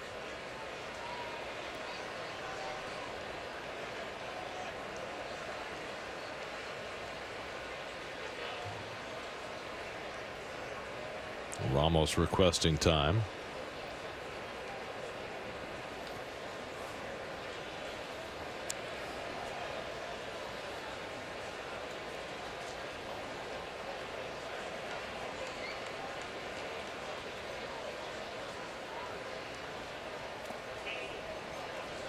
Breaking ball down, 3-1.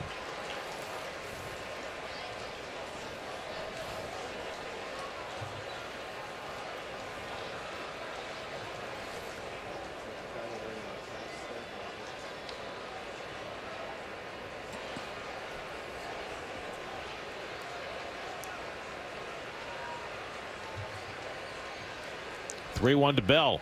And it's inside, ball 4, and goes to the backstop. That'll get Reynolds over to third. Did it hit him? I don't believe so. So that'll be a walk, and then either a pass ball or a wild pitch. Oh boy, it was right over the front foot, didn't it, Gare? Just missed it. Yeah, and then Ramos missed it. That should be a pass ball, I think. They've yet to score it. They're going to call it a wild pitch. In any event, it's the last pitch Marcus Stroman will throw in his Mets debut. He'll exit after 4 1/3, and Luis Avilan will come on for him. Stroman out after 92 pitches, down 2-1. We'll be right back. Need a change of scenery? Kayak searches hundreds of travel sites and filters by cabin class, Wi-Fi, and more, so you can be confident you're getting the right flight at the best price. Kayak. Search one and done. It's the $4.99 King Meal Deal, now featuring the Roadhouse Burger. That's 2 sandwiches, fries, and a drink for just $4.99. Get the Roadhouse Burger, cheeseburger, or chicken junior. Grab 2 of the same or mix and match. The $4.99 King Meal Deal, only at Burger King. Knorr selects chicken bouillon.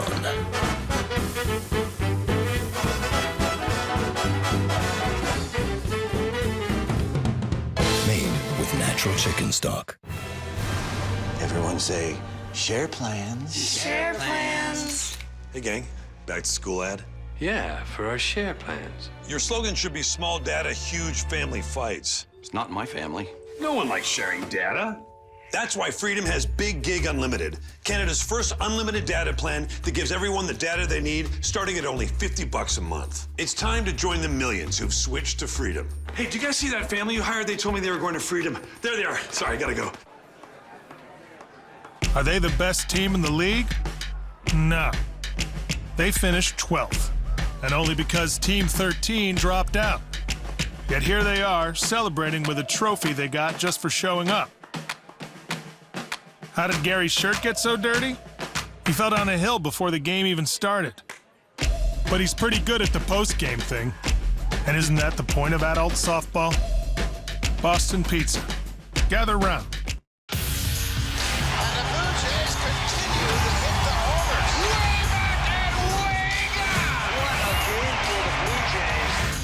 The young players have really stepped up.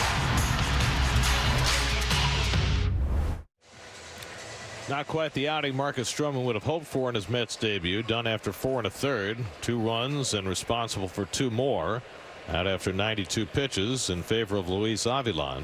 Well, Luis Avilan, since coming back, has pitched really well, has not given up a run in his last 9 appearances, over 6 2/3 innings. Comes in with 1st and 3rd and 1 out to face the left-hand batting Colin Moran. And Moran gets tied up, and he went around on the fastball, 0-1. Moran has not played a lot against lefties. He's had only 36 at-bats against them, but he's done okay. He's hit .306 against left-handers. And now with Jung Ho Gong having been DFA'd, Moran may get to play more against left-handers. Reynolds at third, Bell at first with 1 out. And he jams Moran again. He fouls one off his leg, and it's 0-2. Inside, 2 pitches inside. I mean, you think about Avilan coming in, you expect changeups. He's thrown him 2 fastballs that have surprised Moran inside. Avilan has been so good since coming back from the injured list. Getting both Justin Wilson and Luis Avilan back healthy has given the Mets an entirely different look. They went for a while without a single left-hander in the bullpen. But having those 2 guys back and pitching well has certainly helped the cause. Jacob Rhame staying busy in the bullpen with right-hand hitters to follow.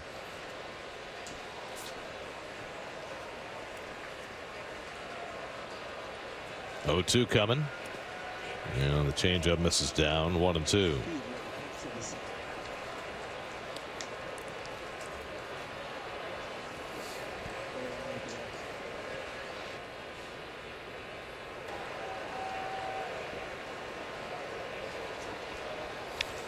Got that toe pointing backward towards the first base, more towards behind first base. Very unique. And he strikes out Moran for the 2nd out. Got him with a changeup. So Avilan gets his man, and there are 2 down. That pitches the waste. That whole at bat was set up with 2 fastballs in. Neither of them were strikes. Mickey Callaway pacing around in the dugout, but he decides to stay with Avilan to face the right-hand hitter Jose Osuna. Osuna walked with the bases loaded and struck out 0 for 1. You know, you hear pitchers all the time talk about trying to stay closed, not fly open their front shoulder. And Phil Regan seems to have done work with a lot of these Mets pitchers in different ways to try and keep that front shoulder closed, and that foot pointing is just another way of doing it. Phil has done an outstanding job here. When he joined, the bullpen was in shambles. Curveball fouled off by Osuna, 1-1. But you're right, Gary. You mentioned when Avilan and Wilson came back, it seemed to have bolstered the bullpen. And Wilson has just been superb, and he can get right-handers out as well. And Avilan has pitched remarkably well.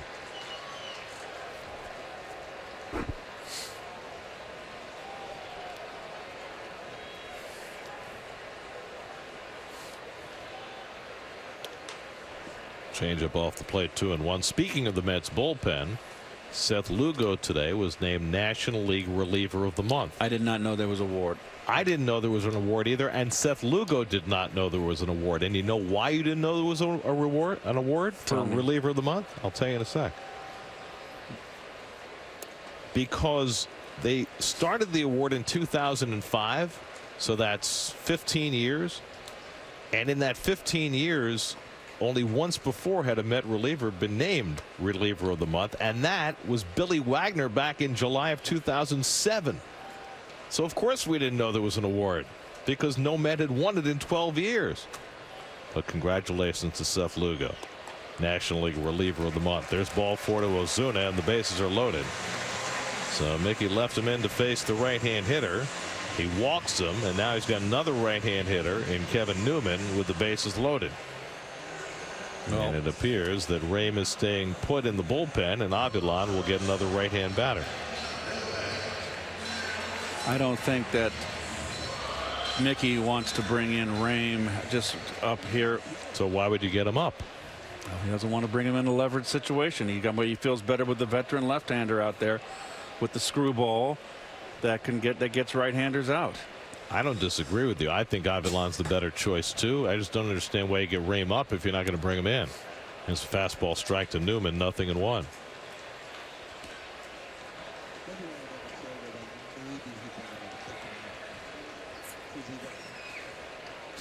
Can't hurt to have him ready. I guess. Newman's hit 2 ground balls today. One Stroman made a brilliant play on, the other a ground ball to short. And the changeup blowing away, 1-1.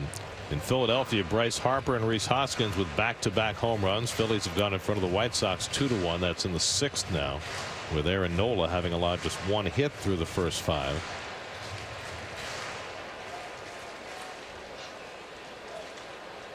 Aaron Sanchez has a no-hitter through 6 for the Astros in his debut. So it's going better for Sanchez than his former Blue Jays teammate Stroman, who's on tenterhooks right now, hoping that Avilan can save him a couple of runs. And the curveball at his feet. Did it hit him? It did, and that's going to force in a run. Avilan hits Newman with a curveball. That forces in Reynolds, and it's 3-1 Pittsburgh. Big hook. Let's see if he knows how to get out of the way of the ball. He does not. A little tardy with that back leg. Can't blame him for that. Well, now Mickey Callaway's on his way out to the mound. So after Avilan faced the 2 right-hand batters, Osuna and Newman, issued a walk and a hit by pitch. Now Rame will come in to face Stallings with the bases loaded. We'll be right back. I'm busy. Are you watching cat videos again? No, we're not watching cat videos again. The mountains are calling. Gotta go, Chris. Coors Light. The mountains are calling. Every summer, there's that one day.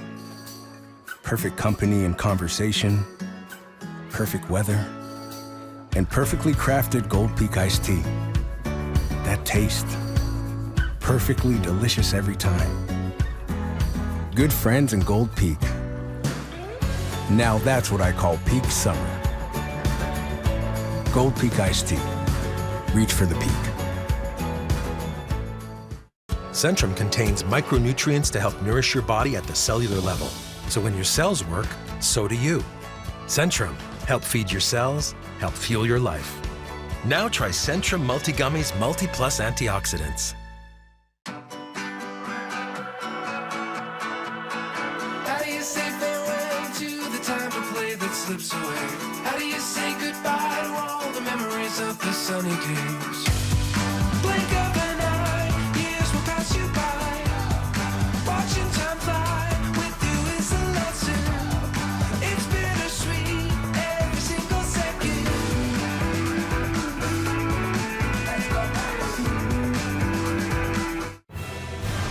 Everyone say, share plans. Share plans. Hey, gang. Back to school ad? Yeah, for our share plans. Your slogan should be small data, huge family fights. It's not my family. No one likes sharing data. That's why Freedom has Big Gig Unlimited, Canada's first unlimited data plan that gives everyone the data they need, starting at only $50 a month. It's time to join the millions who've switched to Freedom. Hey, do you guys see that family you hired? They told me they were going to Freedom. There they are. Sorry, I gotta go. Kevin Newman hit on the back foot by this curveball. A little late reacting, and that got him. And now Jacob Rame, just back from the minor leagues, in to face Jacob Stallings. Rame has been up and down several times this year. Yeah, he's been on that express. Called back up after Tyler Bachelor was sent down following a rough go of it last night. Stallings hits one on the ground to Rosario, and he gets the force to end the inning. So Rame gets one king-sized out. Pirates add a run and lead 3-1 after 5.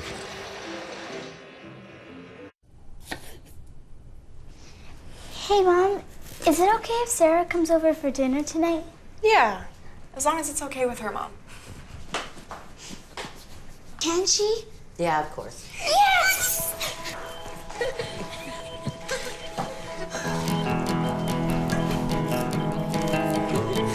At Ronald McDonald House, we give families a home away from home, close to their sick children.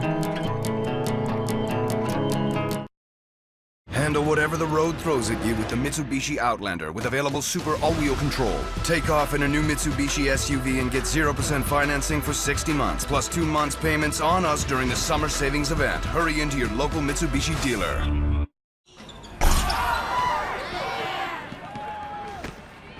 I know you want me, you know I want ya. I know you want me, you know I want ya. I know you want me, you know I want.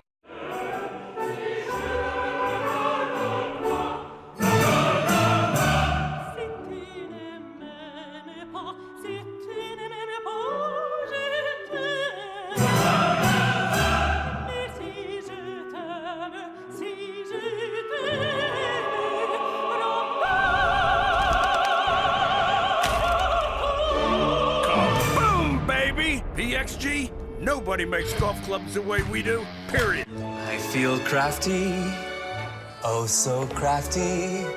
I feel crafty and clever and bright. I am crafty.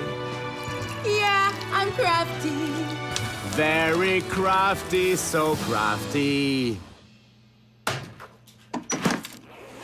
Tonight!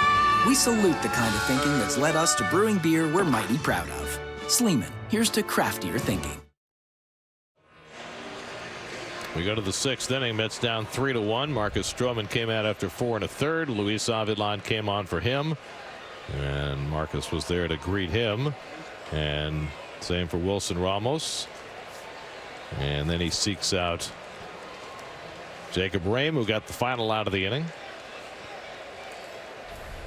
So Stroman's working. His high fives are done. And now Ramos leads off against Chris Archer in the 6th. Ramos drove in the only Met run with a base hit to center field in the 1st. Mets left the bases loaded in the 1st. They got a leadoff double, left 2 men aboard in the 3rd. And Archer, who got tagged for 6 runs against the Mets last Sunday, now has himself a 2-run lead. He had a long spell on that bench. That was a very long inning with 2 pitching changes. Davis and Frazier to follow for the Mets in the 6th.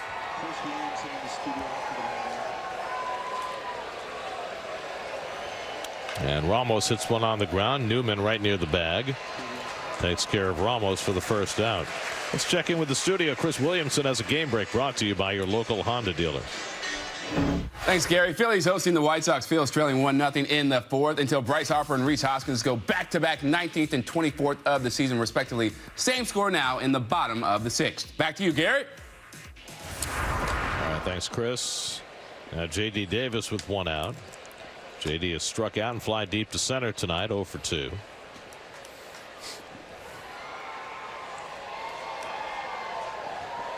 That's last hit was a Ramos infield single in the 3rd. Case was the same last night. The Mets did a lot of barking in the first 3 innings and then not much for the rest of the game. They took an early 3-0 lead last night, only to be lapped by the Pirates 8-4. They took an early 1-0 lead tonight and now down 3-1 in the 6th. And Archer gets ahead on Davis 0-2. Third of an inning, a strikeout, a walk, and a hit batter. Third of an inning, a strikeout, a walk, and a hit batter.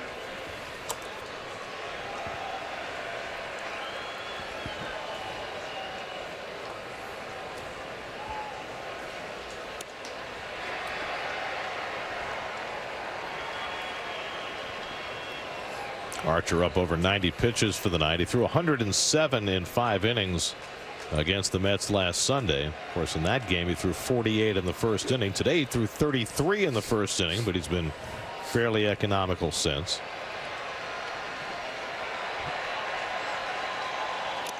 And he strikes out Davis on the foul tip. 6 strikeouts for Archer, 2 down in the 6th. And all of a sudden, Archer's in a groove. It's just a fastball. Well, we saw the same thing in his last start, right? He had the rough first inning and then really kicked it in gear from there. He's got over 90 pitches now. Jeez, he just. Yep, they're going to go to the bullpen, of course. Michael Feliz throwing. Got a pitcher found his rhythm, and it's just no longer. They go to the pen so early now. Well, I got one for you. We talked about Aaron Sanchez, 6 no-hit innings for the Astros in his debut after the trade. He's out of the game. With a no-no? With a no-no. 92 pitches. Oh my gosh. Got the handshakes. Came out. Can't throw anymore. 3rd time through the order, Gary. Frazier loses the bat, not for the first time. All right, got to give that bat up. Well, no, the fan has the bat, and I don't think Todd. There's a lot of times you have a gamer, you want that gamer. You can give up another bat. You know, that used to be the case. You don't see that as much anymore. No. More often now, players just say, "Hey, keep the bat. I got more." Oh. Fan seems to be offering the bat back. Or maybe it's one of those throw it back things, right? It's the other team's bat, kind of like the home run ball that you throw back. That he's going to keep it.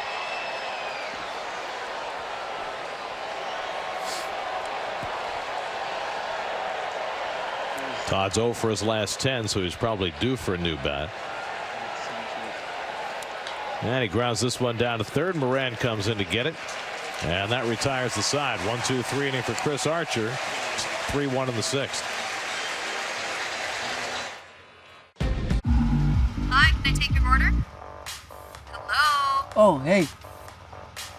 Wait, what was the question? Let me guess. 1 driving high combo, extra baked? No. Could I get a burger with a side of Fries? Think you're a better driver when you're high? Think again. If you smoked weed, wait at least 4 hours before getting behind the wheel, or don't drive at all if you're new to it, have eaten it, or if you've mixed it with alcohol. Hello. Let's go for a ride on a Peloton. Let's go grab a couple thousand friends and chase each other up a hill. Let's go make a personal best, then beat it with your personal better than best. Let's go bring the world's best instructors right to you. Better yet, let's go bring the entire New York studio live. Let's go anytime, anywhere, with anyone who's willing. And let's go do it all right here. Ready to go? Peloton. Check out this pack job. DQ packs all the treats into the new Drumstick Aero Caramel Blizzard. Crunchy waffle drumstick pieces. Bubbly Aero milk chocolate. And caramel. The only thing more packed with summer goodness is my car. You forgot the noodles. The noodles! DQ, happy tastes good. Love the Blizzard? Try it as a Blizzard cake. $64 in data overages? You hang up. You hang up. You hang up. I'm not gonna hang up. No, you hang I up. can do this all night. It's only 1:30. Oh no.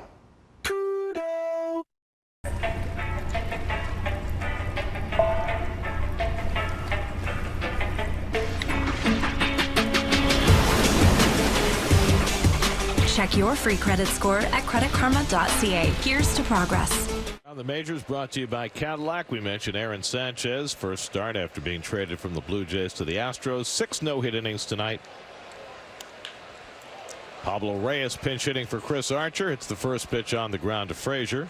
1 pitch and 1 out for Jacob Rame in the bottom of the 6th. The Archer is done after 6 innings and 95 pitches. Certainly a better output from him tonight than his last start against the Mets on Sunday. Allowed just 1 run and 5 hits over 6 innings tonight, and the Pirates will go to their bullpen in the 7th. Well, the game has changed, that's for sure. Adam Frazier's 2 for 3 tonight, singled twice against Stroman. Marcus went 4 1/3, allowed 3 runs, 7 hits, a walk, and 3 strikeouts. Luis Avilan got an out, but also forced in a run by hitting Newman with the bases loaded. Rame got the last out in the 5th, and now has gotten the first out in the 6th. The ball on a strike to Frazier. Rame has been a work in progress since he first came up with the Mets. Acquired him from the Dodgers. It was the Curtis Granderson deal 2 years ago. Changeup misses, 2 balls and a strike.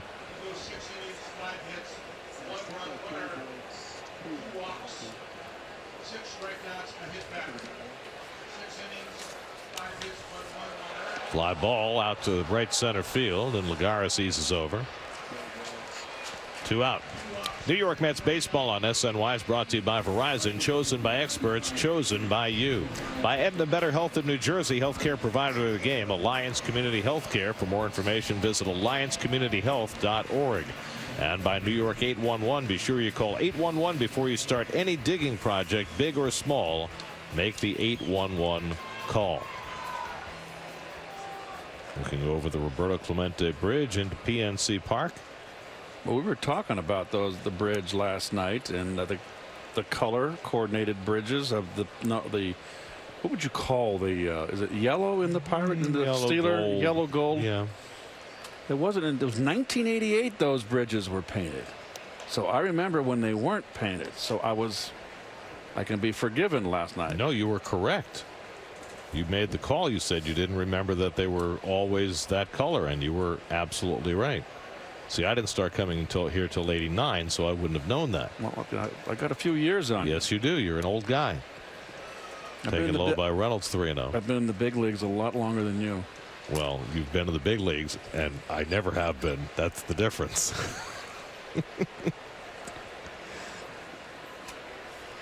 Vehicular traffic on the bridge once the game starts.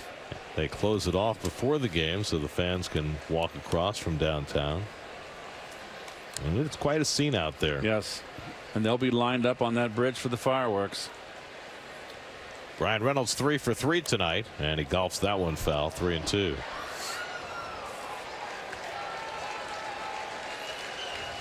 Rame has faced 3 batters, retired them all, and looking for a 1-2-3 inning here in the 6th.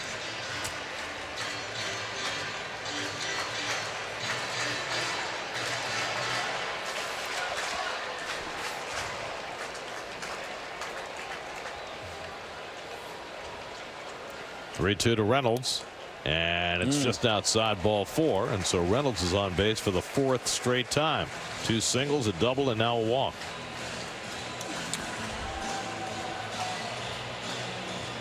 Yep, it missed. G pitch cast, never wrong. So 2 out and a runner aboard, and now Starling Marte, who had a base hit to drive and run in the 1st, since then has flied out and hit a bullet line drive to short that was caught.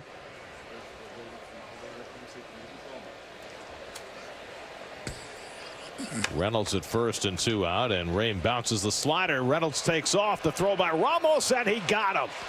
Beautiful throw by Ramos, who pounced on a potential short wild pitch. Reynolds gets thrown out to end the inning. 3-1 Pirates after 6. It's quite the buffet at this hotel, isn't it? It really is. And so close to the stadium. I managed to book the last room for $150. I booked the last room a few months back. I booked the last room a week ago. I booked yesterday. One night, $99.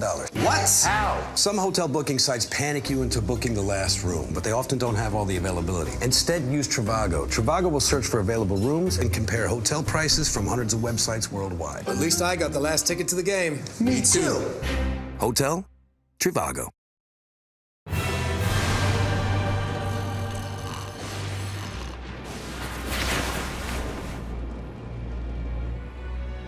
Another nightmare. The one where your customers get fed up with overage fees and leave for freedom. How did you know? Because it's actually happening. Get Freedom's Big Gig Unlimited, Canada's first unlimited data plan starting at only $50 a month. It's time to join the millions who've switched to Freedom. I'm not stupid. I wouldn't drink and drive. She relies on me. They're counting on me. I'd never put them in danger. But I did. And it cost me everything. Impaired boating is impaired driving. Knorr selects chicken bouillon.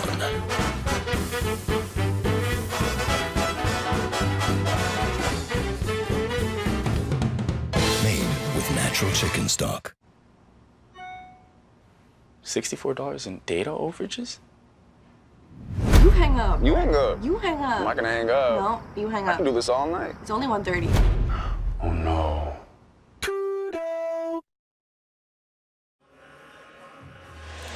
Jacob Stallings doing the catching for the Pirates tonight while they wait for Francisco Cervelli to come back from the concussion injured list. And Cervelli was out before the game doing drills, trying to simulate concussion and then catch pop-ups. Interesting, right? Look at this. I guess it's part of the protocol. At one point we saw him doing the spin around the bat thing, trying to make himself dizzy before catching a pop-up. So he seemed to pass all the tests today. He had said early during this stint on the injured list that he was considering not doing any more catching in his career because he's had so many concussions. But then he backed away from that, and it looks like he is attempting to make a comeback. Pablo Reyes, who pinch hit, stays in the game in right field for defense. Michael Feliz pitching for the Pirates in the 7th. Juan Lagares 0 for 2 tonight, and he fouls back the fastball from Feliz. 0-2. Jeff McNeil has come out on deck to pinch hit, and then Ahmed Rosario for the Mets in the 7th. Lagares hit the ball hard his last time up, lined out to the second baseman.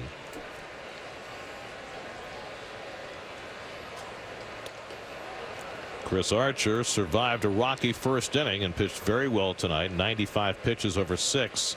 He allowed a run on 5 hits, 2 walks, 6 strikeouts, a hit batsman. And he is pitcher of record on the long side of a 3-1 score.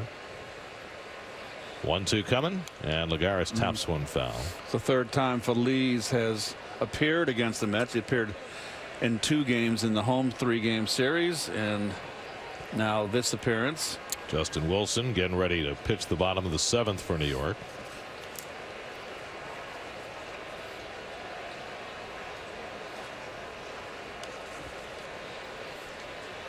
And Lagares shoots one foul.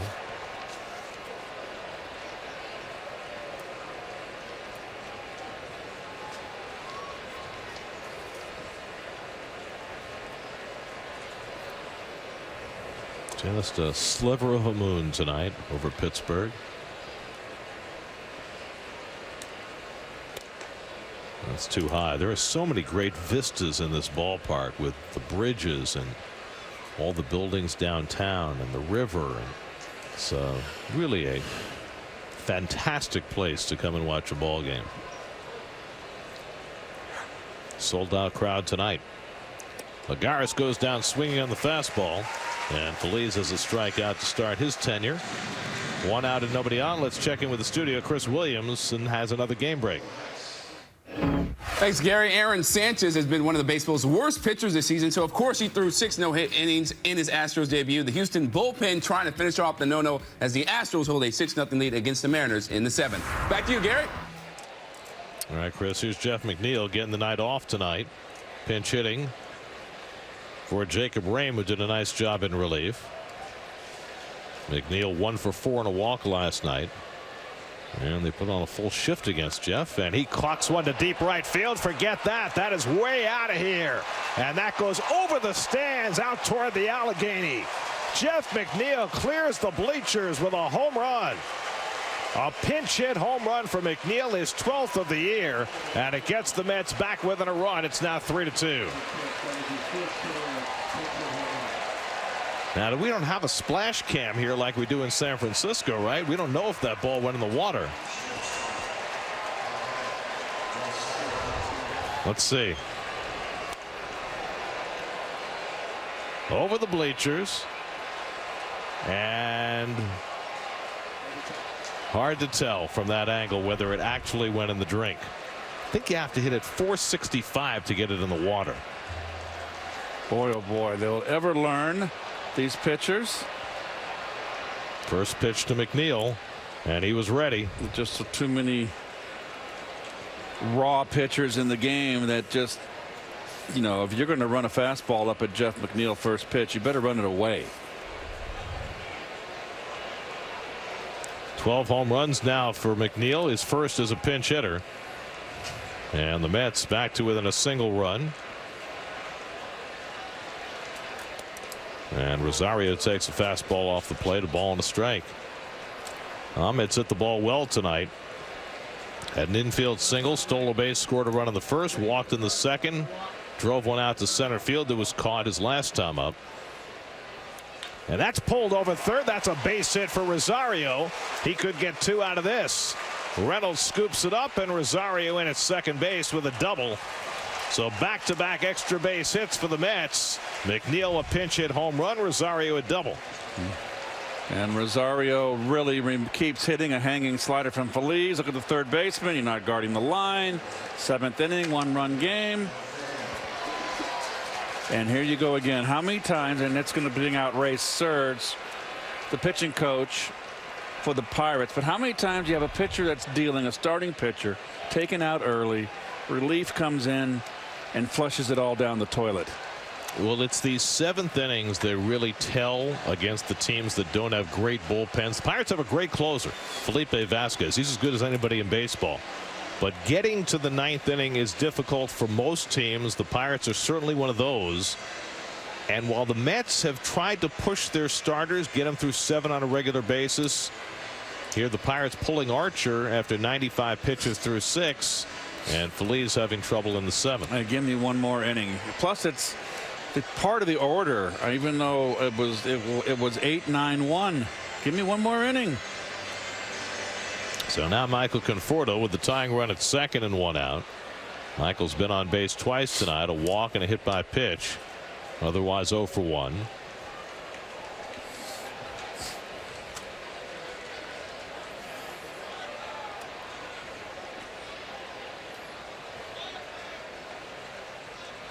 And Conforto takes the fastball away for ball one. So this is a game the Mets would love to win. A comeback win would be sweet. Start a new streak. And Mickey Callaway would like nothing more than to have a tie ball game where he can go to his big guys in the bullpen. You got Wilson up. You got Lugo available.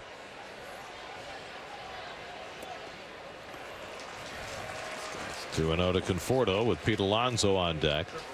Well, if you remember last night, Mickey had Lugo up in a spot where the Mets were trying to tie the game, but they didn't tie it, so he brought in Bachelor instead. Bachelor gave him a 3-run homer, and I asked Mickey today, did you have any thought of bringing Lugo in when you got within 1 run just to keep it there?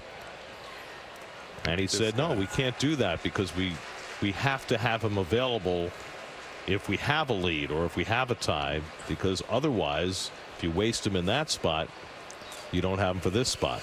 So, and also that's the theory they're operating on. Mickey also said we've got to have in that little meeting. He said we got to have this game tonight. So this is you've got to manage to win this one, which of course he always managed to win. 3-0 to Conforto with Alonso on deck. And Michael's taking, and that's a strike. 3-1. Mets started the night 5 games out in the National League wild card.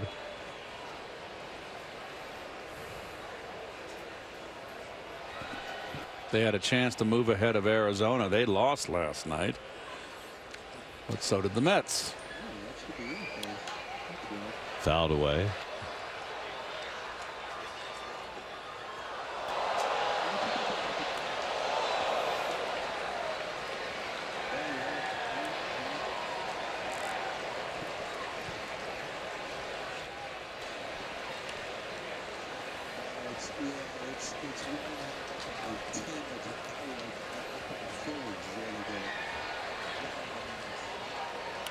Line right at the shortstop, one hopper to Newman. Rosario gets back to the bag, and Newman throws out Conforto for the second out. That's outstanding base running by Rosario to avoid getting caught in a rundown there. And it's not so easy in today's game with the shifts. Look where the shortstop is. Rosario right on the spot, knows where the shortstop's playing right behind him. And with today's game, with all the shifts going on, you really have to pay attention as a base runner. So now 2 out. Rosario still at second, and it's left to Alonso, who's 1 for 3 tonight. Double down the left field line in the third. His 59th extra base hit of the season. And he foul tips the fastball with a big cut, 0-1. Among the records that Alonso's chasing this year, as you look at that last fastball, is the Mets club record of 80 extra base hits, held by Howard Johnson and Carlos Beltran. And Pete now at 59 with almost a third of a season to go. And he fouls back that fastball, and now it's 0-2. He's just been under those high fastballs at the letters. They're strikes, and he's taken a vicious cut. He's just been fouling them back. And sometimes you have to make a minor adjustment. Okay, maybe I want to swing, maybe focus a little more on the top half of the ball. 0-2 from Feliz, and he rips it foul. He got on top of that one.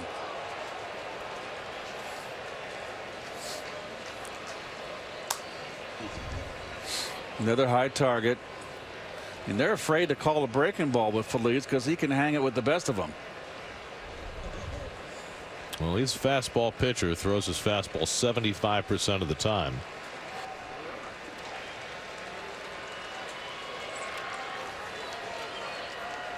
Alonso down in the count, 0-2.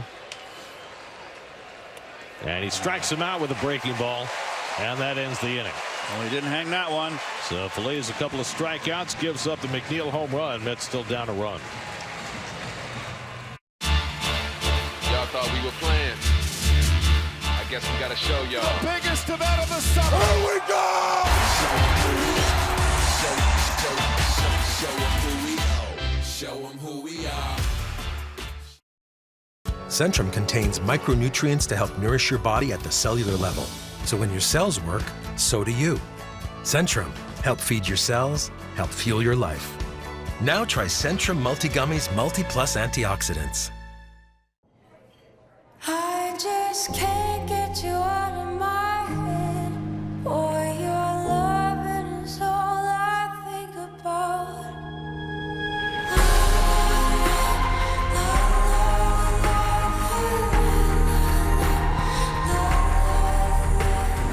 You may see yourself in both, but in the end, you'll choose what moves you. The all-new Mazda 3 with available all-wheel drive. I'm dying. Oh, we're dying. If you can hear us, honey, your father and I are dying. I'm dying. I'm dying. I'm dying.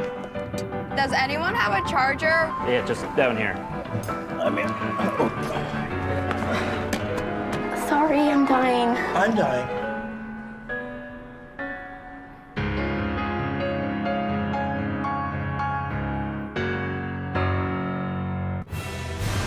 Everyone say, share plans. Share plans. Hey, gang. Back to school ad? Yeah, for our share plans. Your slogan should be small data, huge family fights. It's not my family. No one likes sharing data. That's why Freedom has Big Gig Unlimited, Canada's first unlimited data plan that gives everyone the data they need, starting at only $50 a month. It's time to join the millions who've switched to Freedom. Hey, do you guys see that family you hired? They told me they were going to Freedom. There they are. Sorry, I gotta go. Jacob deGrom and Steven Matz square off again in their big rematch after deGrom won Horace. See who wins this time on the latest episode of SNY's Game On, presented by Geico. Check it out now on sny.tv/Geico. Game On. Changes in the outfield. Jeff McNeil stays in and right. Michael Conforto moves to center. Justin Wilson into pitch in the bottom of the 7th. There's his numbers coming up that Wednesday game where the umpire did not get out of the way. Marte flies one foul. Yeah, Wilson was fortunate in that outing. He was definitely off his game. But Stu Sherwater saved his bacon. There was a turtle out there. It's first and second and 2 out, and John Jay hit one that appeared to be ticketed for center field, but it hit the umpire RBI. right around the stop at third, and Wilson was able to get through the inning. That was a 1-1 game at the time. Marte lays off the slider, a ball and a strike. Marte's hit a couple of balls hard tonight, lined out to short his last time up, singled in a run against Marcus Stroman in the first.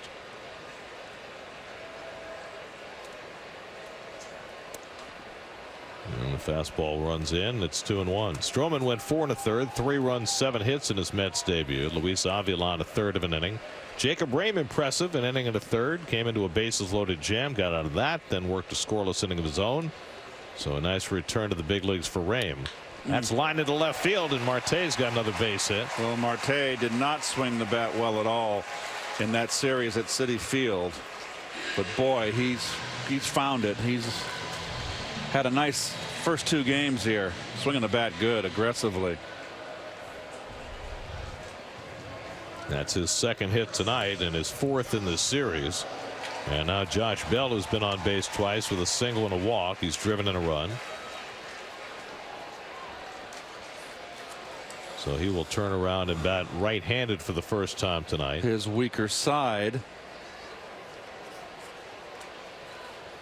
Way off the plate. Well, he's tardy on a lot of pitches in this series. Big long swing. Wilson's had success against Bell, who's 0 for 5 against him.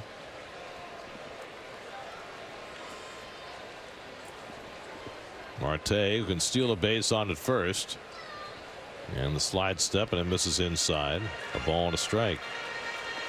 Marte 14 steals this year. He's only been caught 3 times. But how much do you want to run in front of Bell? Maybe more now with Bell not having hit a home run in a month. If you can get a good jump, take it. He was going back to the bag that time, and Bell swings through the fastball. It's 1-2. Now Bell's not catching up to anything with a little velocity in this series. You know, Wilson had Marte befuddled at first base with that move home. He was moving back toward first base on that pitch. He may not be going anywhere. And that misses low and away. 2-2. Well, Rame did a nice job of relief. His return, ending in the third.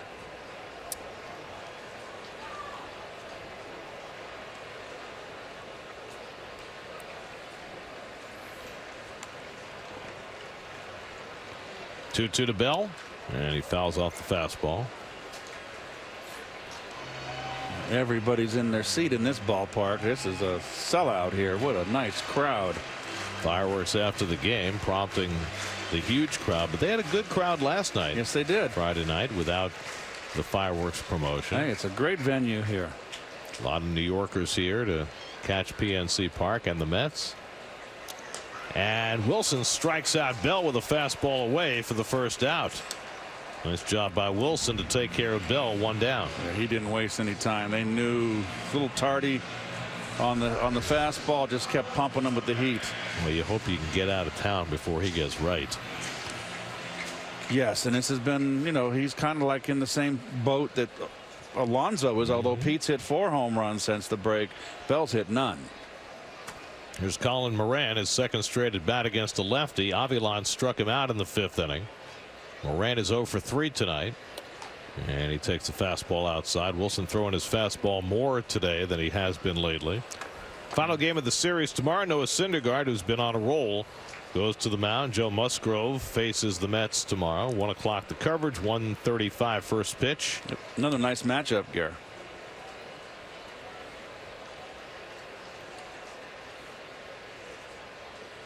There goes the runner. The pitch outside, and no chance for Ramos. Huge jump for Marte. Yes, Rosario did well to smother that ball at second base. Marte just took a chance, broke from the belt.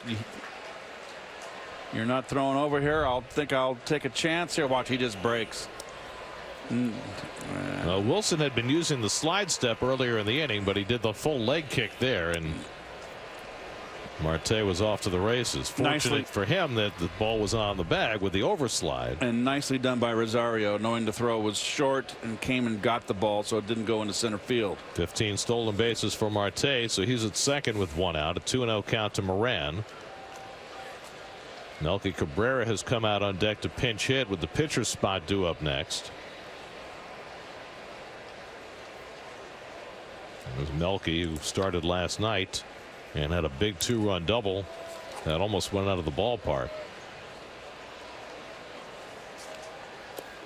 And that's low ball 3. So Wilson behind on Moran, the left-hand hitter, 3-0. Moran has 2 hits and 3 career at bats against Wilson.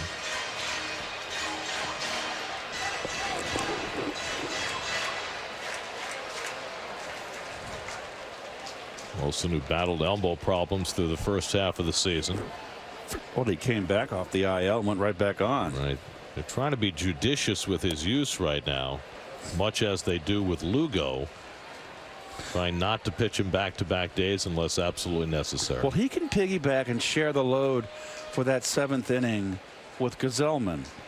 And, you know, Lugo the 8th, or even if it's a game where you got to bring Gazelman in on the 6th, you can bring Wilson in the 6th. You can go back and forth with them. There goes the runner. Marte stealing third, and Ramos's throw is not in time. It's ball 4 to Moran. Marte steals third, and the Pirates have first and third and 1 out. Boy, that just can't happen right there. It cannot happen.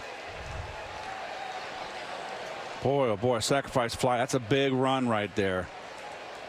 At third base now, sacrifice fly gives him a 2-run lead. Another terrific jump.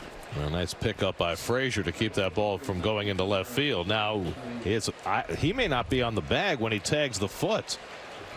Was his hand on the bag when Frazier tags the foot? I think it was. I guess so. The Mets don't appear to be challenging. So Marte, who stole second, steals third as well. Let's see. Okay, there he's on the bag. Now, does that hand stay on the bag? Yes, it does. Yeah. Okay. No question.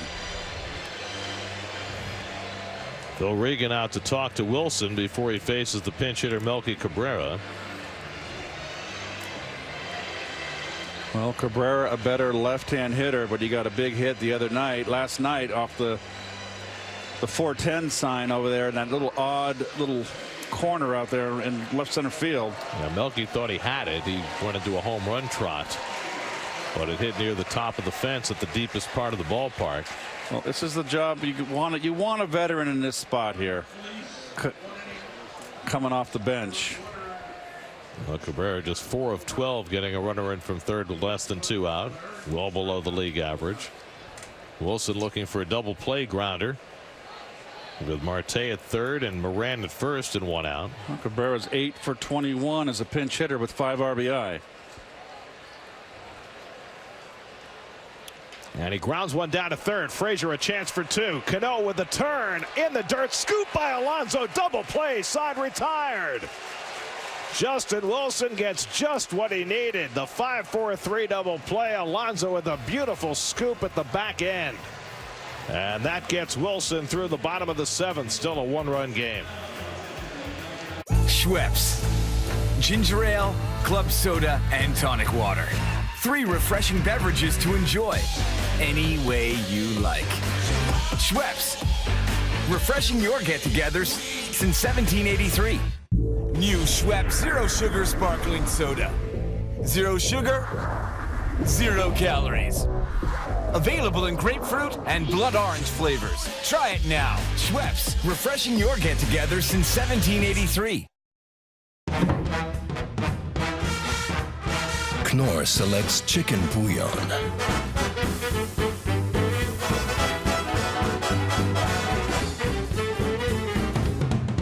Made with natural chicken stock.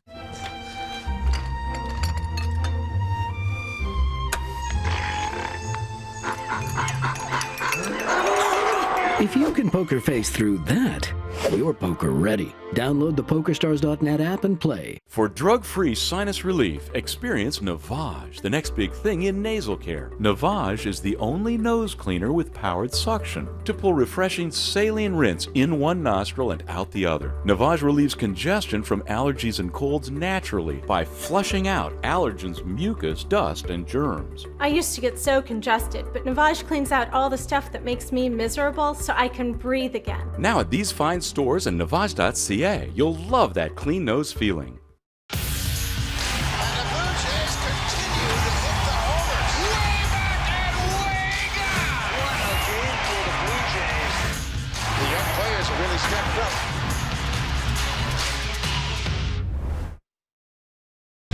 Padres, Dodgers, tomorrow on Sportsnet.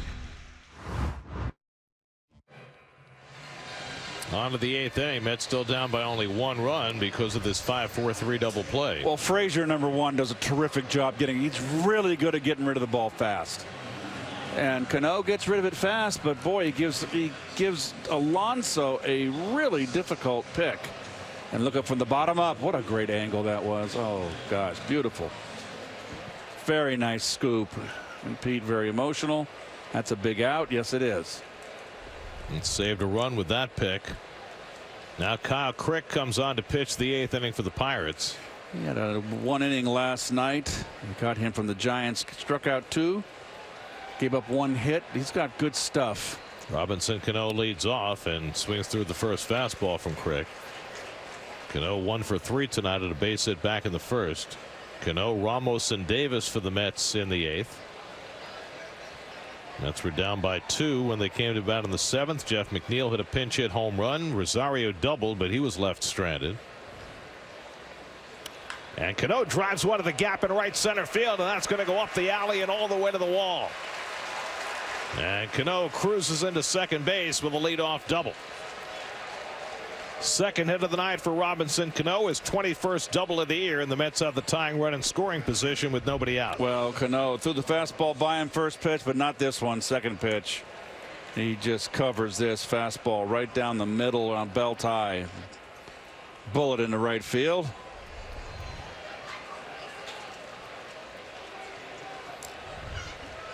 Oh, there's the contact right there. Wanted it away. It was right down the middle, and that's in Robbie's wheelhouse. So Crick pitching for a second straight night. 18 pitches last night. Gives up a leadoff double in this game. And now Ramos at minimum has to get Cano over to third. Wilson has 2 hits tonight and drove in the first Met run with a single to center.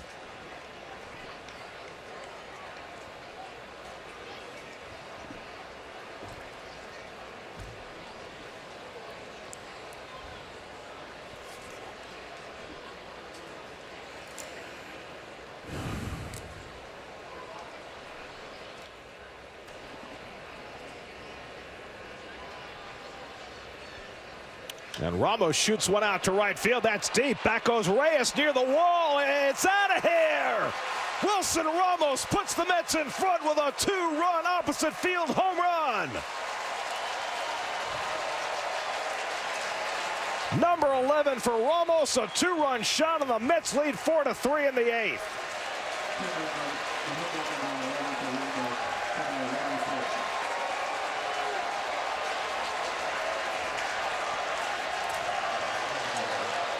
Well, I said at minimum he needs to move him over. He did even better. Well, he threw him a slider and he hung it. And Ramos is an adept, very adept hitter. Was looking to go that way, and he got himself a nice pitch to hit.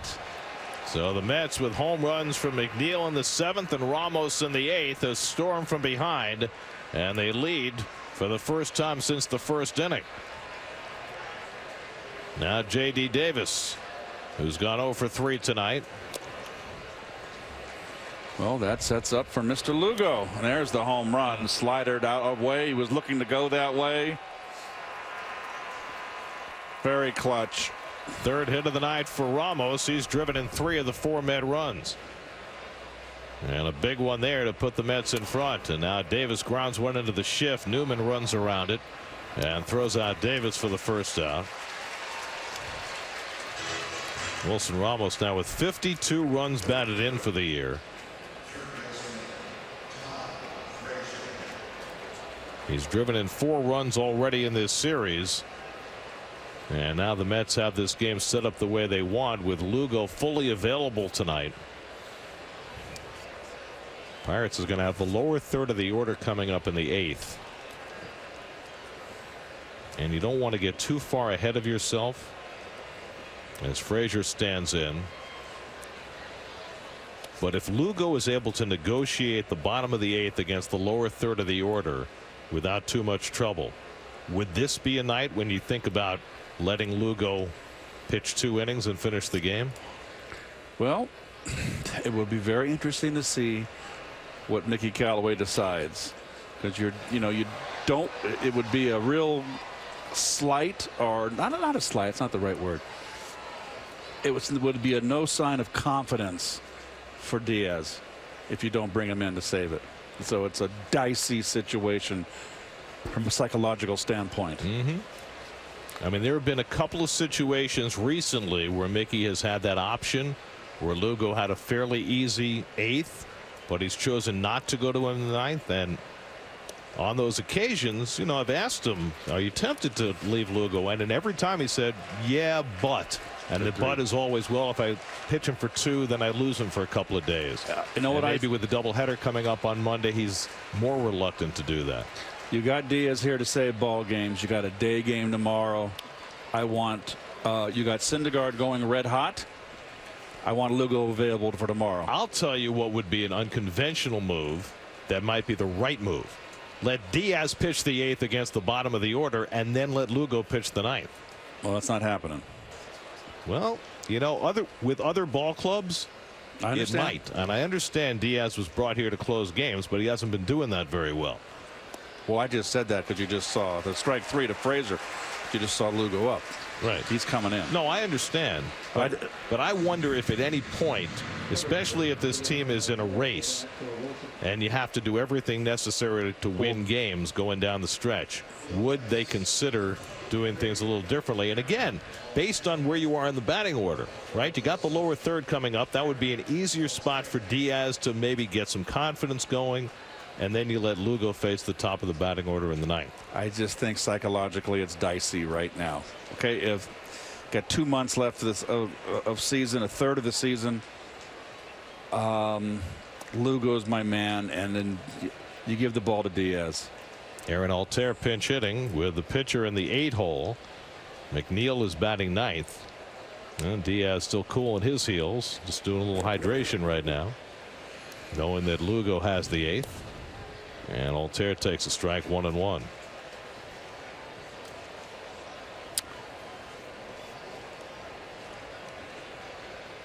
Altair pinch hit last night and struck out in the 8th inning against Crick. And now facing the same pitcher tonight, and he lines one to left field. Reynolds is right there to grab it, and that retires the side. But Wilson Ramos' 2-run homer puts the Mets in front, and now Lugo will try and keep the lead, 4-3 in the 8th.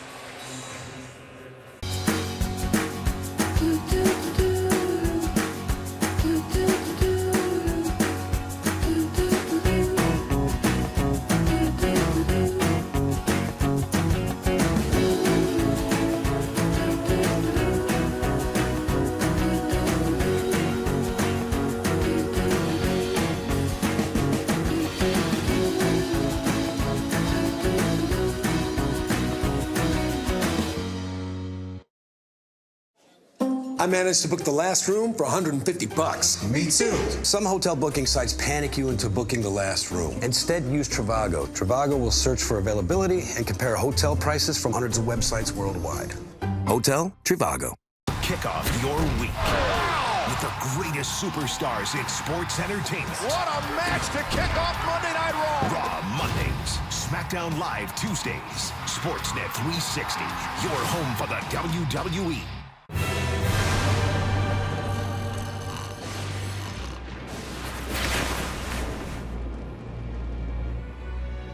Another nightmare. The one where your customers get fed up with overage fees and leave for freedom. How did you know? Because it's actually happening.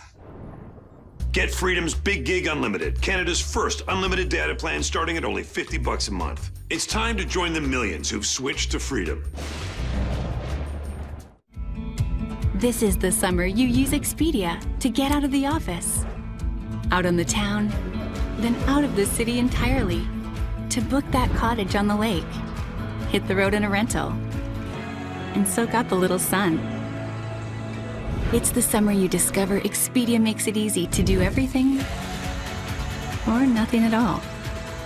With more options in Canada from coast to coast than any other travel site, Expedia has everything you need to go. Well, this has been a fascinating game. Marcus Stroman's Mets debut. Chris Archer, they both struggled early. Mets fell behind 3-1, but home runs by McNeil and Ramos have put the Mets in front.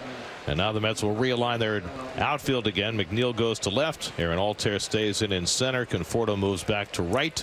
And Seth Lugo, the National League reliever of the month for July, will pitch for the first time in August. Well deserved, but who would have known?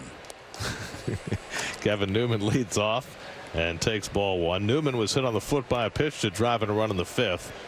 There are the season numbers for Lugo, who was impeccable in July. 12 scoreless innings, only 1 walk and 16 strikeouts. 1-1 to Newman. Jacob Stallings on deck, and then Pablo Reyes, 7, 8, and 9 in the order for the Pirates. Lugo's had 3 days off since his last outing in Chicago. And he pops fastball in for a strike, 1-2. Seth, the 5th Met pitcher of the night.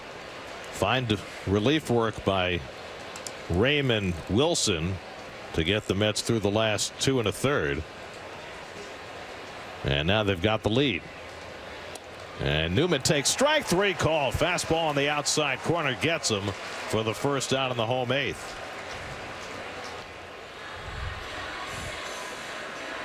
Outside corner, and okay, a little generous. Bill Welke, who had a much tighter strike zone early in the game, ringing that one up.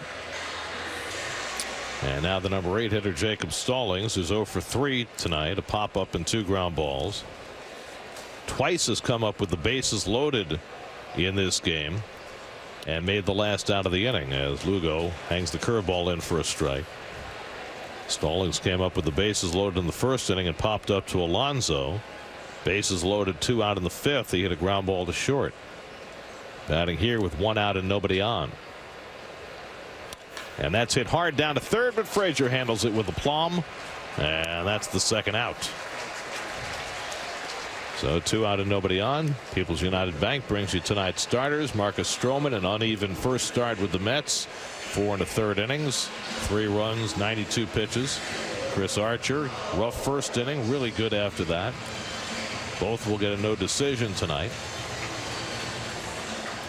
Now Pablo Reyes bats for the second time. He pinch hit in the 6th, stayed in the game in right field. Grounded out in his only at bat. And he takes a fastball in the corner for a strike. Boy, Seth is just turned into really something just solid. Total confidence, great command, all of his pitches. And thus only the second Met ever honored as National League Reliever of the Month. Congrats. 12 years to the month after Billy Wagner became the first one in 2007. Who knew? By the way, Mike Puma of the Post talked to Seth about the award. Seth had no idea there was an award either. But he'll take it. Of course he will. All there was in my day was Player of the Week and Player of the Month. I mean, I don't know if there's a big trophy or plaque that goes on the mantelpiece. Maybe a certificate. Grounded out to second. Easy play for Cano. And a routine 1-2-3 inning for Seth Lugo. And we'll see whether he gets the 9th as well. Mets lead 4-3 after 8.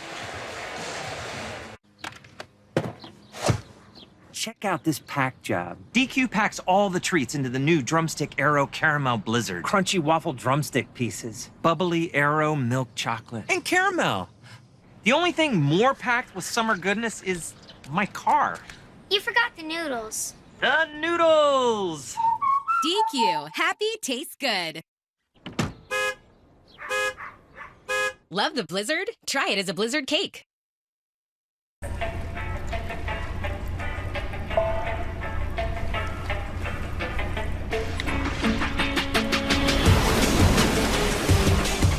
Check your free credit score at creditkarma.ca. Here's to progress. Bear presents Tough as Walls. That's some great paint. That's some great paint. Bear, voted Canada's most trusted brand of interior and exterior paint. Right now, get incredible savings on Bear, exclusively at the Home Depot. Let's face it, life is messy. There's always a mess somewhere in the house and someone who gets to clean it up. If that's you, just reach for CLR Bath and Kitchen. Its powerful foaming spray works fast, tackling everything from grimy kitchen counters to dirty faucets to what just happened over there. Without the scrubbing, without the stress. In the bathroom, CLR penetrates deep, cutting through buildup on shower doors, making dingy tiles shine, and leaving every surface with a clean, fresh scent. A scent that really is clean. CLR Bath and Kitchen contains no bleach, so you know it's safer for your family and the environment. And a reason why, once again, CLR has been named a Safer Choice Partner by the EPA. So make life a little easier with CLR Bath and Kitchen. At Canadian Tire, Home Hardware, Home Depot, Superstores, Loblaws, Rona, Sobeys, Safeway, Shoppers, Co-op stores, Lowe's, Ace Hardware, Walmart. I'm Eamon McEnany alongside Jim Duquette. W. Mason postgame live coming your way when it's over in Pittsburgh. Wilson Ramos continues to thrive with men on base, and Marcus Stroman. We'll hear from both of them after the Mets and Pirates. But now let's go back to Gary. All right, Eamon. Well, we asked the question. There's the answer. Seth Lugo, a 10-pitch, 1-2-3/8, but apparently will not get the 9th. It'll be Edwin Diaz. And now the Mets will try and get him some insurance before he takes the mound for the bottom of the 9th. Well, they got McNeil leading off. There's Chris Stratton, the former Giant #1 draft pick, Mississippi State. McNeil appeared as a pinch hitter in the 7th. One pitch. He hit it into the water in right field. And he swings at the first pitch here and hits it right underneath Josh Bell and into right field. So he's seen 2 pitches. He's hit a home run. And now he gets aboard on what will probably be an error on Josh Bell. Well, you never know with the scorekeepers today. Don't know why Josh Bell was playing in. Waiting for the call. And they called a base hit. Oh, How about boy. that? Come on. Let me ask you a question, Keith. If you were playing first base and that ball went by you, which it never would have, I understand, would you have wanted it to be a base hit or would you have wanted it to be an error? Well, I may need to see it again. You're hedging. Ahmed Rosario's 2 for 3 and a walk tonight, and he takes a strike. The truck is supposed to say, "Your wish is my command." You would want to protect your pitcher by claiming the error. Yeah, oh, sure. Right? Sure. But he didn't get in front of it. No, but come on. It was right at his glove. Jeff loves it. He came into the... Sure. He's leading the league in hitting coming into the game again. Yeah, he's 2 for 2 today with that call, unless it gets overturned somehow. I mean, it is going to be right now. I'm surprised that Bellinger has stayed in the hunt. I'm not to put him down at all. He's more of a power hitter.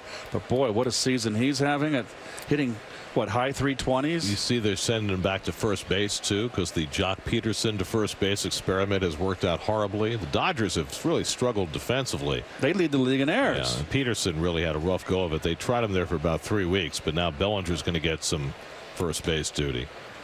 Probably Max Muncy will get some as well, which is a shame because Bellinger's a good first baseman, but he's a great right fielder. He's also a pretty good first baseman, Gary.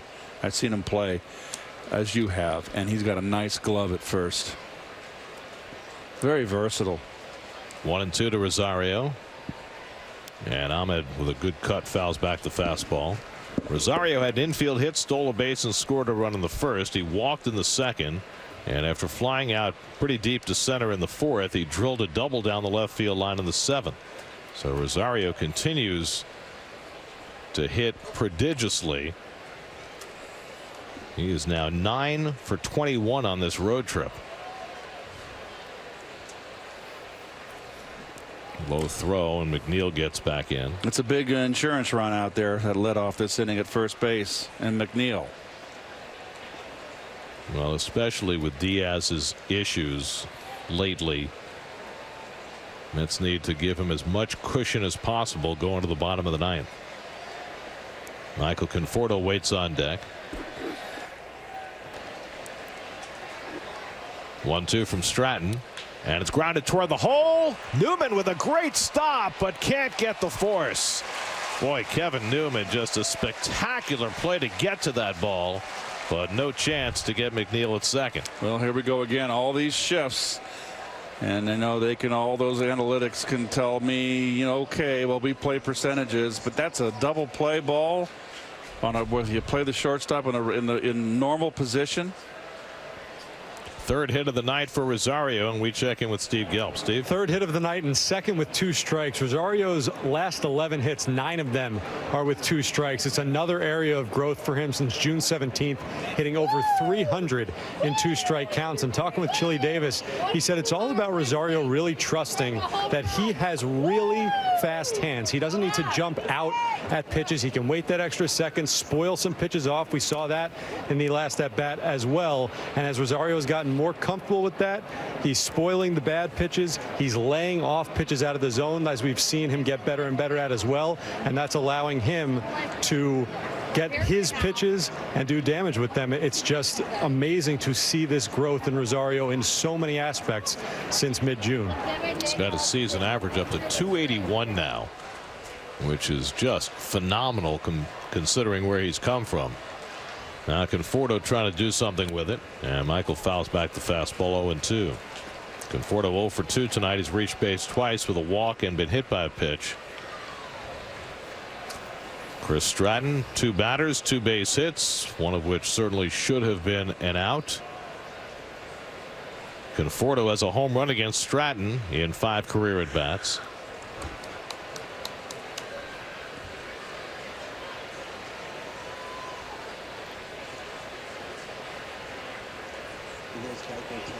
And Michael taps one slowly, and Stratton's only play is to tag Conforto, so that's a productive out.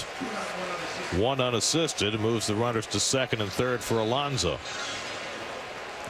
Coming up tonight on Geico Sports Night after the post game, Jets camp, basketball news, and all the baseball. Geico Sports Night tonight and every night after the post game right here on SNY. Well, you got Alonso at the plate, Cano on deck. You got a right-hand pitcher on the mound, so you would assume they will pitch to Alonso here. Yes, they will, and bring the infield in. I mean, your option is to walk him, and then you can drop the infield back to double play depth because you don't worry about the speed of Cano on a ground ball. Well, Pete's 1 for 4 on the night with 2 strikeouts and a double, and this would really cap off his evening. Another 2-hit night if he can get one here and bust this game open. So they will bring the infield up and pitch to Alonso. We'll see how carefully Stratton pitches here. Well, they went after him aggressively upstairs with fastballs and then the bad slider. Let's see how they attack him. It was Feliz the last time in the 7th inning. Now it's Stratton, and he misses away with the slider for ball 1.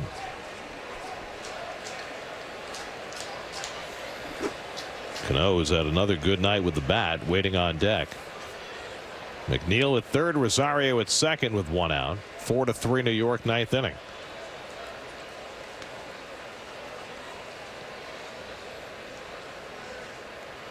And Alonso comes up empty. 1-1. Well, he's just been under those fastballs where the first half he was not.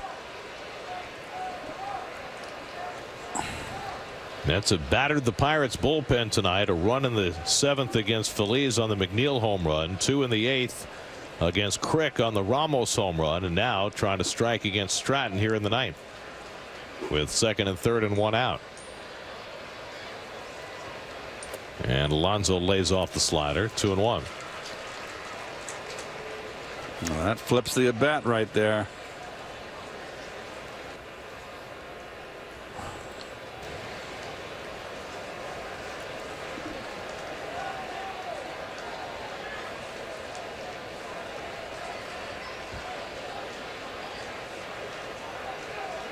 And Alonso flies one along the right field side. That'll go foul out of play. And it's 2-2. He's got the right idea, trying to go up the middle. He's thinking the opposite gap here. Sacrifice fly, big run.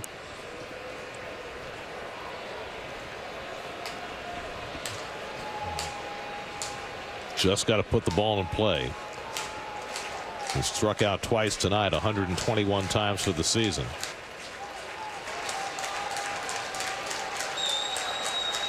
Two coming. And he struck him out with a high fastball. So Alonso has struck out for the 3rd time tonight. And there are 2 down.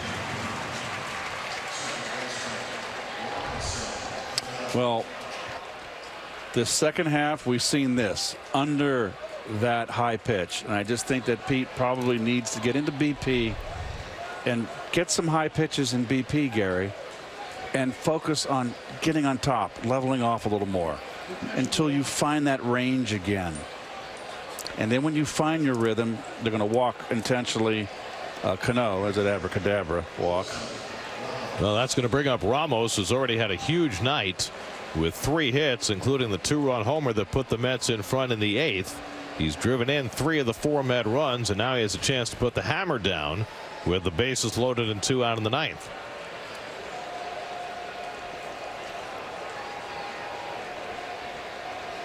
Ramos's first appearance against Chris Stratton.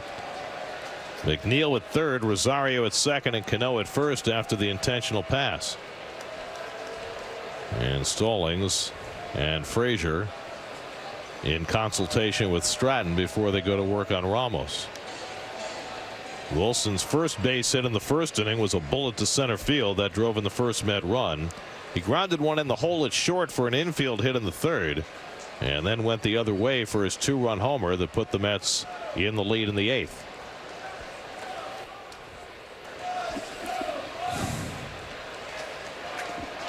And they are playing defensively, the proper defense on the infield for Ramos. And Wilson takes a fastball inside for ball 1. Pitcher's spot is due up next. If Ramos keeps the inning going, and Danny Echeverria will pinch hit. But right now it's all on Ramos, who's had the big night and is trying to make it bigger.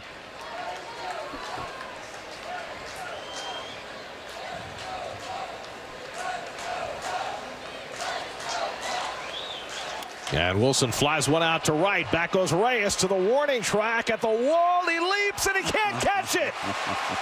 McNeil is in. Rosario scores. Here comes Cano. He will score. A 3-run double for Wilson Ramos. A 6 RBI night for the Buffalo. And the Mets lead at 7-3 in the ninth.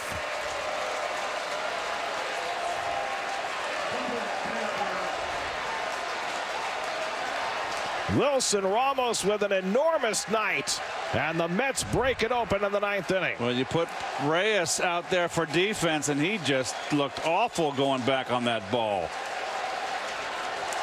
Watch him here.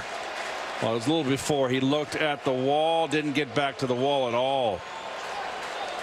That's a tough play. It is a tough play. And a tough wall to negotiate. So they walk Cano to get to Ramos, and Ramos burns him again. 6 RBIs for Ramos, 7-3 New York. Pitching change for the Bucks. We'll be right back.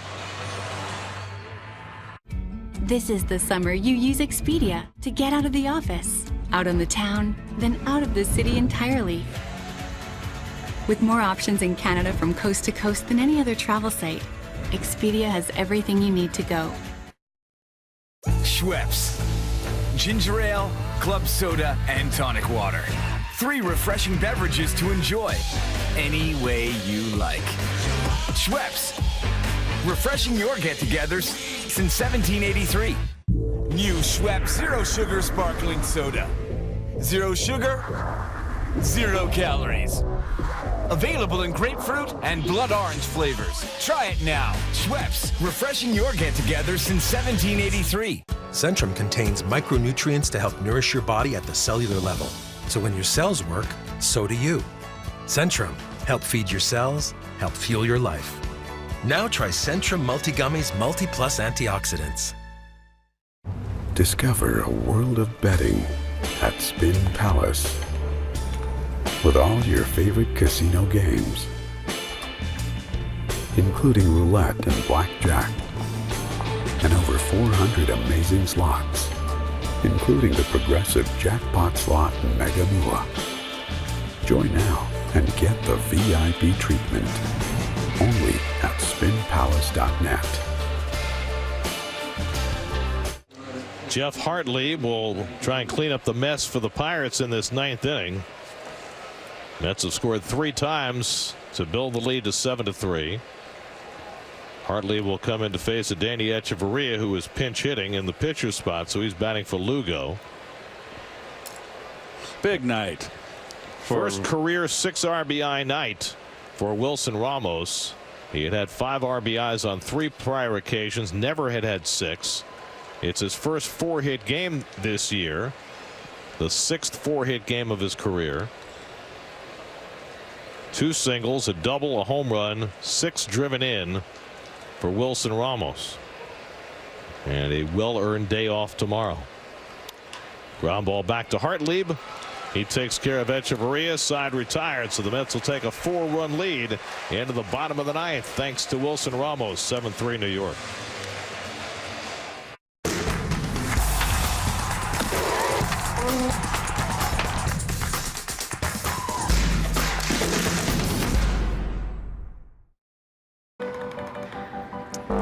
I'm dying.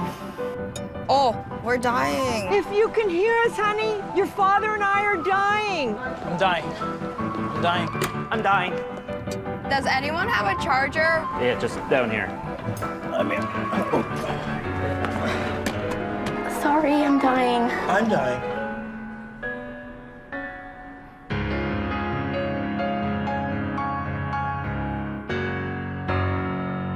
It's the $4.99 King Meal Deal, now featuring the Roadhouse Burger. That's 2 sandwiches, fries, and a drink for just $4.99. Get the Roadhouse Burger, cheeseburger, or chicken junior. Grab 2 of the same or mix and match. The $4.99 King Meal Deal, only at Burger King. This is the summer you use Expedia to get out of the office, out on the town, then out of the city entirely. With more options in Canada from coast to coast than any other travel site, Expedia has everything you need to go. Everyone say, share plans. Share plans. Hey, gang. Back to school ad.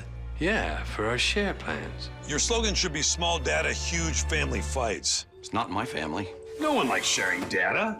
That's why Freedom has Big Gig Unlimited, Canada's first unlimited data plan that gives everyone the data they need, starting at only $50 a month. It's time to join the millions who've switched to Freedom. Hey, did you guys see that family you hired? They told me they were going to Freedom. There they are. Sorry, I gotta go. It's the $4.99 King Meal Deal, now featuring the Roadhouse Burger. That's 2 sandwiches, fries, and a drink for just $4.99. Get the Roadhouse Burger, cheeseburger, or chicken junior. Grab 2 of the same or mix and match. The $4.99 King Meal Deal, only at Burger King.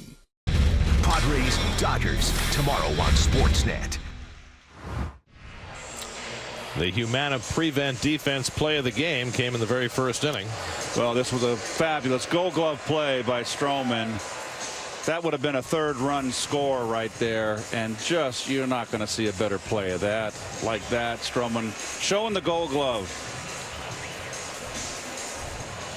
Edwin Diaz in a non-save situation was all warmed up, so he'll come on to pitch in the bottom of the 9th. Danny Echeverria will stay in the game at second base after pinch hitting.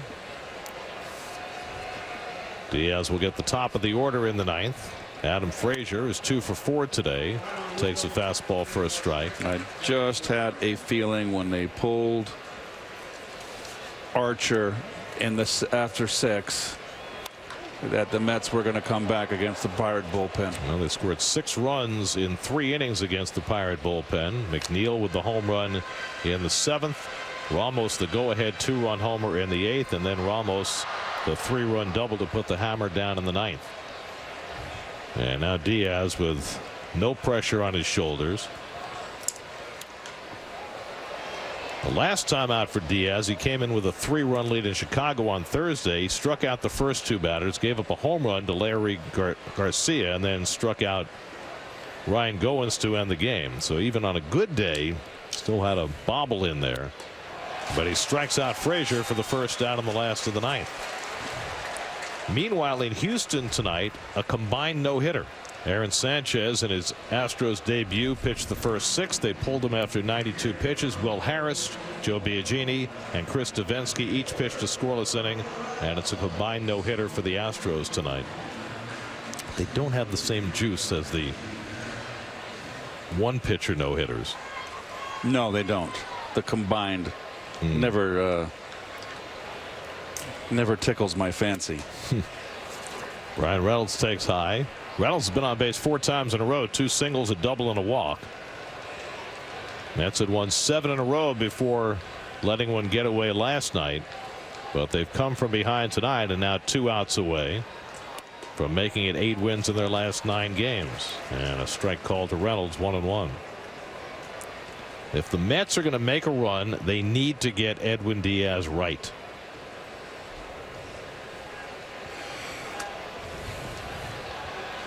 Be nice to get Familia right too. Yeah. But they can work around Familia.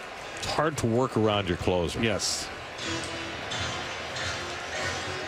I mean, if Diaz is having the kind of year that he had last year, where would the Mets be right now? 1-2 to Reynolds. Looper, shallow left. Rosario out. Can't get it. And Reynolds has a 4-hit night. First 3 were hit hard. This was a little blooper. And so Reynolds now 4 for 4 and a walk.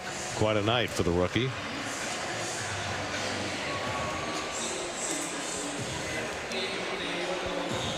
You know, Brian Reynolds is now hitting .333 for the year. He's having quite a rookie season. It's 2 of the top candidates for Rookie of the Year chatting over at first base. 1 out and 1 on. Now Starling Marte, who's got 2 hits tonight. He's driven in a run. He's stolen 2 bases. And he takes a slider for a strike from Diaz.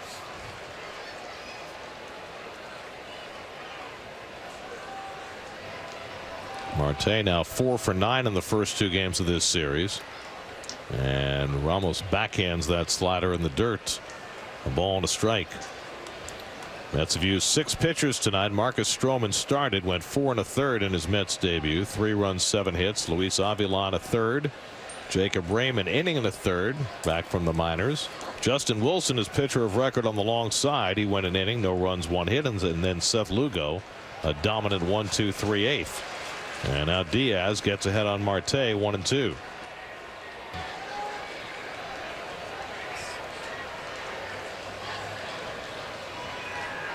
Josh Bell waiting on deck.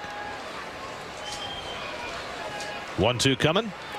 And the slider away, 2-2.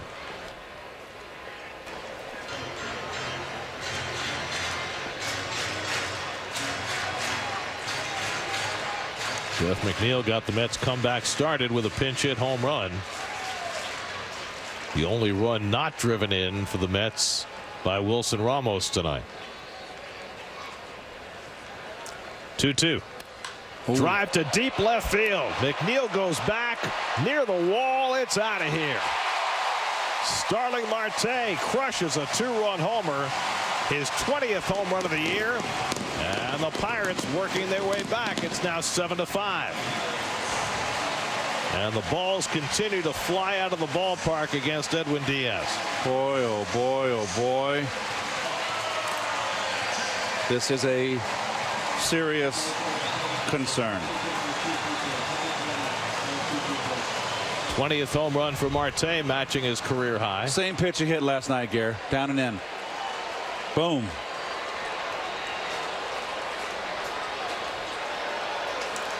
Well, last year Edwin Diaz gave up 5 home runs the entire season. He's now given up 10 this season.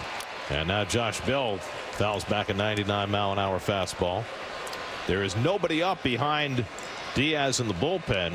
Mets have already used Lugo and Wilson and Avilan. Gazelman's not available tonight. He went 2 1/3 last night. So this is on Diaz to finish. And he gets the fastball in for a strike. It's 0-2 to Bell. And I said it a moment ago, even the easy ones haven't been easy for Edwin.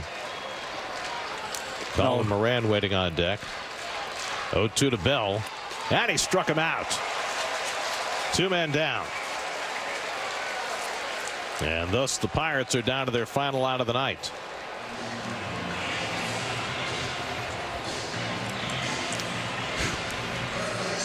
And Iona Prep product Colin Moran, the final hope for Pittsburgh. He's gone 0 for 3 and a walk tonight.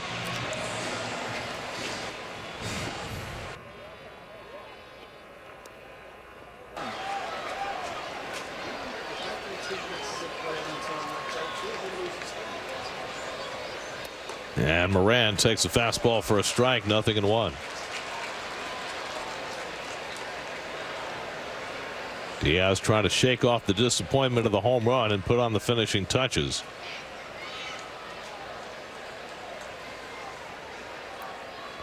And Moran fouls it off, and the Pirates are down to their final strike.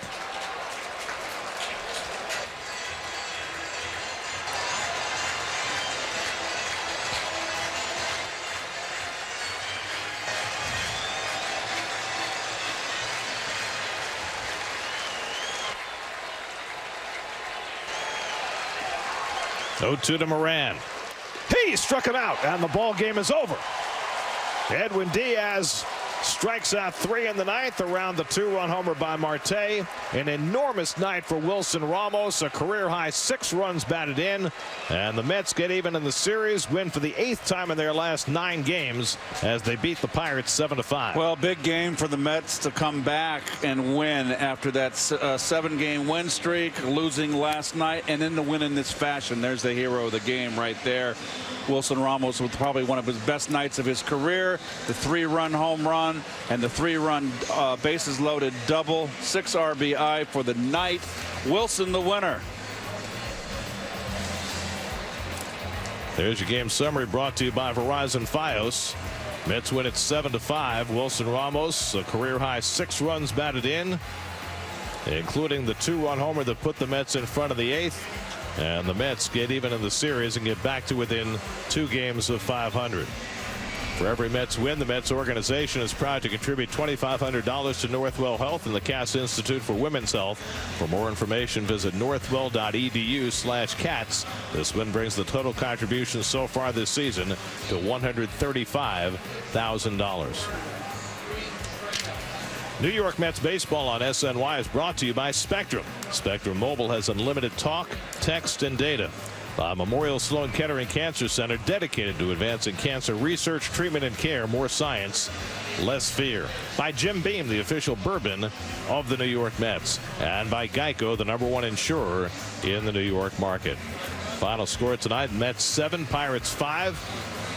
Rubber game of the series tomorrow afternoon. The red-hot Noah Syndergaard goes up against Joe Musgrove. Our coverage begins tomorrow at 1 o'clock right here on SNY. Now for Keith Hernandez, Steve Gelbs, and our entire SNY crew, I'm Gary Cohen in Pittsburgh. Time for WB Mason Postgame Live. Let's join Eamon McEnany and Jim Duquette in the studio. Guys.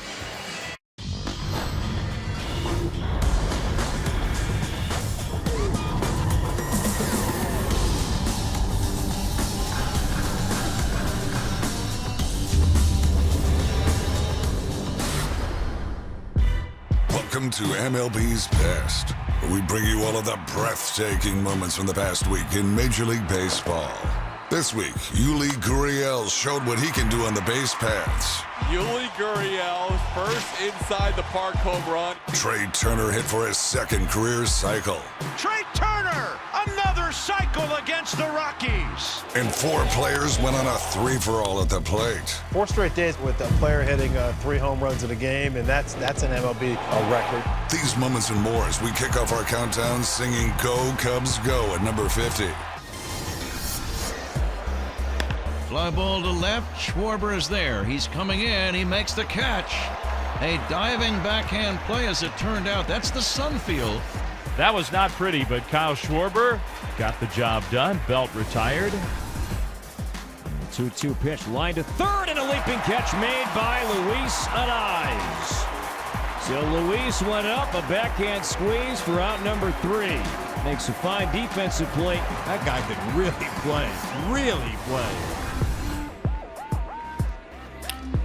It's a ground ball wide at first. Great diving stab by Drury. And from the seat of his pants, he feeds Derek Law for the out. Terrific job by Brandon Drury. That's more a play he's used to making as a third baseman. And he does it brilliantly. Here's the 2-2. Posey drives in into right field. Coming in is Bryant. Makes a diving backhand catch. Great play by Bryant in right field for out number 1. A sinking, slicing liner for a guy who doesn't play the outfield very much, Ron. There's no way you can call that one routine. On the ground and a stop. Adames makes the throw to first. This was a heck of a play by Willy Adames. Yes, he's positioned properly. Still difficult. Way to stay with it and get the throw there in time. This is driven to deep right field. Back goes Renfroe at the wall. He leaps, and Renfroe makes the catch against the wall. Joe Panik gives it a ride, but he's out number 1 of the 5th. Popped up. This is going to be a tough play. And Bell with the basket catch. What a great play by Brandon Bell. Brandon Bell was not to be denied on that one. Sabathia's 1-1. Line hard. There's a base hit over third down the left field line. Off the wall. Tauchman fires to second, and he is out at second. Mike Tauchman is a do-it-all player. He has a very good arm. This ball in the air, out to center field. Long run for DeShields. Does he have room? He does! And he pulls that one back. That one was over the fence, but Delano, great job getting back in perfect position to make the play, and there's one out. Runner goes. Bubba coming on, dives and makes a great catch. There's the athleticism we've been talking about right there, that's for sure. I mean, he got a great jump on contact. Beauty. And then it's hit up the middle, and Bubba with the catch. Lindor coming home. The throw is in time. Double play. What a throw by Bubba. By the way, it was a one-hop throw. Pass them out. Pass them out. Sandoval drives on the left. Back Garcia at the wall. It is over. This game is over. Goes into the right side. Nicky dives. That's a heck of a play by Nicky Lopez. 102 off the bat. Lopez, I thought it had enough speed to get by him. He blew his belt buckle out. Heck yeah, that ball was hit hard. That's a highlight reel right there. Nice diving grab made in left by Kristen Stewart. Robs Omar Narvaez, so base hit. Kristen was committed there. He got a jump and he said, I'm going for it. Ends up making a nice play. 1-1 pitch. In the air down the left field line. Will it stay playable? Gurriel, long run, still on the move, goes into a slide, and he makes the catch! Lourdes Gurriel Jr. slid right underneath that baseball. How about Lourdes Gurriel Jr. covering some real estate? Great play right there by Lourdes Gurriel Jr. But his brother has him beat as we check in with Yuli when MLB's Best continues next. It's quite the buffet at this hotel, isn't it? It really is. And so close to the stadium. I managed to book the last room for $150. I booked the last room a few months back. I booked the last room a week ago. I booked yesterday. One night, $99. What? How? Some hotel booking sites panic you into booking the last room, but they often don't have all the availability. Instead, use Trivago. Trivago will search for available rooms and compare hotel prices from hundreds of websites worldwide. At least I got the last ticket to the game. Me too. Hotel? Trivago. Bear presents Tough as Walls. That's some great paint. That's some great paint. That's some great paint. Bear, voted Canada's most trusted brand of interior and exterior paint. Paint, prime, protect, all in one with Bear Ultra. Right now, get incredible savings on Bear paints, stains, and primers, exclusively at the Home Depot. The regulars, the guys who keep this place in business. Last week, they had something to celebrate. Jason had just finished university. So, they toasted his profs, his TAs, his old roommates. Well, they toasted just about everyone. But I worry about and take care of my guys. So even when I know they're not driving, sometimes that means bringing them a little surprise. And then, they had a drink to me. Brought to you by Smart Serve Ontario and Arrive Alive, Drive Sober.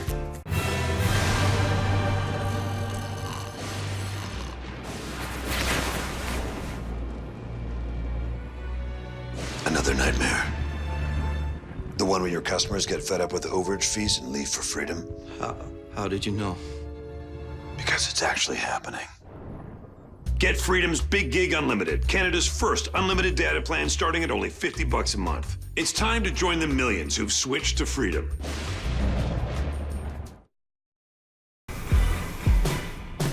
Welcome back. Let's check out MLB's Best bloopers. Gotta keep your eyes on the prize. Jose's like kids these days, man. He had it. If he'd have brought his glove, he'd have caught it. Yeah, throw it back up here, will you? Yeah. No? Oh, okay. Man, old man. These unis are sweet, aren't they? If you've got some guns, they're extra sweet. Real Muto lost his bat, and Dave Roberts has a souvenir that he'll return. He's a good man right there. With very little to do, we've got the Eloy Echo. Wonder if Nick knows it. Oh, that is nicely done. And how about the elation? Look at this. That deserves a hug. Pure bliss. Gonzalez had a little friend out there in right field with it. When there are dragonflies around, the ecology is in perfect harmony. Swing and a miss. He struck him out. Woo. Fans love that. Well, there's a young man that has had about enough. Now back to the countdown. And Mr. Grand Slam up there. Saladino bunts. It's in the air. And look at this play by Sims. What a catch by the Reds pitcher. Yeah, that's unbelievable. Wow, what a play. Here's the 0-1. Swing and a liner back to the mound. Caught by Syndergaard on the fly. Throws to first. Alonso was off the back. Scrambles back. Touches up. That's a double play. And the side is retired. An absolute laser off the bat of Eric Hosmer. A glove save and a beauty by Syndergaard. Up the middle. What a play by Chavis. To the bag. Airborne throw. Close and got him. Well, I thought for sure he was going to flip it to Bogarts. He decided to take it himself and gets the double play. The center field. Pilar back.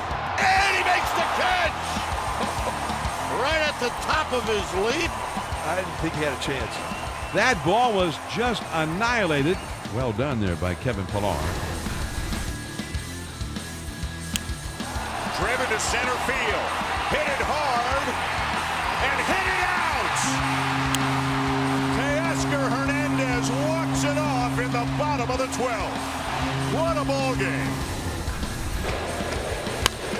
Ground ball. Past Manny. Backhand. Tatis. Throw across the body. And got him. What a great play by Fernando Tatis, a contortionist as well as an athlete at shortstop. Fernando Tatis Jr., welcome to New York. That was a special play here at Citi Field. Here's the ball ripped to left, going back. Granderson toward the corner at the wall. He makes the catch. Crashing into the outfield fence, Curtis Granderson. What a terrific defensive play to Rob Goins, but he saved at least a double. A 1-0 pitch. Ground ball hit slowly. Charging is Iglesias. Glove flip on to first base. That's a double play. Pretty play. An inning-ending 6-4-3 double play and a nifty one for Iglesias. The backhanded glove flip. Swinging a fly ball to right that's deep. Charlie Blackmon going back. Charlie's at the wall. Leaps and he makes the catch. Oh, what a play. Charlie Blackmon in front of that 370 sign. High enough that he could get to the wall. Timed his leap perfectly. And that's hooked to short. Oh. Nice short hop grab by Rosario on the backhand, and he throws him out. Do or die backhand play by Rosario, and he made it look pretty. Some kind of shortstop. Ahmed Rosario has been picking it the entire series. Boy, that's a beautiful play. Still to come, there are angels in the outfield as Mike Trout and Cole Calhoun join our ranks. What did they do to earn honors this week?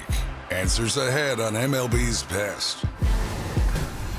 I managed to book the last room for $150. Me too. Some hotel booking sites panic you into booking the last room. Instead, use Trivago. Trivago will search for availability and compare hotel prices from hundreds of websites worldwide. Hotel Trivago. For drug-free sinus relief, experience Navage, the next big thing in nasal care. Navage is the only nose cleaner with powered suction to pull refreshing saline rinse in one nostril and out the other. Navage relieves congestion from allergies and colds naturally by flushing out allergens, mucus, dust, and germs. I used to get so congested, but Navage cleans out all the stuff that makes me miserable so I can breathe again. Now at these fine stores and Navage.ca, you'll love that clean nose feeling. I'm not stupid. I wouldn't drink and drive. She relies on me. They're counting on me. I'd never put them in danger. But I did. And it cost me everything. Impaired boating is impaired driving. I managed to book the last room for $150. Me too. Some hotel booking sites panic you into booking the last room. Instead, use Trivago. Trivago will search for availability and compare hotel prices from hundreds of websites worldwide. Hotel Trivago. Everyone say, share plans. Share plans. Hey, gang. Back to school ad? Yeah, for our share plans. Your slogan should be small data, huge family fights. It's not my family. No one likes sharing data. That's why Freedom has Big Gig Unlimited, Canada's first unlimited data plan that gives everyone the data they need, starting at only $50 a month. It's time to join the millions who've switched to Freedom. Hey, did you guys see that family you hired? They told me they were going to Freedom. There they are. Sorry, I gotta go.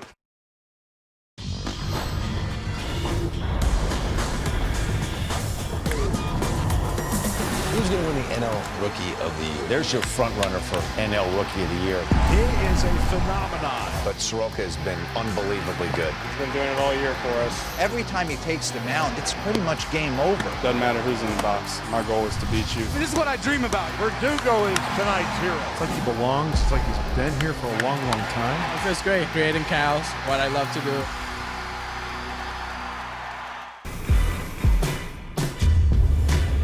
Welcome back.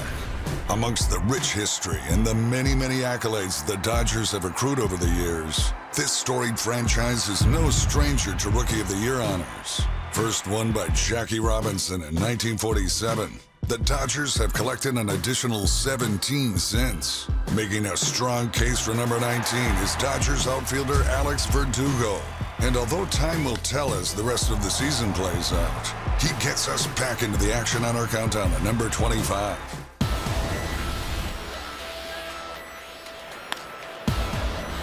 This ball sliced on the left field side, and a diving catch by Verdugo. What a play by Alex Verdugo. Absolutely sensational.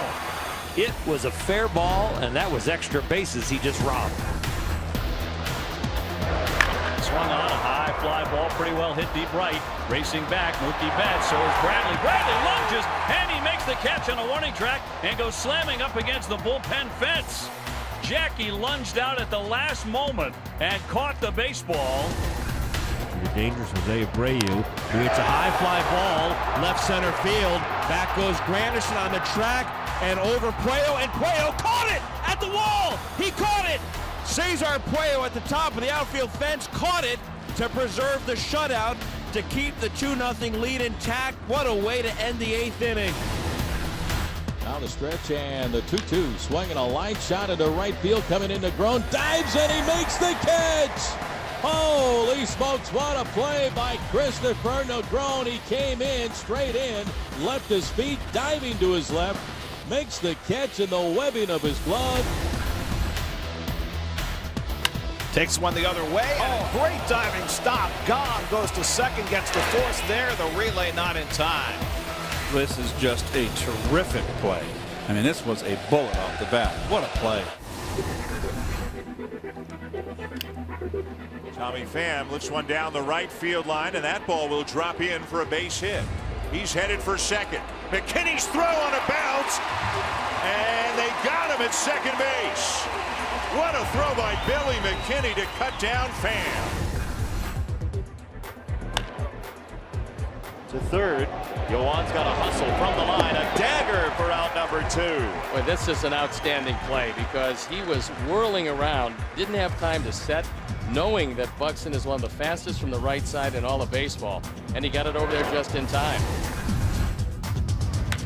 That one's going to go the other way to left field. Santander going back at the wall, reaching out, and he's got it. Fine catch made by Anthony Santander as he had to go back, and that porch is short when you get down there, and so's the wall. Zach Green leads it off. Shift in play and diving is Tatis, up and throwing to get him in time. Fernando Tatis Jr. is his name, and he gets it done again. One of the great shortstops that the Padres have ever seen, and they've had the great Ozzie Smith, as you know. There's a line drive into center. Laureano. Oh, it's a home run. Gets to center field. Yuli on the move. Let's go, Yuli. Yuli's getting to third. Keep going. He's going to be way through. Come on, Yuli. Here comes the relay throw by Barrera. Inside the park home run. Yuli Gurriel, first inside the park home run. He's getting towed off. He might need some oxygen. And the 0-2 pitch is lined to short, glove by Polanco. Second one, the return from Luis. 2, double play! That was a sweet 6-4-3 double play. A line drive missile to Polanco's left. He gloved it, and the Yankees' 7th is history. lifted in the air and hit pretty well in the left center field. Going back on that one is Goodwin, and he makes the catch on that one. Goody makes a snow cone catch and then bangs into the wall and holds on to the baseball. Comes the 1-2, and there's a shot into right field. Hayward going back. It's gone! Justin Hayward walks it up as the Brewers win it in 10. Oh my goodness, what a shot by the rookie hero.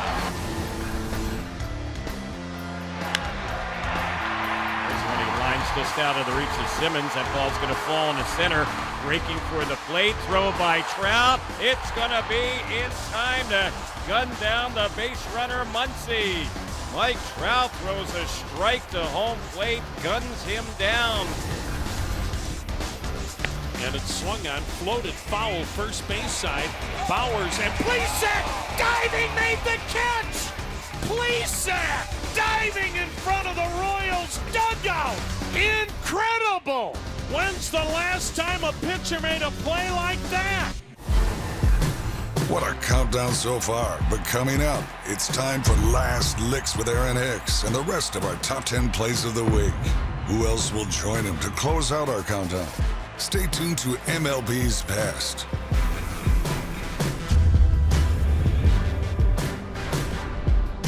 Hi, Phil Swift here for Flex Tape Clear, the super strong waterproof tape that's clearly the best way to patch, bond, seal, and repair. Flex Tape's triple thick adhesive instantly bonds to the surface, stopping the toughest leaks while remaining virtually invisible. Plus, Flex Tape Clear is so strong, it even works underwater. Now you can repair pools and spas with a clear, watertight seal, and even make quick repairs without changing the look of your beautiful surfaces. Now it's easy to fix rips and tears. Plus, Flex Tape Clear holds on tight, even when wet. Flex Tape Clear is perfect for emergency auto repairs and lets light pass right through. Boats, campers, trailers, and RVs. Now everything in plain sight can be sealed watertight. To show you the power of Flex Tape Clear, I cut a giant hole in another boat and repaired it with only Flex Tape Clear. Not only does Flex Tape Clear's powerful adhesive keep all the water out of the boat, but even in shark-infested waters, it creates a super strong watertight barrier that seals out the elements, and you can see right through. And even in the most extreme conditions, Flex Tape Clear can take a pounding and holds on tight. I think I'm gonna need a bigger boat. Wahoo! Guys? Hello? Where'd everybody go? Imagine everything you can do with Flex Tape Clear and the Flex Seal family of products. Available at Canadian Tire and other fine retailers. That's amazing!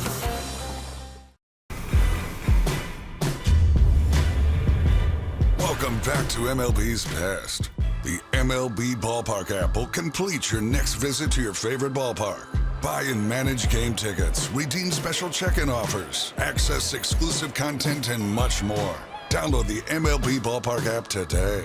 Let's get into the action with the plays that have made our list so far. He makes the catch. That guy can really play. Terrific job. Great play by Bryant. This was a heck of a play. Makes the catch against the wall. Bill with the basket catch. He has a very good arm. Pulls out one back. There's the athleticism we've been talking about. Highlight reel right there. Making a nice play. How about Lourdes Gurriel Jr.? It's unbelievable. Wow. That's a double play. Decided to take it himself. Well done there by Kevin Pillar. What a ball game. A contortionist as well as an athlete. What a terrific defensive play. The backhanded glove flip timed his leap perfectly. Some kind of shortstop. Ahmed Rosario. Absolutely sensational. And Jackie lunged out at the last moment. What a way to end the 8th inning. What a play by Christopher Negron. This is just a terrific play. What a throw by Billy McKinney. Boy, this is an outstanding play. Fine catch made by Santander. Fernando Tatis Jr. Inside the park, home run! Sweet 6-4-3. A snow cone catch. Oh, my goodness. Mike Trout throws a strike. When's the last time a pitcher made a play like that? Let's wrap up our countdown of the top 10 plays of the week. That's sliced into right field. That's a base hit. Cole Calhoun is going to fire to the plate. Bellinger heading home. The throw's in time, and he is out. Cole Calhoun throws another runner out at home plate. Bellinger gunned down. Here it comes, and it's lifted high in the air, and this ball's carrying deep out there into right center field. It is out of here! Walk-off home run for Place. Ball game over. Angels win it here today.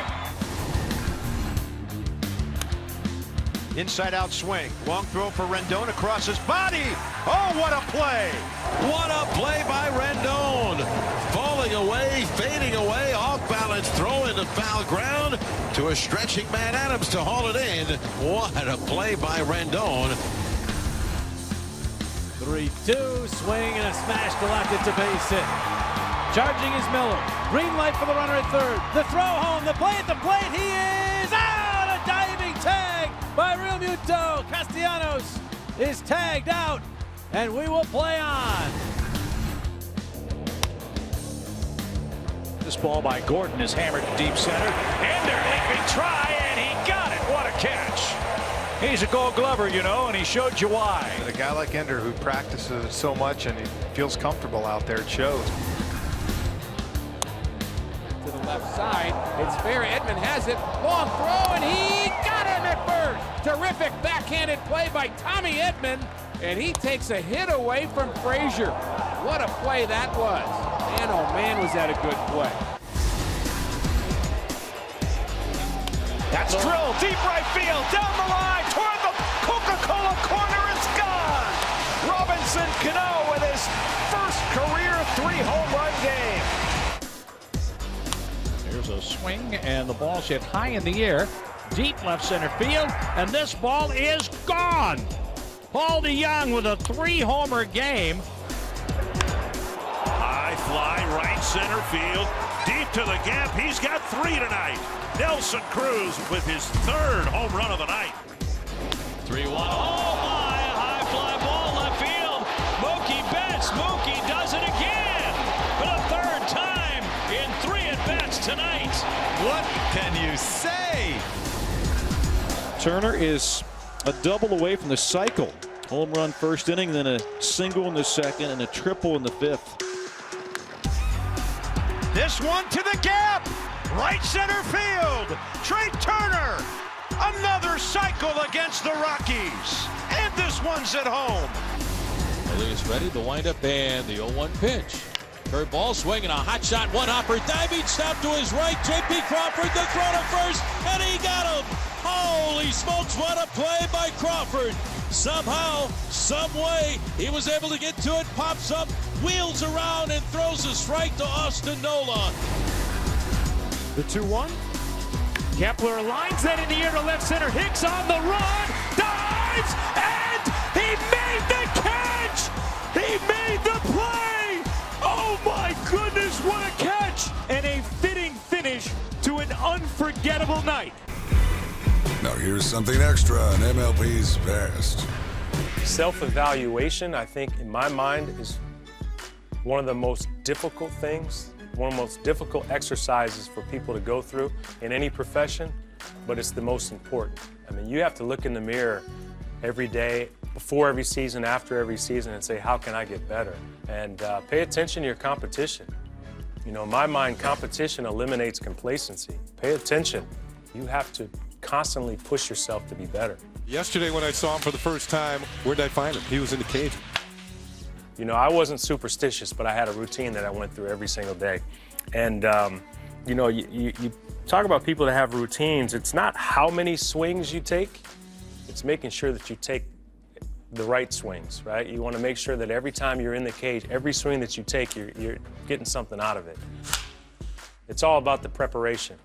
You know, if I didn't hit in the cage, if I didn't take batting practice, I felt like I was unprepared. My biggest fear in life and anything I do is being unprepared. I think a lot of times you talk to athletes in different sports and they say the game slows down. Right? I think the game slows down by being prepared. Derek Jeter has always been about the moment, the big moment. He owns the moment.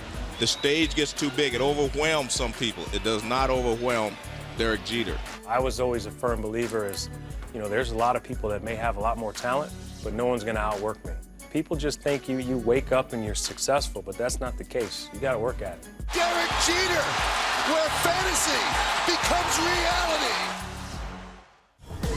Thanks for watching, and don't forget to tune in next time to MLB's Best.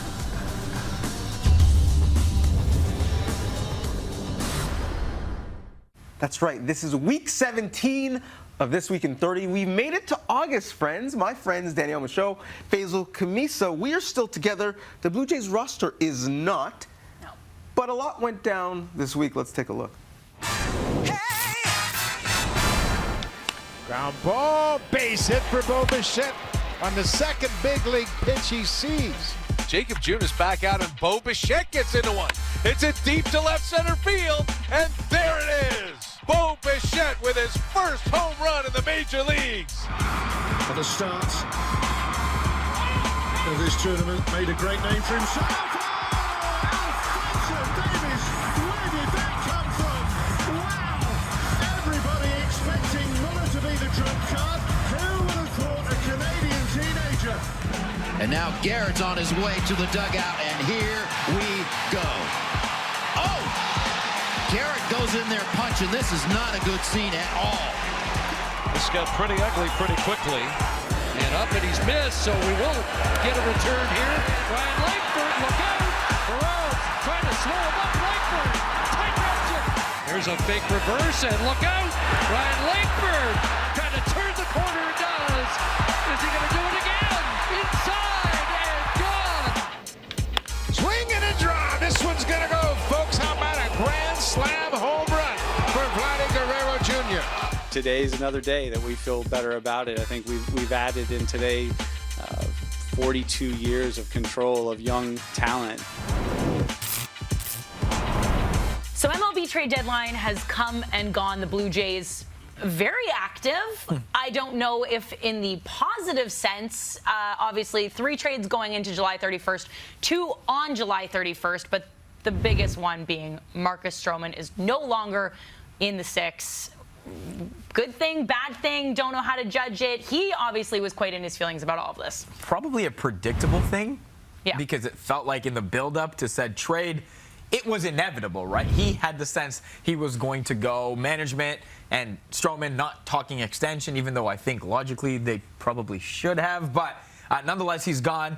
People underwhelmed by the return, which I think, you know, is fair. Not that we know anything about the 2 prospects really coming back from the Mets, but all in all, I think this was a divorce that needed to happen for reasons beyond baseball. In terms of the Stroman divorce, right, this was not a conscious uncoupling.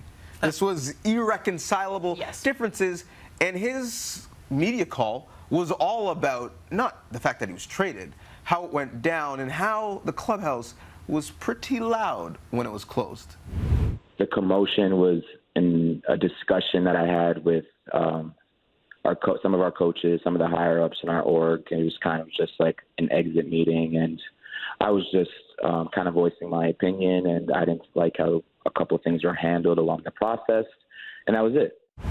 So some sort of scuffle. I think it was apparent that this relationship was broken, and once an egg has a crack, you can't fix the inside. It goes black and moldy, and this relationship is that how eggs work? Just that. Wait a minute, what kind of egg is that? I think this is fact. Either way, the egg, maybe my egg example was not great. But what I'm trying to get at is that if you look back in Stroman's history with this front office, they've been through arbitration before. The front office would have known exactly what kind of extension and money he was looking for. And if it was never something they were interested then, it certainly isn't going to be something they're interested in now, especially when they're in full-on rebuild mode, and he clearly doesn't fit what their future vision is for this clubhouse. Well, Stroman told anybody who would listen, anyone who had a recording device on their phone, that they were not talking to him about an extension. So much so that our guy Shai Davidi had to push Ross Atkins. Just for clarity, because Marcus had said he'd never been offered anything. Are you saying that in your discussions with Brody Schofield, you had made him an offer about an extension? No, what we had is that, like as I said, I'll clarify, is that in the discovery process or just due diligence, the initial stages of any interaction where you start to understand the parameters and desires of both sides, we felt as though there wasn't a reason to continue because of the gap. So we had some investigative journalism there, but the reason Stroman is mad is not that he's no longer here, because he actually wanted to be traded to New York. It's where he got traded. The different New York. Yes. It's the different New York, The right? surprise was that he was a Metropolitan and not a Yankee. He did try to put a good spin on it, though, and posted that photo of himself on Twitter as little wee adorable Marcus Stroman in that Mets gear, and trying to say that his family's going to be able to come and watch him play every game. And I also had a lot of gear of a lot of sports teams as a kid with a lot of pictures, so it would have worked if I was traded to a lot of cities as well. I love baby Marcus Stroman, but I don't think adult Marcus Stroman is going to love the New York media. Because if he thinks that he had a tough run in Toronto, how about you meet Mad Dog Russo? I think he's completely overrated. I think he's a hothead. To me, he thinks he's better than he really is. Boy, you listen to people talk, at least him, you think you're getting Nolan Ryan. No, you're not. He's an okay pitcher, is what he is. And it sounds like he left that Toronto situation, and nobody's going to miss him. Nobody loves him. So, and again, this is one of these guys who thinks he's a little better than he really is. So the Stro Show and the host of the Mad Dog Show, both in their feelings about him being traded to the Mets. I'm here to tell you that that pitcher being moved is not the one people should be upset about. It's Aaron Sanchez. Not that he was traded, what he was traded for or wasn't traded for. Why should people be upset that the pitcher with the worst ERA in all of baseball had no value? That's what I don't understand. Like, I heard the conversations after trade deadline of people saying, oh, you sold low on Aaron Sanchez. You sold low on Aaron Sanchez because Aaron Sanchez has no value. Well, his last two starts were good. He was trending in the right direction. No, that's not a trend. That's just a thing. You can't have less value than what he was traded for. Well, you could if you go 15 more starts without picking up a win. Derek Fisher, at the best of times, is someone you throw into a deal. He isn't the guy who you build the deal around, and I think that's part of the problem, is the way he was sold. Was Sanchez a requirement to get Fisher back? Because you just look at it. I mean, Sanchez's value is low. I mean, you know, the stock is low right now, and the question becomes, why not wait? Why not just see what he could become and get a little more than what you got? Yeah, I mean, it really just comes down to him lining up, too, with the control. So there's only one more year of control with Aaron Sanchez. He's had a tough year. He's had, really a tough 3 years from an injury standpoint. So, what that means going forward, it's hard for a pitcher to recover and bounce back. So the trade Blue Jays fans weren't upset about was the trading of Sogard, because it cleared a pathway for Bo Bichette. Ground ball, base hit for Bo Bichette on the second big league pitch he sees. Jacob Junis back out, and Bo Bichette gets into one. It's a deep to left center field, and there it is. Bo Bichette with his first home run in the major leagues. It was also really cool hearing how Dad came up with the name Bo as Bichette spoke to our Hazel May ahead of Game 1. My dad texted me a little bit after we got off the phone, and he told me that he made his debut here. He had a pinch hit later in the game, and he flew out to Bo Jackson. And so and you're named after Bo. Bo Jackson, who I'm named after. So that was a pretty interesting thing he let me in on. So Bo, just another example of all of the young talent on this roster that is blossoming in the position players. We look at Lourdes Gurriel Jr. gets sent down, comes back, suddenly can mash. You've got Kevin Biggio, who just looks like he fits, right? He just is doing everything right. And you've got Vladdy Guerrero Jr., who took a little longer to warm up to this whole big league flame that he's in. But man, has he ever impressed since. Swing and a draw. This one's going to go, folks. How about a grand slam home run for Vladdy Guerrero Jr.? these kids do, apparently, is hit grand slams. Right? Like, all of them. Yeah. What's going on with this team, the rookies on this team? And as mad as Blue Jays fans are about the moves that were made or weren't made, at least the next 2 months will be fun watching these kids play baseball. We must take a break, but on the other side, it's Pirates versus Reds round 2. Bad blood boils over, a good old-fashioned brouhaha to talk about when This Week in 30 returns. Hi, Phil Swift here for Flex Tape Clear, the super strong waterproof tape that's clearly the best way to patch, bond, seal, and repair. Flex Tape's triple thick adhesive instantly bonds to the surface, stopping the toughest leaks while remaining virtually invisible. Plus, Flex Tape Clear is so strong, it even works underwater. Now you can repair pools and spas with a clear, watertight seal, and even make quick repairs without changing the look of your beautiful surfaces. Now it's easy to fix rips and tears.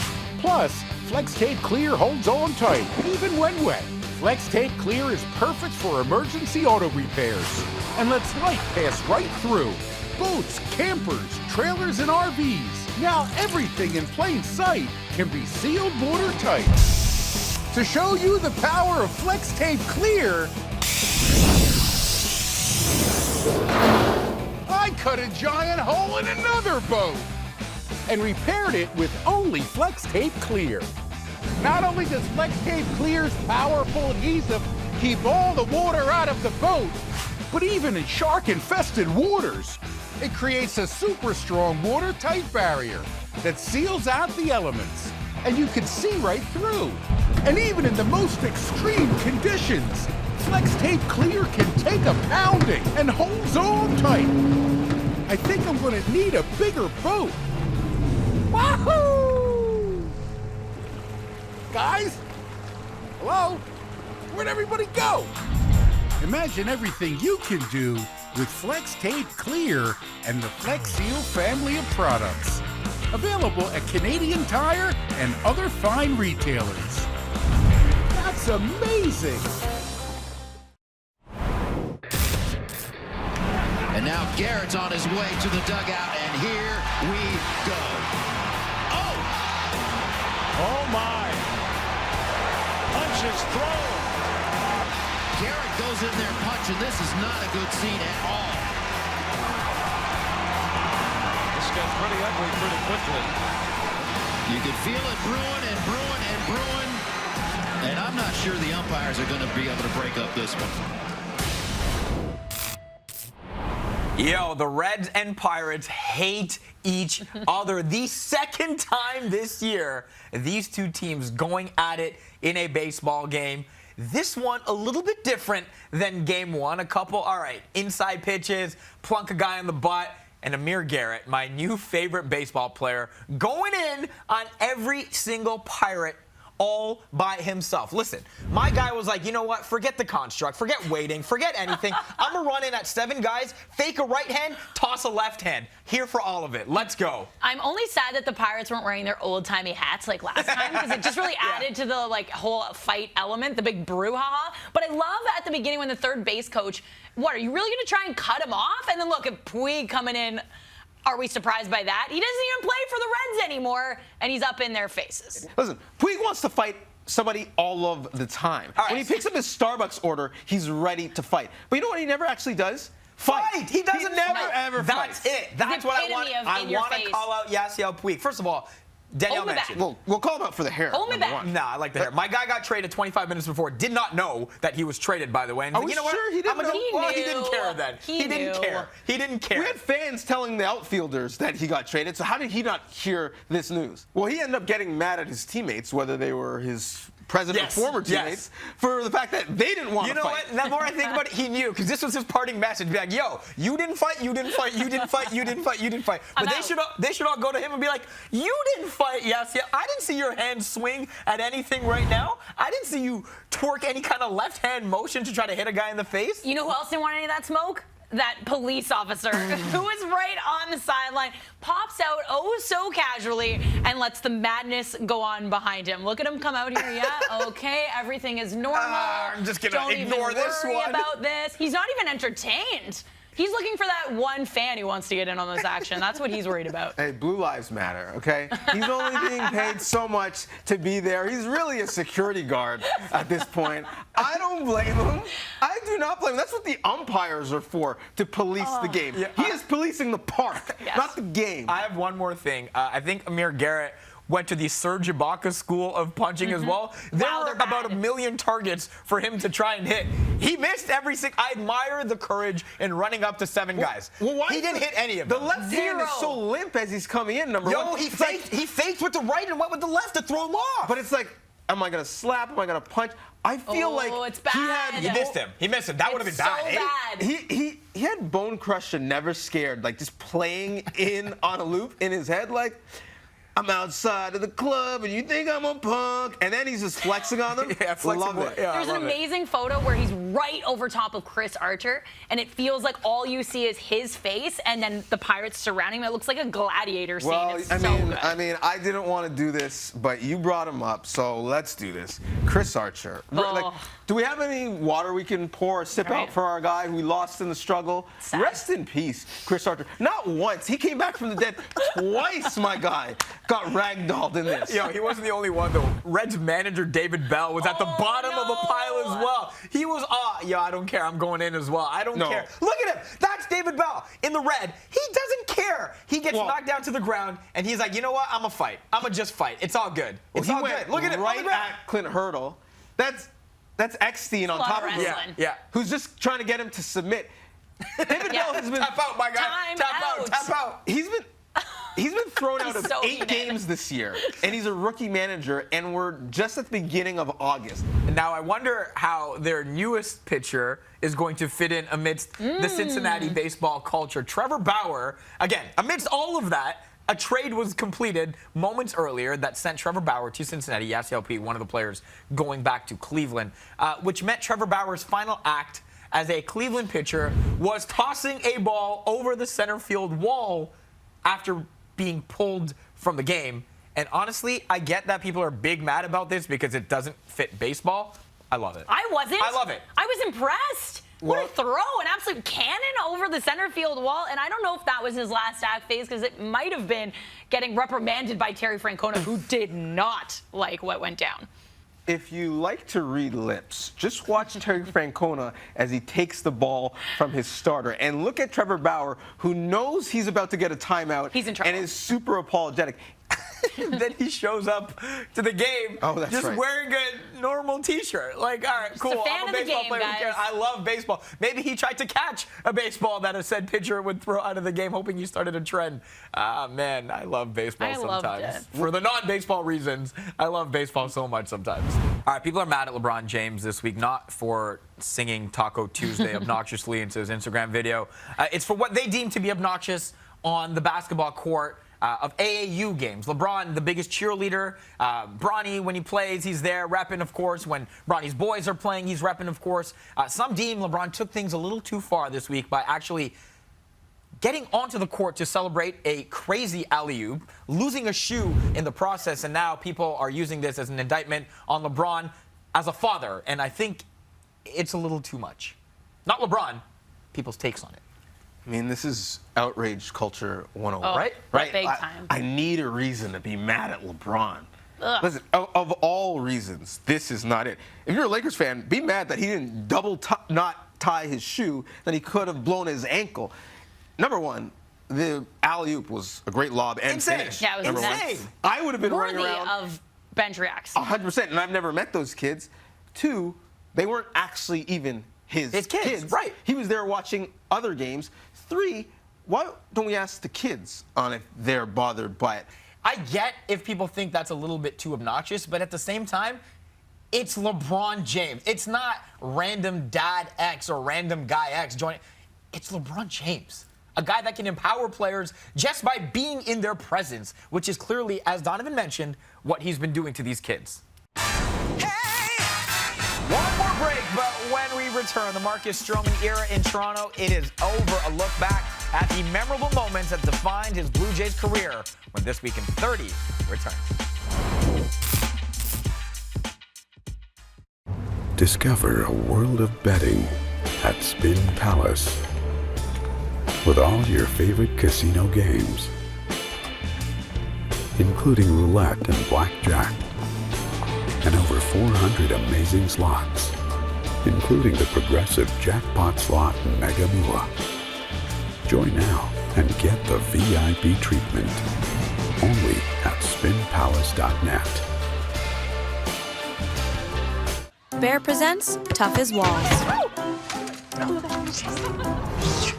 That's some great paint. Dad. That's some great paint. That's some great paint. Bear, voted Canada's most trusted brand of interior and exterior paint. Paint, prime, protect, all in one with Bear Ultra. Right now, get incredible savings on Bear paints, stains, and primers, exclusively at the Home Depot. Check out this pack job. DQ packs all the treats into the new Drumstick Aero Caramel Blizzard. Crunchy waffle drumstick pieces. Bubbly Aero milk chocolate. And caramel. The only thing more packed with summer goodness is my car. You forgot the noodles. The noodles! DQ. Happy tastes good. Love the Blizzard? Try it as a Blizzard cake. This is more than a court. This is a stage, a spotlight, a stump in the public square.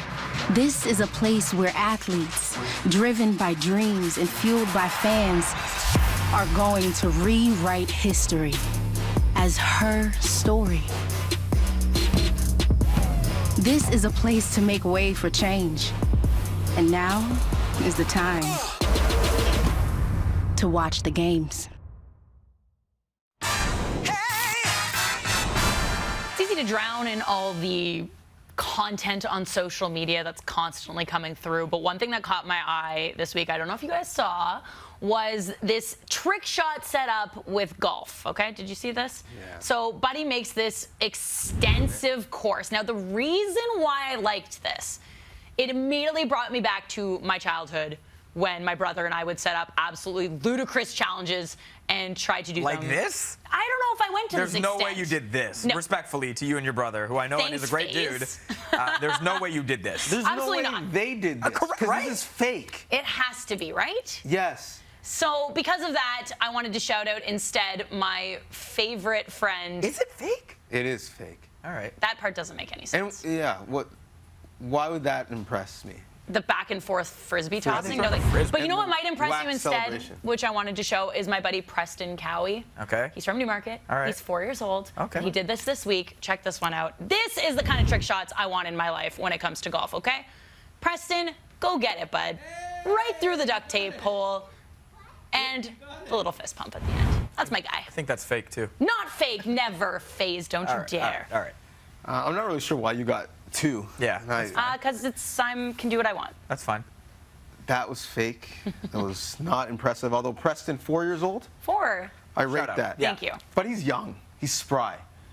I'm shouting out my girl Lauren, who is all of 72 years young Yes. and more athletic than all of us combined. That is a 20-pound Speak for weight yourself. vest. No, you can speak for all of us.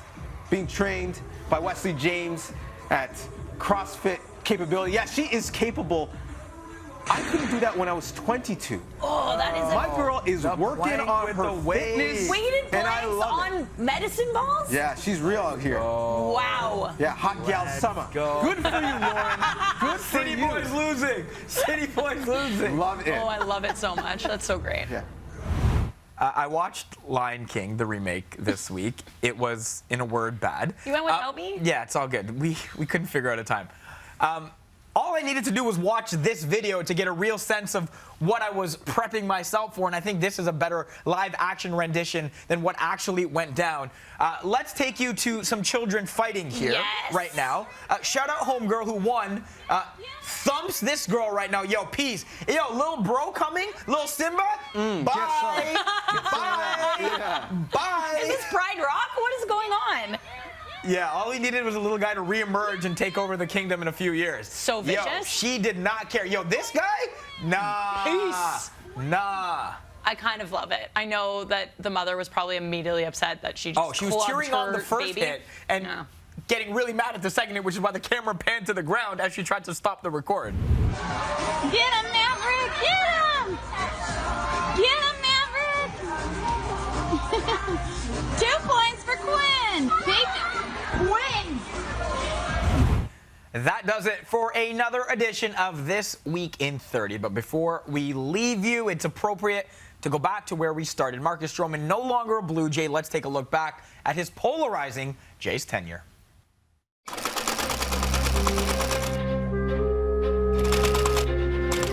With the 22nd selection of the 2012 first-year player draft, the Toronto Blue Jays select Marcus Stroman, a right-handed pitcher from Duke University, Durham, North Carolina.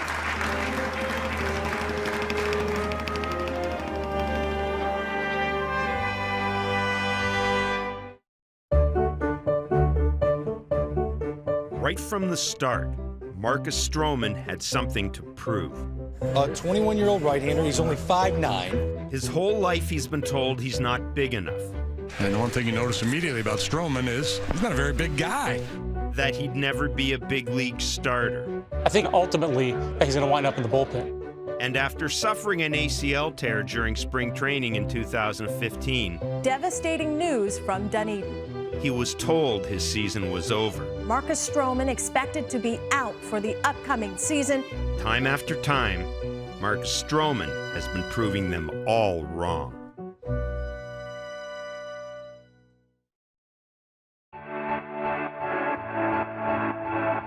It will be the return of Marcus Stroman, and who figured that we would ever be saying that? That is a very improbable vision you're looking at right there, Marcus Stroman. He was told you are done for the season. Right then, Marcus Stroman said, no way. I'll be back pitching in September, and here he is. The Stro Show, as emotional a pitcher as you'll see in all of baseball. Look at this. This is special, man. I got my whole family, my friends here, my brothers. It's crazy.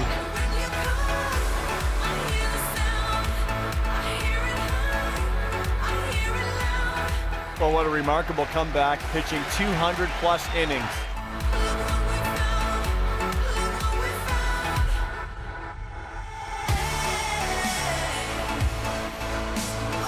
The bigger the game, the bigger the stage, the better he performs. Marcus Stroman named as an American League All-Star. Staying true to himself, Stroman continued to carry that chip on his shoulder, harnessing his competitive nature and unapologetic approach, even if rubbing some the wrong way. And look at the reaction. Oh, please. That's tired. That's just me showing emotion, the passion I have for the game. I couldn't care less who judges me or who says anything about it. Now, as his time in Toronto comes to an end, Stroman exits as one of the most dynamic figures in franchise history, a fan favorite who embraced a new culture and identity.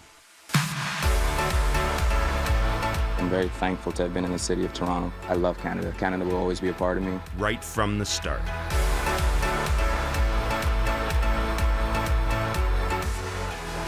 I'm excited for the future.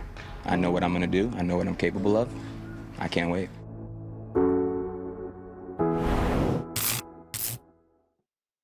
It's the $4.99 King Meal Deal, now featuring the Roadhouse Burger. That's 2 sandwiches, fries, and a drink for just $4.99. Get the Roadhouse Burger, cheeseburger, or chicken junior. Grab 2 of the same or mix and match. The $4.99 King Meal Deal, only at Burger King.